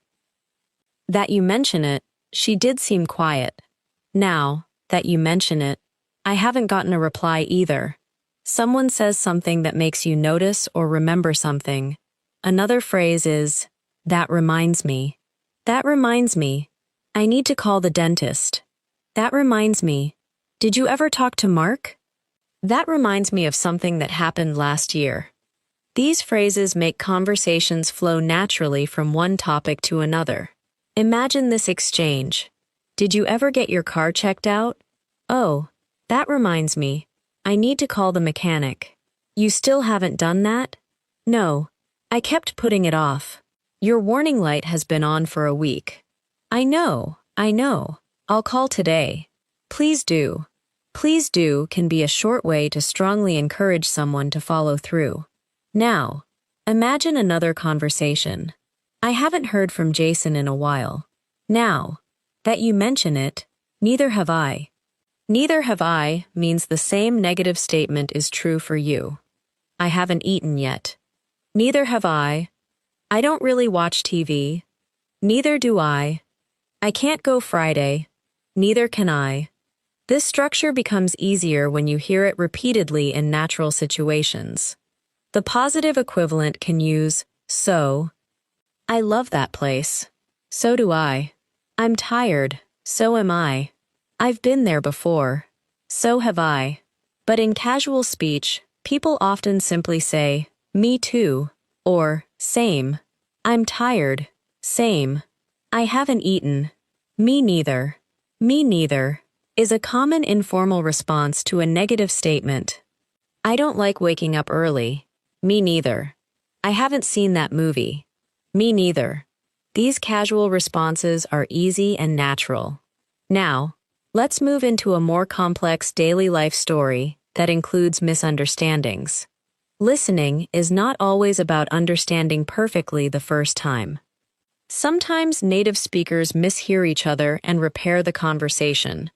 Imagine someone says, "Can you grab the charger off the counter?" You hear chapter instead of charger. You say, "The what?" They repeat, "The charger. My phone charger." You say, "Oh, got it." Notice how simple the repair is. You do not need to apologize for not hearing everything. The what? Sorry. The what? Which one? Who? Where? Short clarification questions are normal. Now, imagine someone says, "I'll meet you by the back entrance." You hear, "Main entrance." You ask, "The main entrance?" They say, "No." "The back entrance?" You respond, "Oh, okay." Repeating what you think you heard is an excellent way to clarify. Did you say 15 or 50? 15. Okay, got it. Tuesday or Thursday? Thursday. Sorry, I thought you said Tuesday. No worries. Native conversations include these moments all the time. Mishearing one word does not mean your English is bad. Now, imagine a phone call where the speaker says, "I'll be there around 5:45. If you learned only digital times, this phrase may take a moment. 5:45 means 5:45.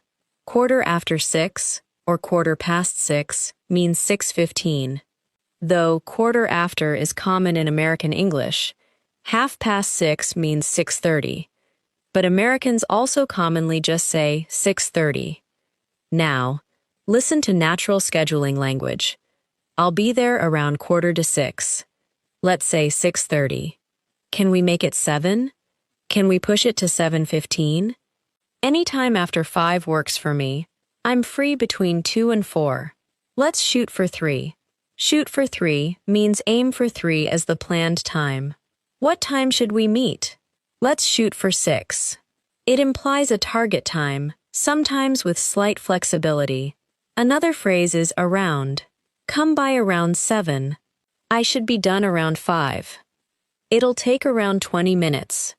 Approximate, not exact. Now, imagine you are trying to arrange dinner with 3 friends. One says, "I can't do anything before 6. Another says, "I'm free anytime after 6:30. You say, "Why don't we shoot for 7? "Why don't we" is a common suggestion. Why don't we leave early? Why don't we try somewhere else? Why don't you call them? It does not literally ask for a reason. It usually suggests an action. Someone responds, "7 works for me." Another says, "Same." You say, "Perfect. Let's do 7.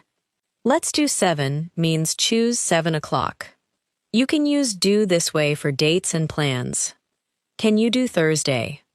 Thursday works. Could we do lunch instead? Let's do Friday. Very common. Now let's practice natural speech around money and shopping. Imagine you see a jacket you like. You look at the price and say, "That's a little more than I want to spend." This is a softer way to say, "It is too expensive. It's a little more than I was hoping to pay. That's out of my budget." Out of my budget means too expensive for what you can afford or want to spend. Someone says, "It's on sale," though on sale means available at a reduced price. You say, "Still, I don't know." Here, still means despite the discount, you are uncertain. Your friend says, "Try it on." Try on means put on clothing to see how it looks or fits. Try it on. "Can I try this on?" Where are the fitting rooms? You try it on and say, "It fits better than I expected." Your friend says, "It looks good on you." Look good on someone means suit someone visually. That color looks good on you. This jacket looks great on you. You say, "I like it. I just don't know if I'd wear it enough." Your friend says, "Then don't get it." Get it here means buy it. "I think I'm gonna get it." Did you get the shoes? No, I changed my mind. The verb get appears again with another everyday meaning. Now, imagine you decide not to buy it. You say, "I'll pass." "I'll pass" means politely decline. Want dessert? "I'll pass." Do you want to join us? "I think I'll pass tonight." Would you like to sign up? "No thanks. I'll pass." Tone matters. It can be casual but polite. Now, listen to the shopping exchange naturally. What do you think of this jacket? "I like it." "Try it on." "It's kinda expensive." "It's on sale." "Still, it's more than I want to spend." "Well, see how it fits." "It fits really well." "It looks good on you." "Yeah, but I don't know if I'd wear it enough." "Then don't get it." "Yeah, I think I'll pass." No difficult grammar, just natural decision-making. Now, let's practice the phrase, worth. You have heard worth it, but there are other common patterns. It's worth a try. This means trying it is a good idea, even if success is uncertain. Do you think this will work? I don't know, but it's worth a try. It's worth checking. It's worth asking. That place is worth visiting. Another pattern is not worth the trouble. It's only $5 cheaper, so it's not worth the trouble. The line is 2 hours long. It's not worth it. Another is worth your time. This book is definitely worth your time. The meeting wasn't worth my time. These are useful for expressing value beyond money. Now, imagine you are considering driving across town because one store has a small discount. Your friend says, "Honestly, by the time you pay for gas and spend 40 minutes driving, it's probably not worth it." By the time again helps compare the final result after considering everything. You answer, "Yeah, good point." Good point means the other person made a convincing observation. Fair point is similar. Now, let's focus on another advanced skill, noticing when speakers soften certainty. Instead of saying, "This is true," people often say, "I think," "I feel like," "It seems like," "It looks like," "As far as I can tell," "From what I understand," "Apparently," "Probably," "I guess." These phrases matter because they show how certain the speaker is. Compare, "He's leaving the company." Strong statement. "I think he's leaving the company." Less certain. "Apparently." He's leaving the company.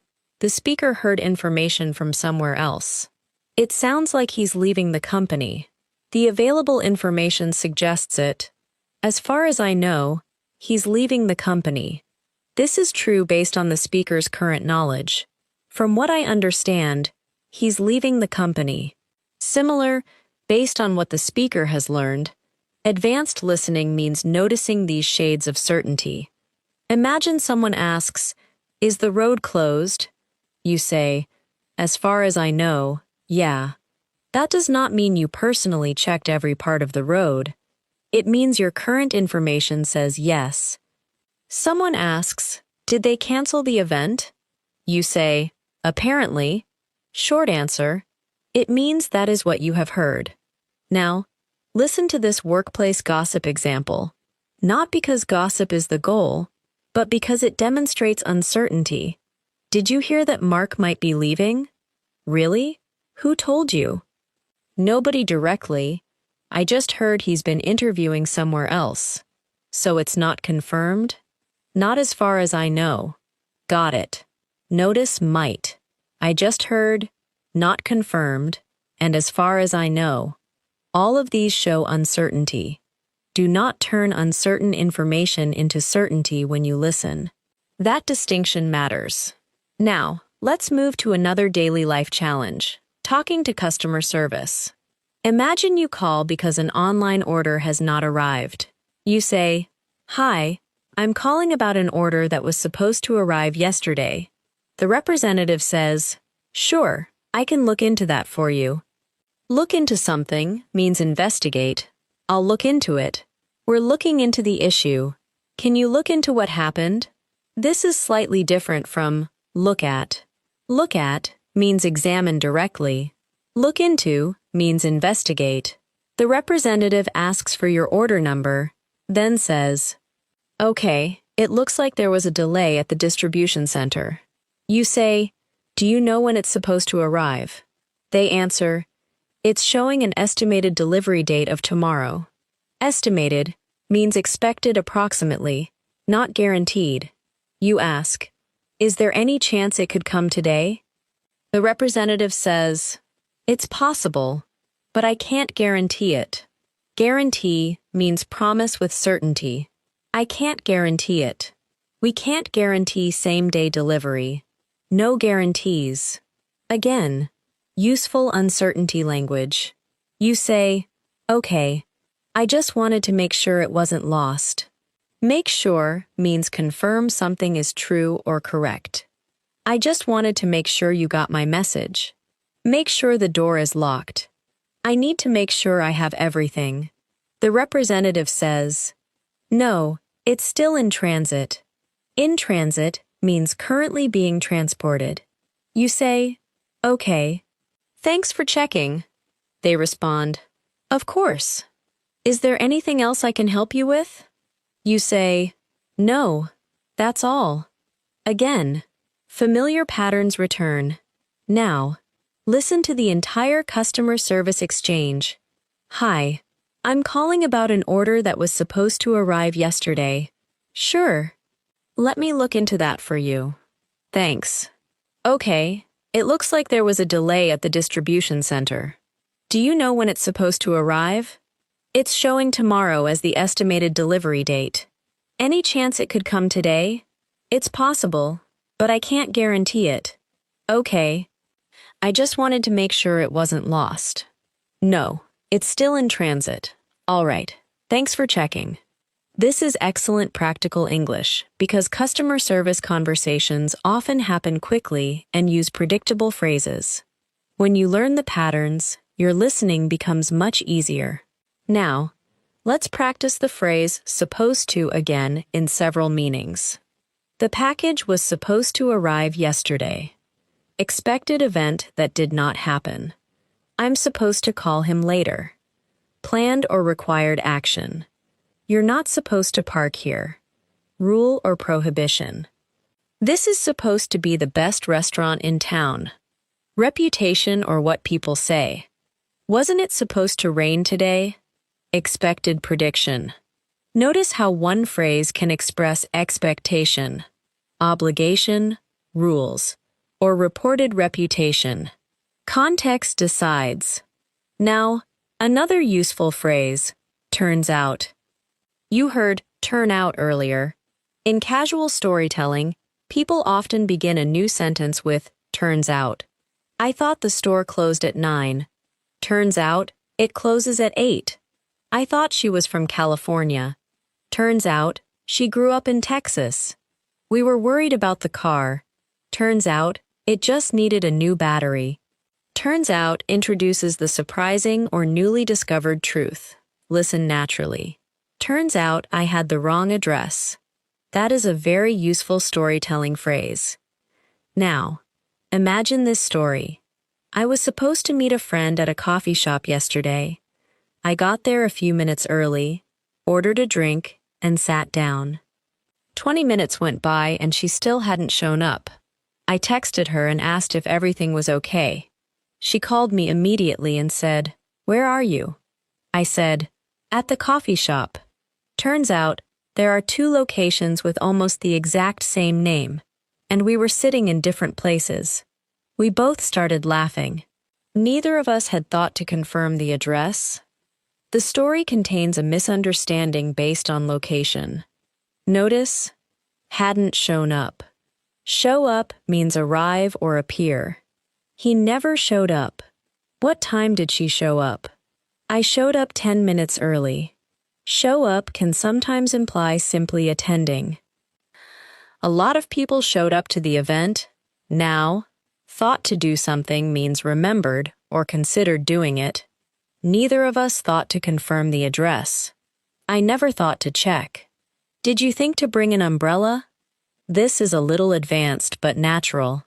Now, imagine one friend says, "Well, at least we both got coffee." The other says, "True."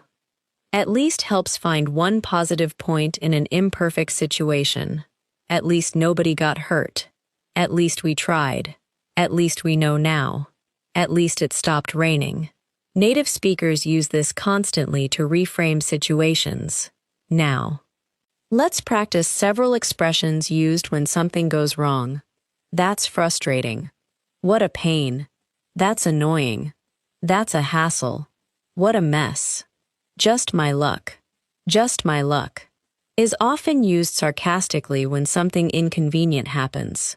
My flight got canceled. Just my luck. The one day I forget an umbrella, it rains. Just my luck. A hassle means an inconvenient situation that requires extra effort. Parking downtown is such a hassle. It's not worth the hassle. Changing everything now would be a hassle. A pain can also mean something annoying or difficult. Moving is such a pain. This paperwork is a pain. Be mindful that pain can literally describe physical discomfort too. Context makes the meaning clear. Now, imagine you are moving apartments. Someone asks, "How's the move going?" You say, "It's been a hassle, but we're getting there." We're getting there means progress is happening, even though the task is not complete. How's the project? We're getting there. Are you almost finished? Yeah, we're getting there. Another phrase is little by little, which you already heard. Little by little, we're getting everything packed. Someone says, "Need a hand?" Need a hand means, do you need help? Can you give me a hand? I could use a hand with this. I'll give you a hand. This expression is very common and does not literally mean giving someone your hand. You say, "Actually, yeah. Could you help me move this table?" The person says, "Sure. Where do you want it?" You answer, "For now, just put it against that wall." For now means temporarily, until a later decision or change. Leave it there for now. I'm staying here for now. That'll work for now. This is useful when a solution is temporary. Now, they lift the table and say, "This thing weighs a ton." Weighs a ton is an exaggeration meaning extremely heavy. This bag weighs a ton. What did you put in here? It weighs a ton. Again, not literal. You laugh and say, "I know. I should have gotten rid of it before the move." Get rid of something means remove. Throw away, sell, or stop having something. I need to get rid of some old clothes. We got rid of the old couch. How do I get rid of this stain? Different context. Same idea of removing something unwanted. Your friend says, "Too late now." Too late now means the opportunity has passed. You answer, yeah, lesson learned. Lesson learned means you learned something from a mistake or difficult experience and will hopefully act differently in the future. I waited until the last minute and missed the deadline. Lesson learned. I didn't bring a jacket and froze all night. Lesson learned. This is often used casually. Now, listen to the moving exchange. How's the move going? It's been a hassle, but we're getting there. Need a hand? Actually, yeah. Can you help me move this table? Sure. Where do you want it? Just put it against that wall for now. Wow. This thing weighs a ton. I know. I should have gotten rid of it before the move. Too late now. Yeah. Lesson learned. Again, these phrases are natural because they are attached to an ordinary situation. Now, let's practice listening to a speaker who talks quickly because they are excited. Imagine your friend calls and says, "You are not going to believe what happened." This phrase signals a surprising story. You're not going to believe this. You'll never guess what happened. Guess what? All of these prepare the listener for news. You say, "What?" Your friend says, "Remember that job I applied for a few weeks ago? The one I thought I had no chance of getting?" You say, "Yeah?" They say, "They called me this morning and offered it to me." You respond, "No way." Seriously? No way can express surprise. It does not always mean refusal. I won the tickets. No way. I ran into your old teacher. No way. But no way can also mean absolutely not. Can I borrow your new car? No way. Tone and context. Your friend says, "Seriously, I still can't believe it." You say, "That's amazing. When do you start?" They say, "In 2 weeks." You ask, "Are you going to take it?" Your friend says, "I think so. I need to go over the details tonight, but unless there's something weird in the offer, I'm probably going to say yes." Go over means review carefully. I need to go over the contract. Let's go over the schedule. We went over everything yesterday. Unless means except if a particular condition happens. I'll go unless it rains. I'll call you tomorrow unless something comes up. Unless there's a problem, we're good to go. This is a very useful intermediate to advanced word. You say, "That's huge. Congratulations." Your friend says, "Thanks. I'm excited, but I'm also kind of nervous." You respond, "That makes sense. It's a big change." Your friend says, "Exactly." Here again, two emotions can exist at the same time. Advanced conversations often express mixed feelings. I'm excited, but nervous. I'm happy for her, but I'm gonna miss her. I want to move, but I'm worried about the cost. I'm relieved, but still a little disappointed. Real opinions are often not simple. Now, listen to the full conversation naturally. You're not going to believe what happened. What? Remember that job I applied for a few weeks ago? Yeah? They called me this morning and offered it to me. No way. Seriously? Seriously, I still can't believe it. That's amazing. Are you going to take it? I think so. I need to go over the details tonight, but unless something looks weird, I'm probably going to say yes. That's huge. Congratulations. Thanks. I'm excited, but I'm also kinda nervous. That makes sense. It's a big change. Notice how reaction words help you follow the emotional structure. No way signals surprise. That's amazing. Signals positive reaction. That makes sense. Acknowledges mixed feelings. Now, let's train fast comprehension with a short group of phrases. Hear the meaning immediately. I'll look into it. Investigate it. I'll get back to you. Contact you again later. I'll follow up. Take the next communication step. I'll take care of it. Handle it. I'll go over it. Review it. I'll think it over. Consider it carefully before deciding. This last phrase is useful. Think something over. Let me think it over. I need a day to think it over. Think it over and let me know. Compare. Think about it and think it over. Both mean consider, but think it over often suggests careful consideration before a decision. Now, another group. It slipped my mind. I forgot. I lost track of time. I stopped noticing time passing. I got held up. Something delayed me. I got tied up. I became busy. I got caught up in something. I became deeply involved or delayed because of an activity. Let's look at held up. Sorry I'm late. I got held up at work. Traffic held us up. We got held up at the airport. This means delayed. Be aware that hold up can have other meanings in other contexts, but delay is very common in everyday speech. Now, caught up can be tricky because you already heard get caught up, meaning become current with work. I got caught up on my emails. Here, you finished the work you were behind on. But I got caught up in a conversation means the conversation took your attention and perhaps more time than expected. I got caught up talking to Sarah and forgot what time it was. Context matters. Now, imagine this explanation. Sorry I didn't call sooner. I got caught up with something at work. Then I completely lost track of time. This sounds very natural. You respond, no worries. I figured something came up. You have now heard almost every phrase in that exchange before.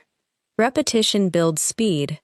Now, let's do an advanced listening passage with natural hesitation and self-correction.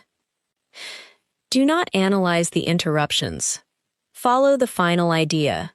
So I was talking to my boss yesterday about, maybe taking a few days off next month. And at first I thought she was going to say no because we've been really busy lately, but she was actually pretty understanding.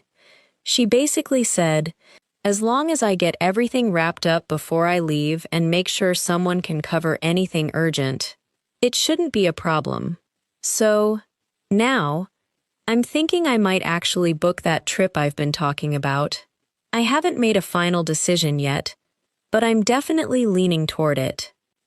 The speaker wants time off work. The boss seems open to the idea if the speaker prepares properly. The speaker is now more likely to book a trip. Notice basically. This word often introduces a simplified summary. Basically, we have two options. He basically said no. Basically, I just need more time. It means in simple terms, or essentially, now, as long as, introduces a condition. You can borrow my car as long as you bring it back tonight. We can go as long as the weather is okay. As long as you finish your work. That's fine. In the passage, as long as I get everything wrapped up. Wrap something up means finish it. I need to wrap this up. Let's wrap up the meeting. I'm wrapping up a few things before vacation. This is very common. Now, cover, in the passage, means handle someone's responsibilities temporarily. Can you cover for me tomorrow? I need someone to cover my shift. She's covering for James while he's away. At work. This is useful vocabulary. Now listen to the passage again. So I was talking to my boss yesterday about maybe taking a few days off next month. And at first I thought she was going to say no because we've been really busy lately. But she was actually pretty understanding. She basically said, as long as I get everything wrapped up before I leave and make sure someone can cover anything urgent, it shouldn't be a problem. So, now, I'm thinking I might actually book that trip I've been talking about. I haven't made a final decision yet, but I'm definitely leaning toward it. If that felt natural rather than overwhelming, your listening is adapting to longer sentence chains. Now, let's work on a few conversational phrases that help speakers avoid sounding too absolute, more or less. This means approximately or generally. Is everything finished? More or less. How long was the trip? About 3 hours, more or less. Pretty much. Are you done? Pretty much. So everyone agreed? Pretty much. Kind of. I kind of expected that. Sort of. It was sort of strange. In American speech, kind of is generally more common than sort of, though both are used. These words soften statements. I'm tired is clear. I'm kind of tired is softer. It's expensive is strong. It's kind of expensive is less strong. I disagree is direct.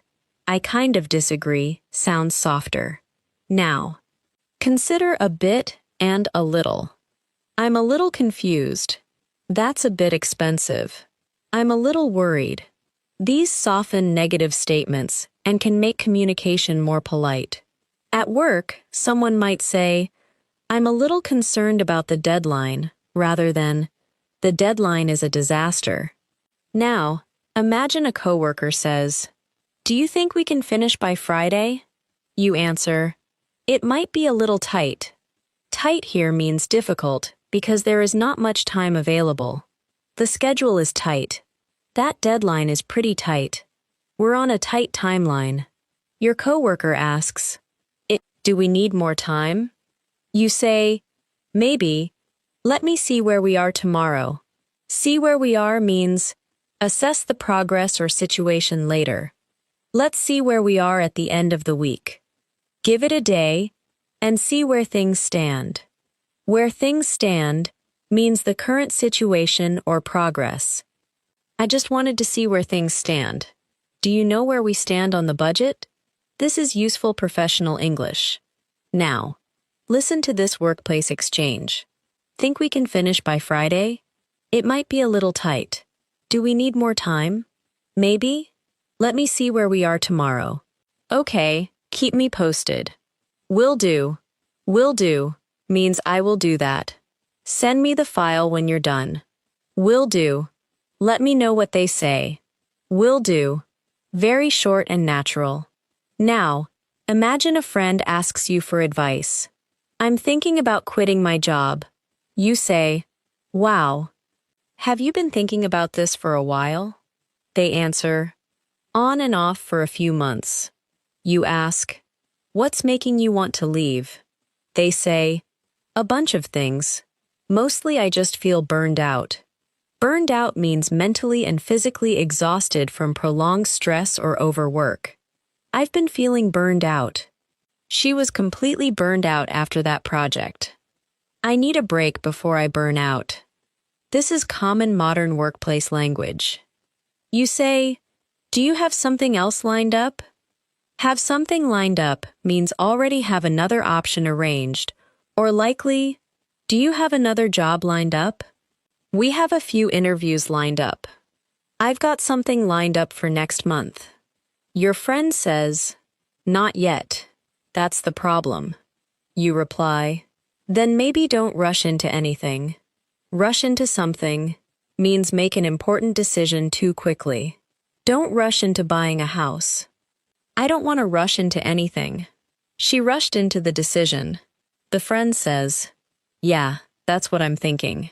You say, maybe start looking around and see what's out there. That familiar phrase appears again.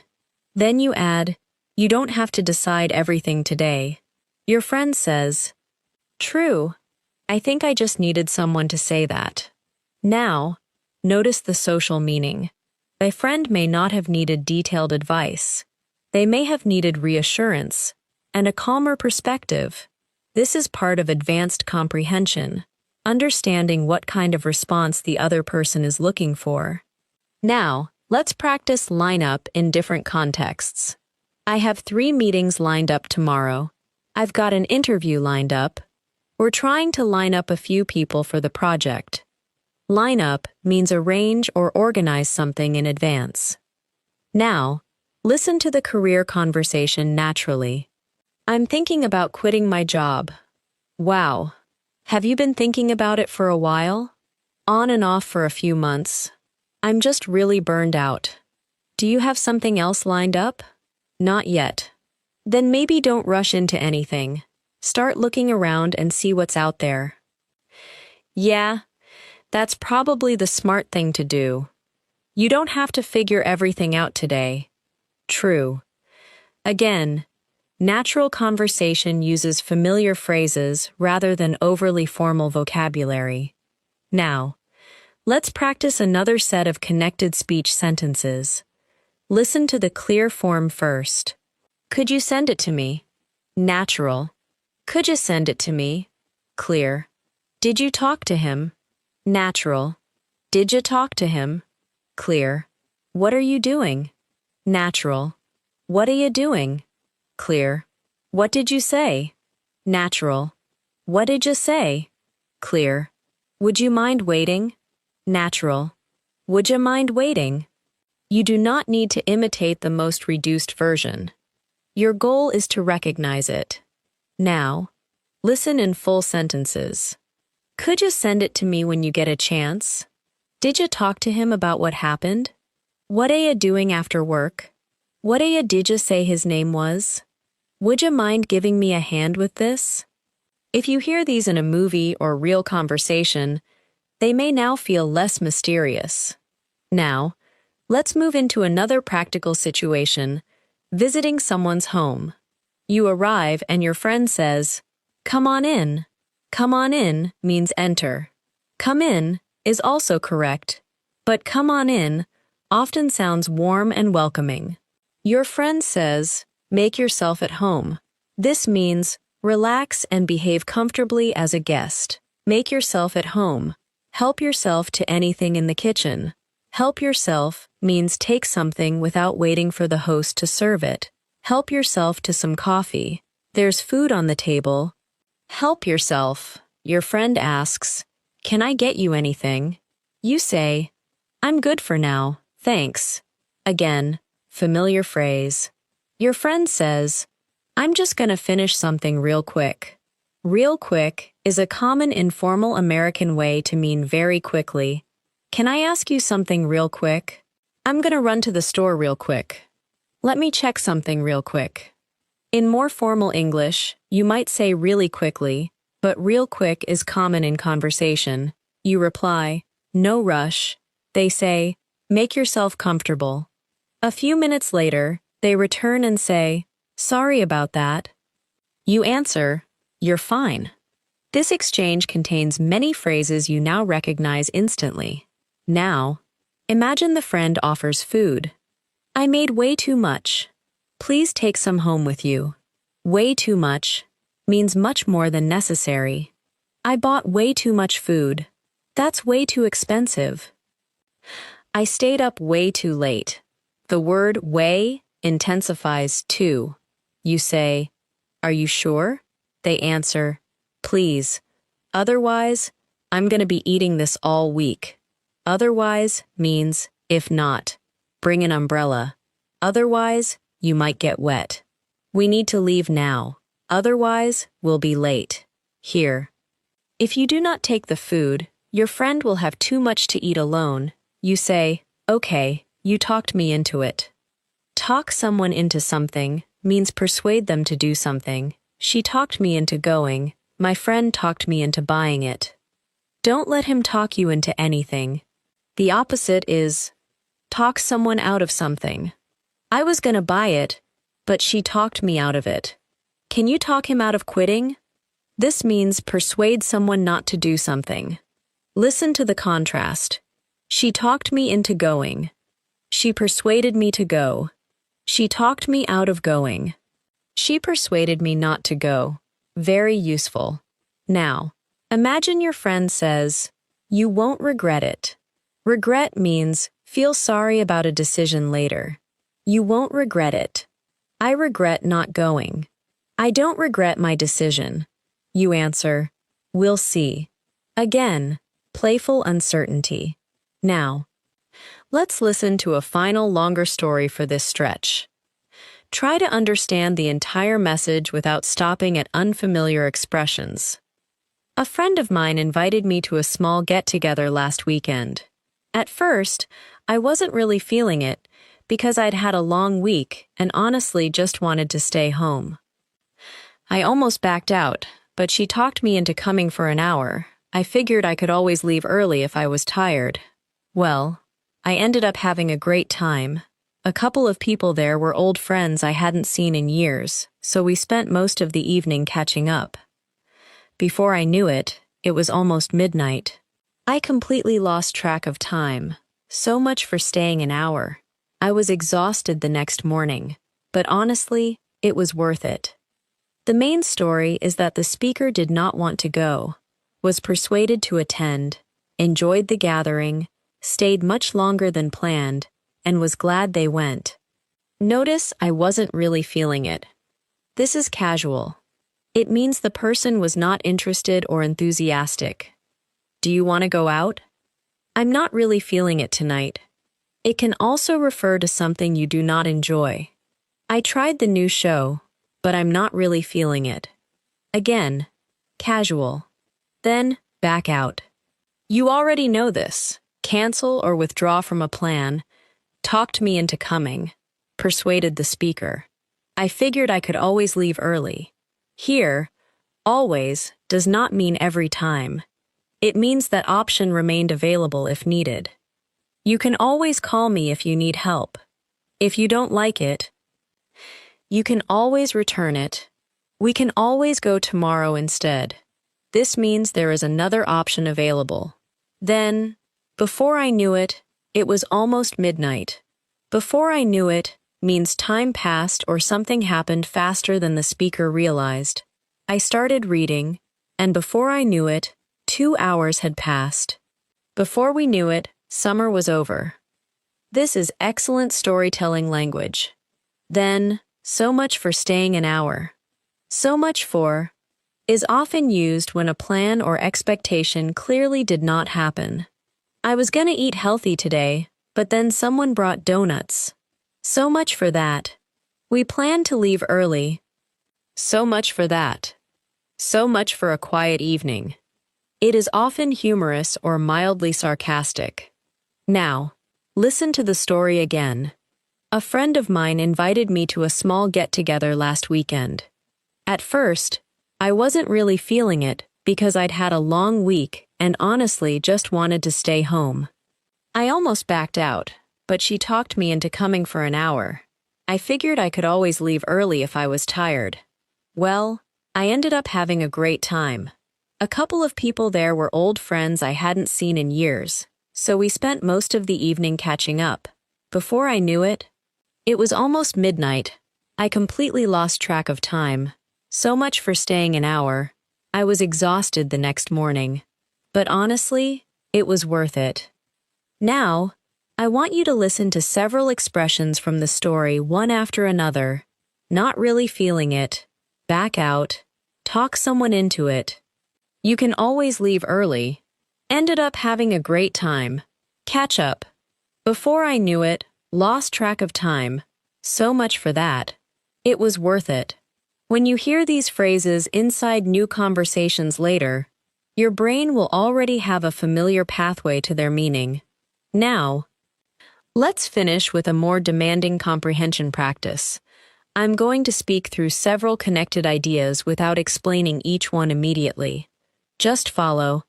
I've been meaning to clean out my garage for months, but I kept putting it off because I knew it was going to be a huge job. This weekend, I finally decided I might as well get it over with. I started Saturday morning thinking it would take a couple hours. Turns out, I had way more stuff in there than I realized. I spent almost the entire day going through boxes, throwing things away, and trying to figure out what was actually worth keeping. At one point, I found a box I hadn't opened since I moved into the house.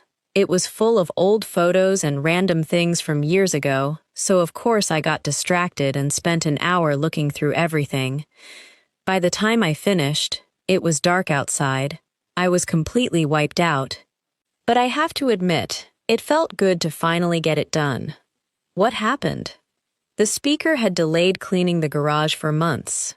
They finally started, discovered the job was larger than expected, became distracted by old memories, finished late, and felt satisfied. Now, notice one new phrase. Get it over with. This means complete an unpleasant or difficult task so you no longer have to think about it. I don't want to go to the dentist, but I should just get it over with. Let's get this meeting over with.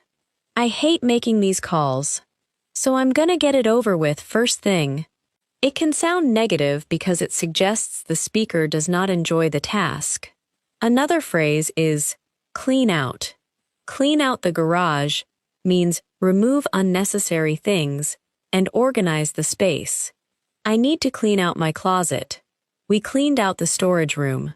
Another phrase is worth keeping. Is this worth keeping? This old computer isn't worth keeping. Again, worth expresses value. Now, I have to admit, introduces something the speaker accepts, sometimes reluctantly. I have to admit, you were right. I have to admit, this is better than I expected. I have to admit, I had fun. A similar phrase is, I'll admit.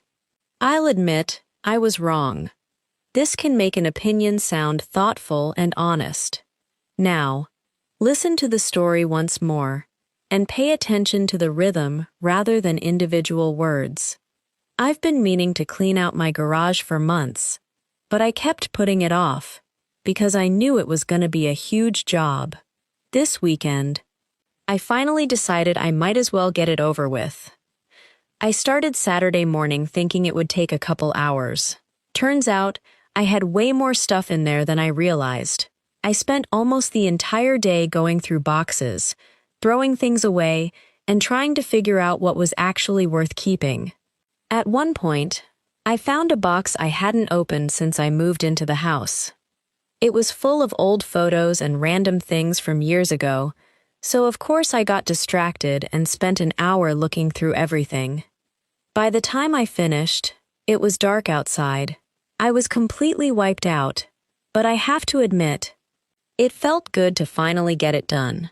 Now, you are hearing longer ideas, reductions, idioms, phrasal verbs, indirect meaning, and conversational rhythm together.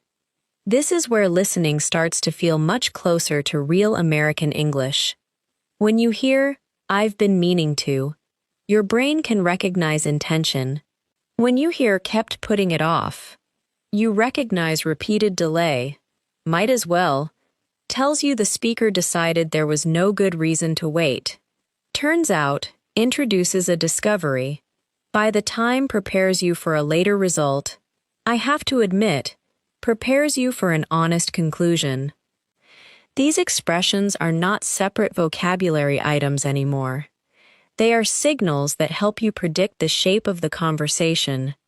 That predictive ability is powerful. When you hear the beginning of a familiar phrase, your brain begins narrowing down what may come next. If someone says, as far as, you may expect, I know. If they say, I haven't gotten around, you may expect, to it. If they say, something came, you expect, up. If they say, I'm leaning, you expect, toward. If they say, let's play it, you expect, by ear. This is not memorizing a list. It is building familiarity through meaningful repetition.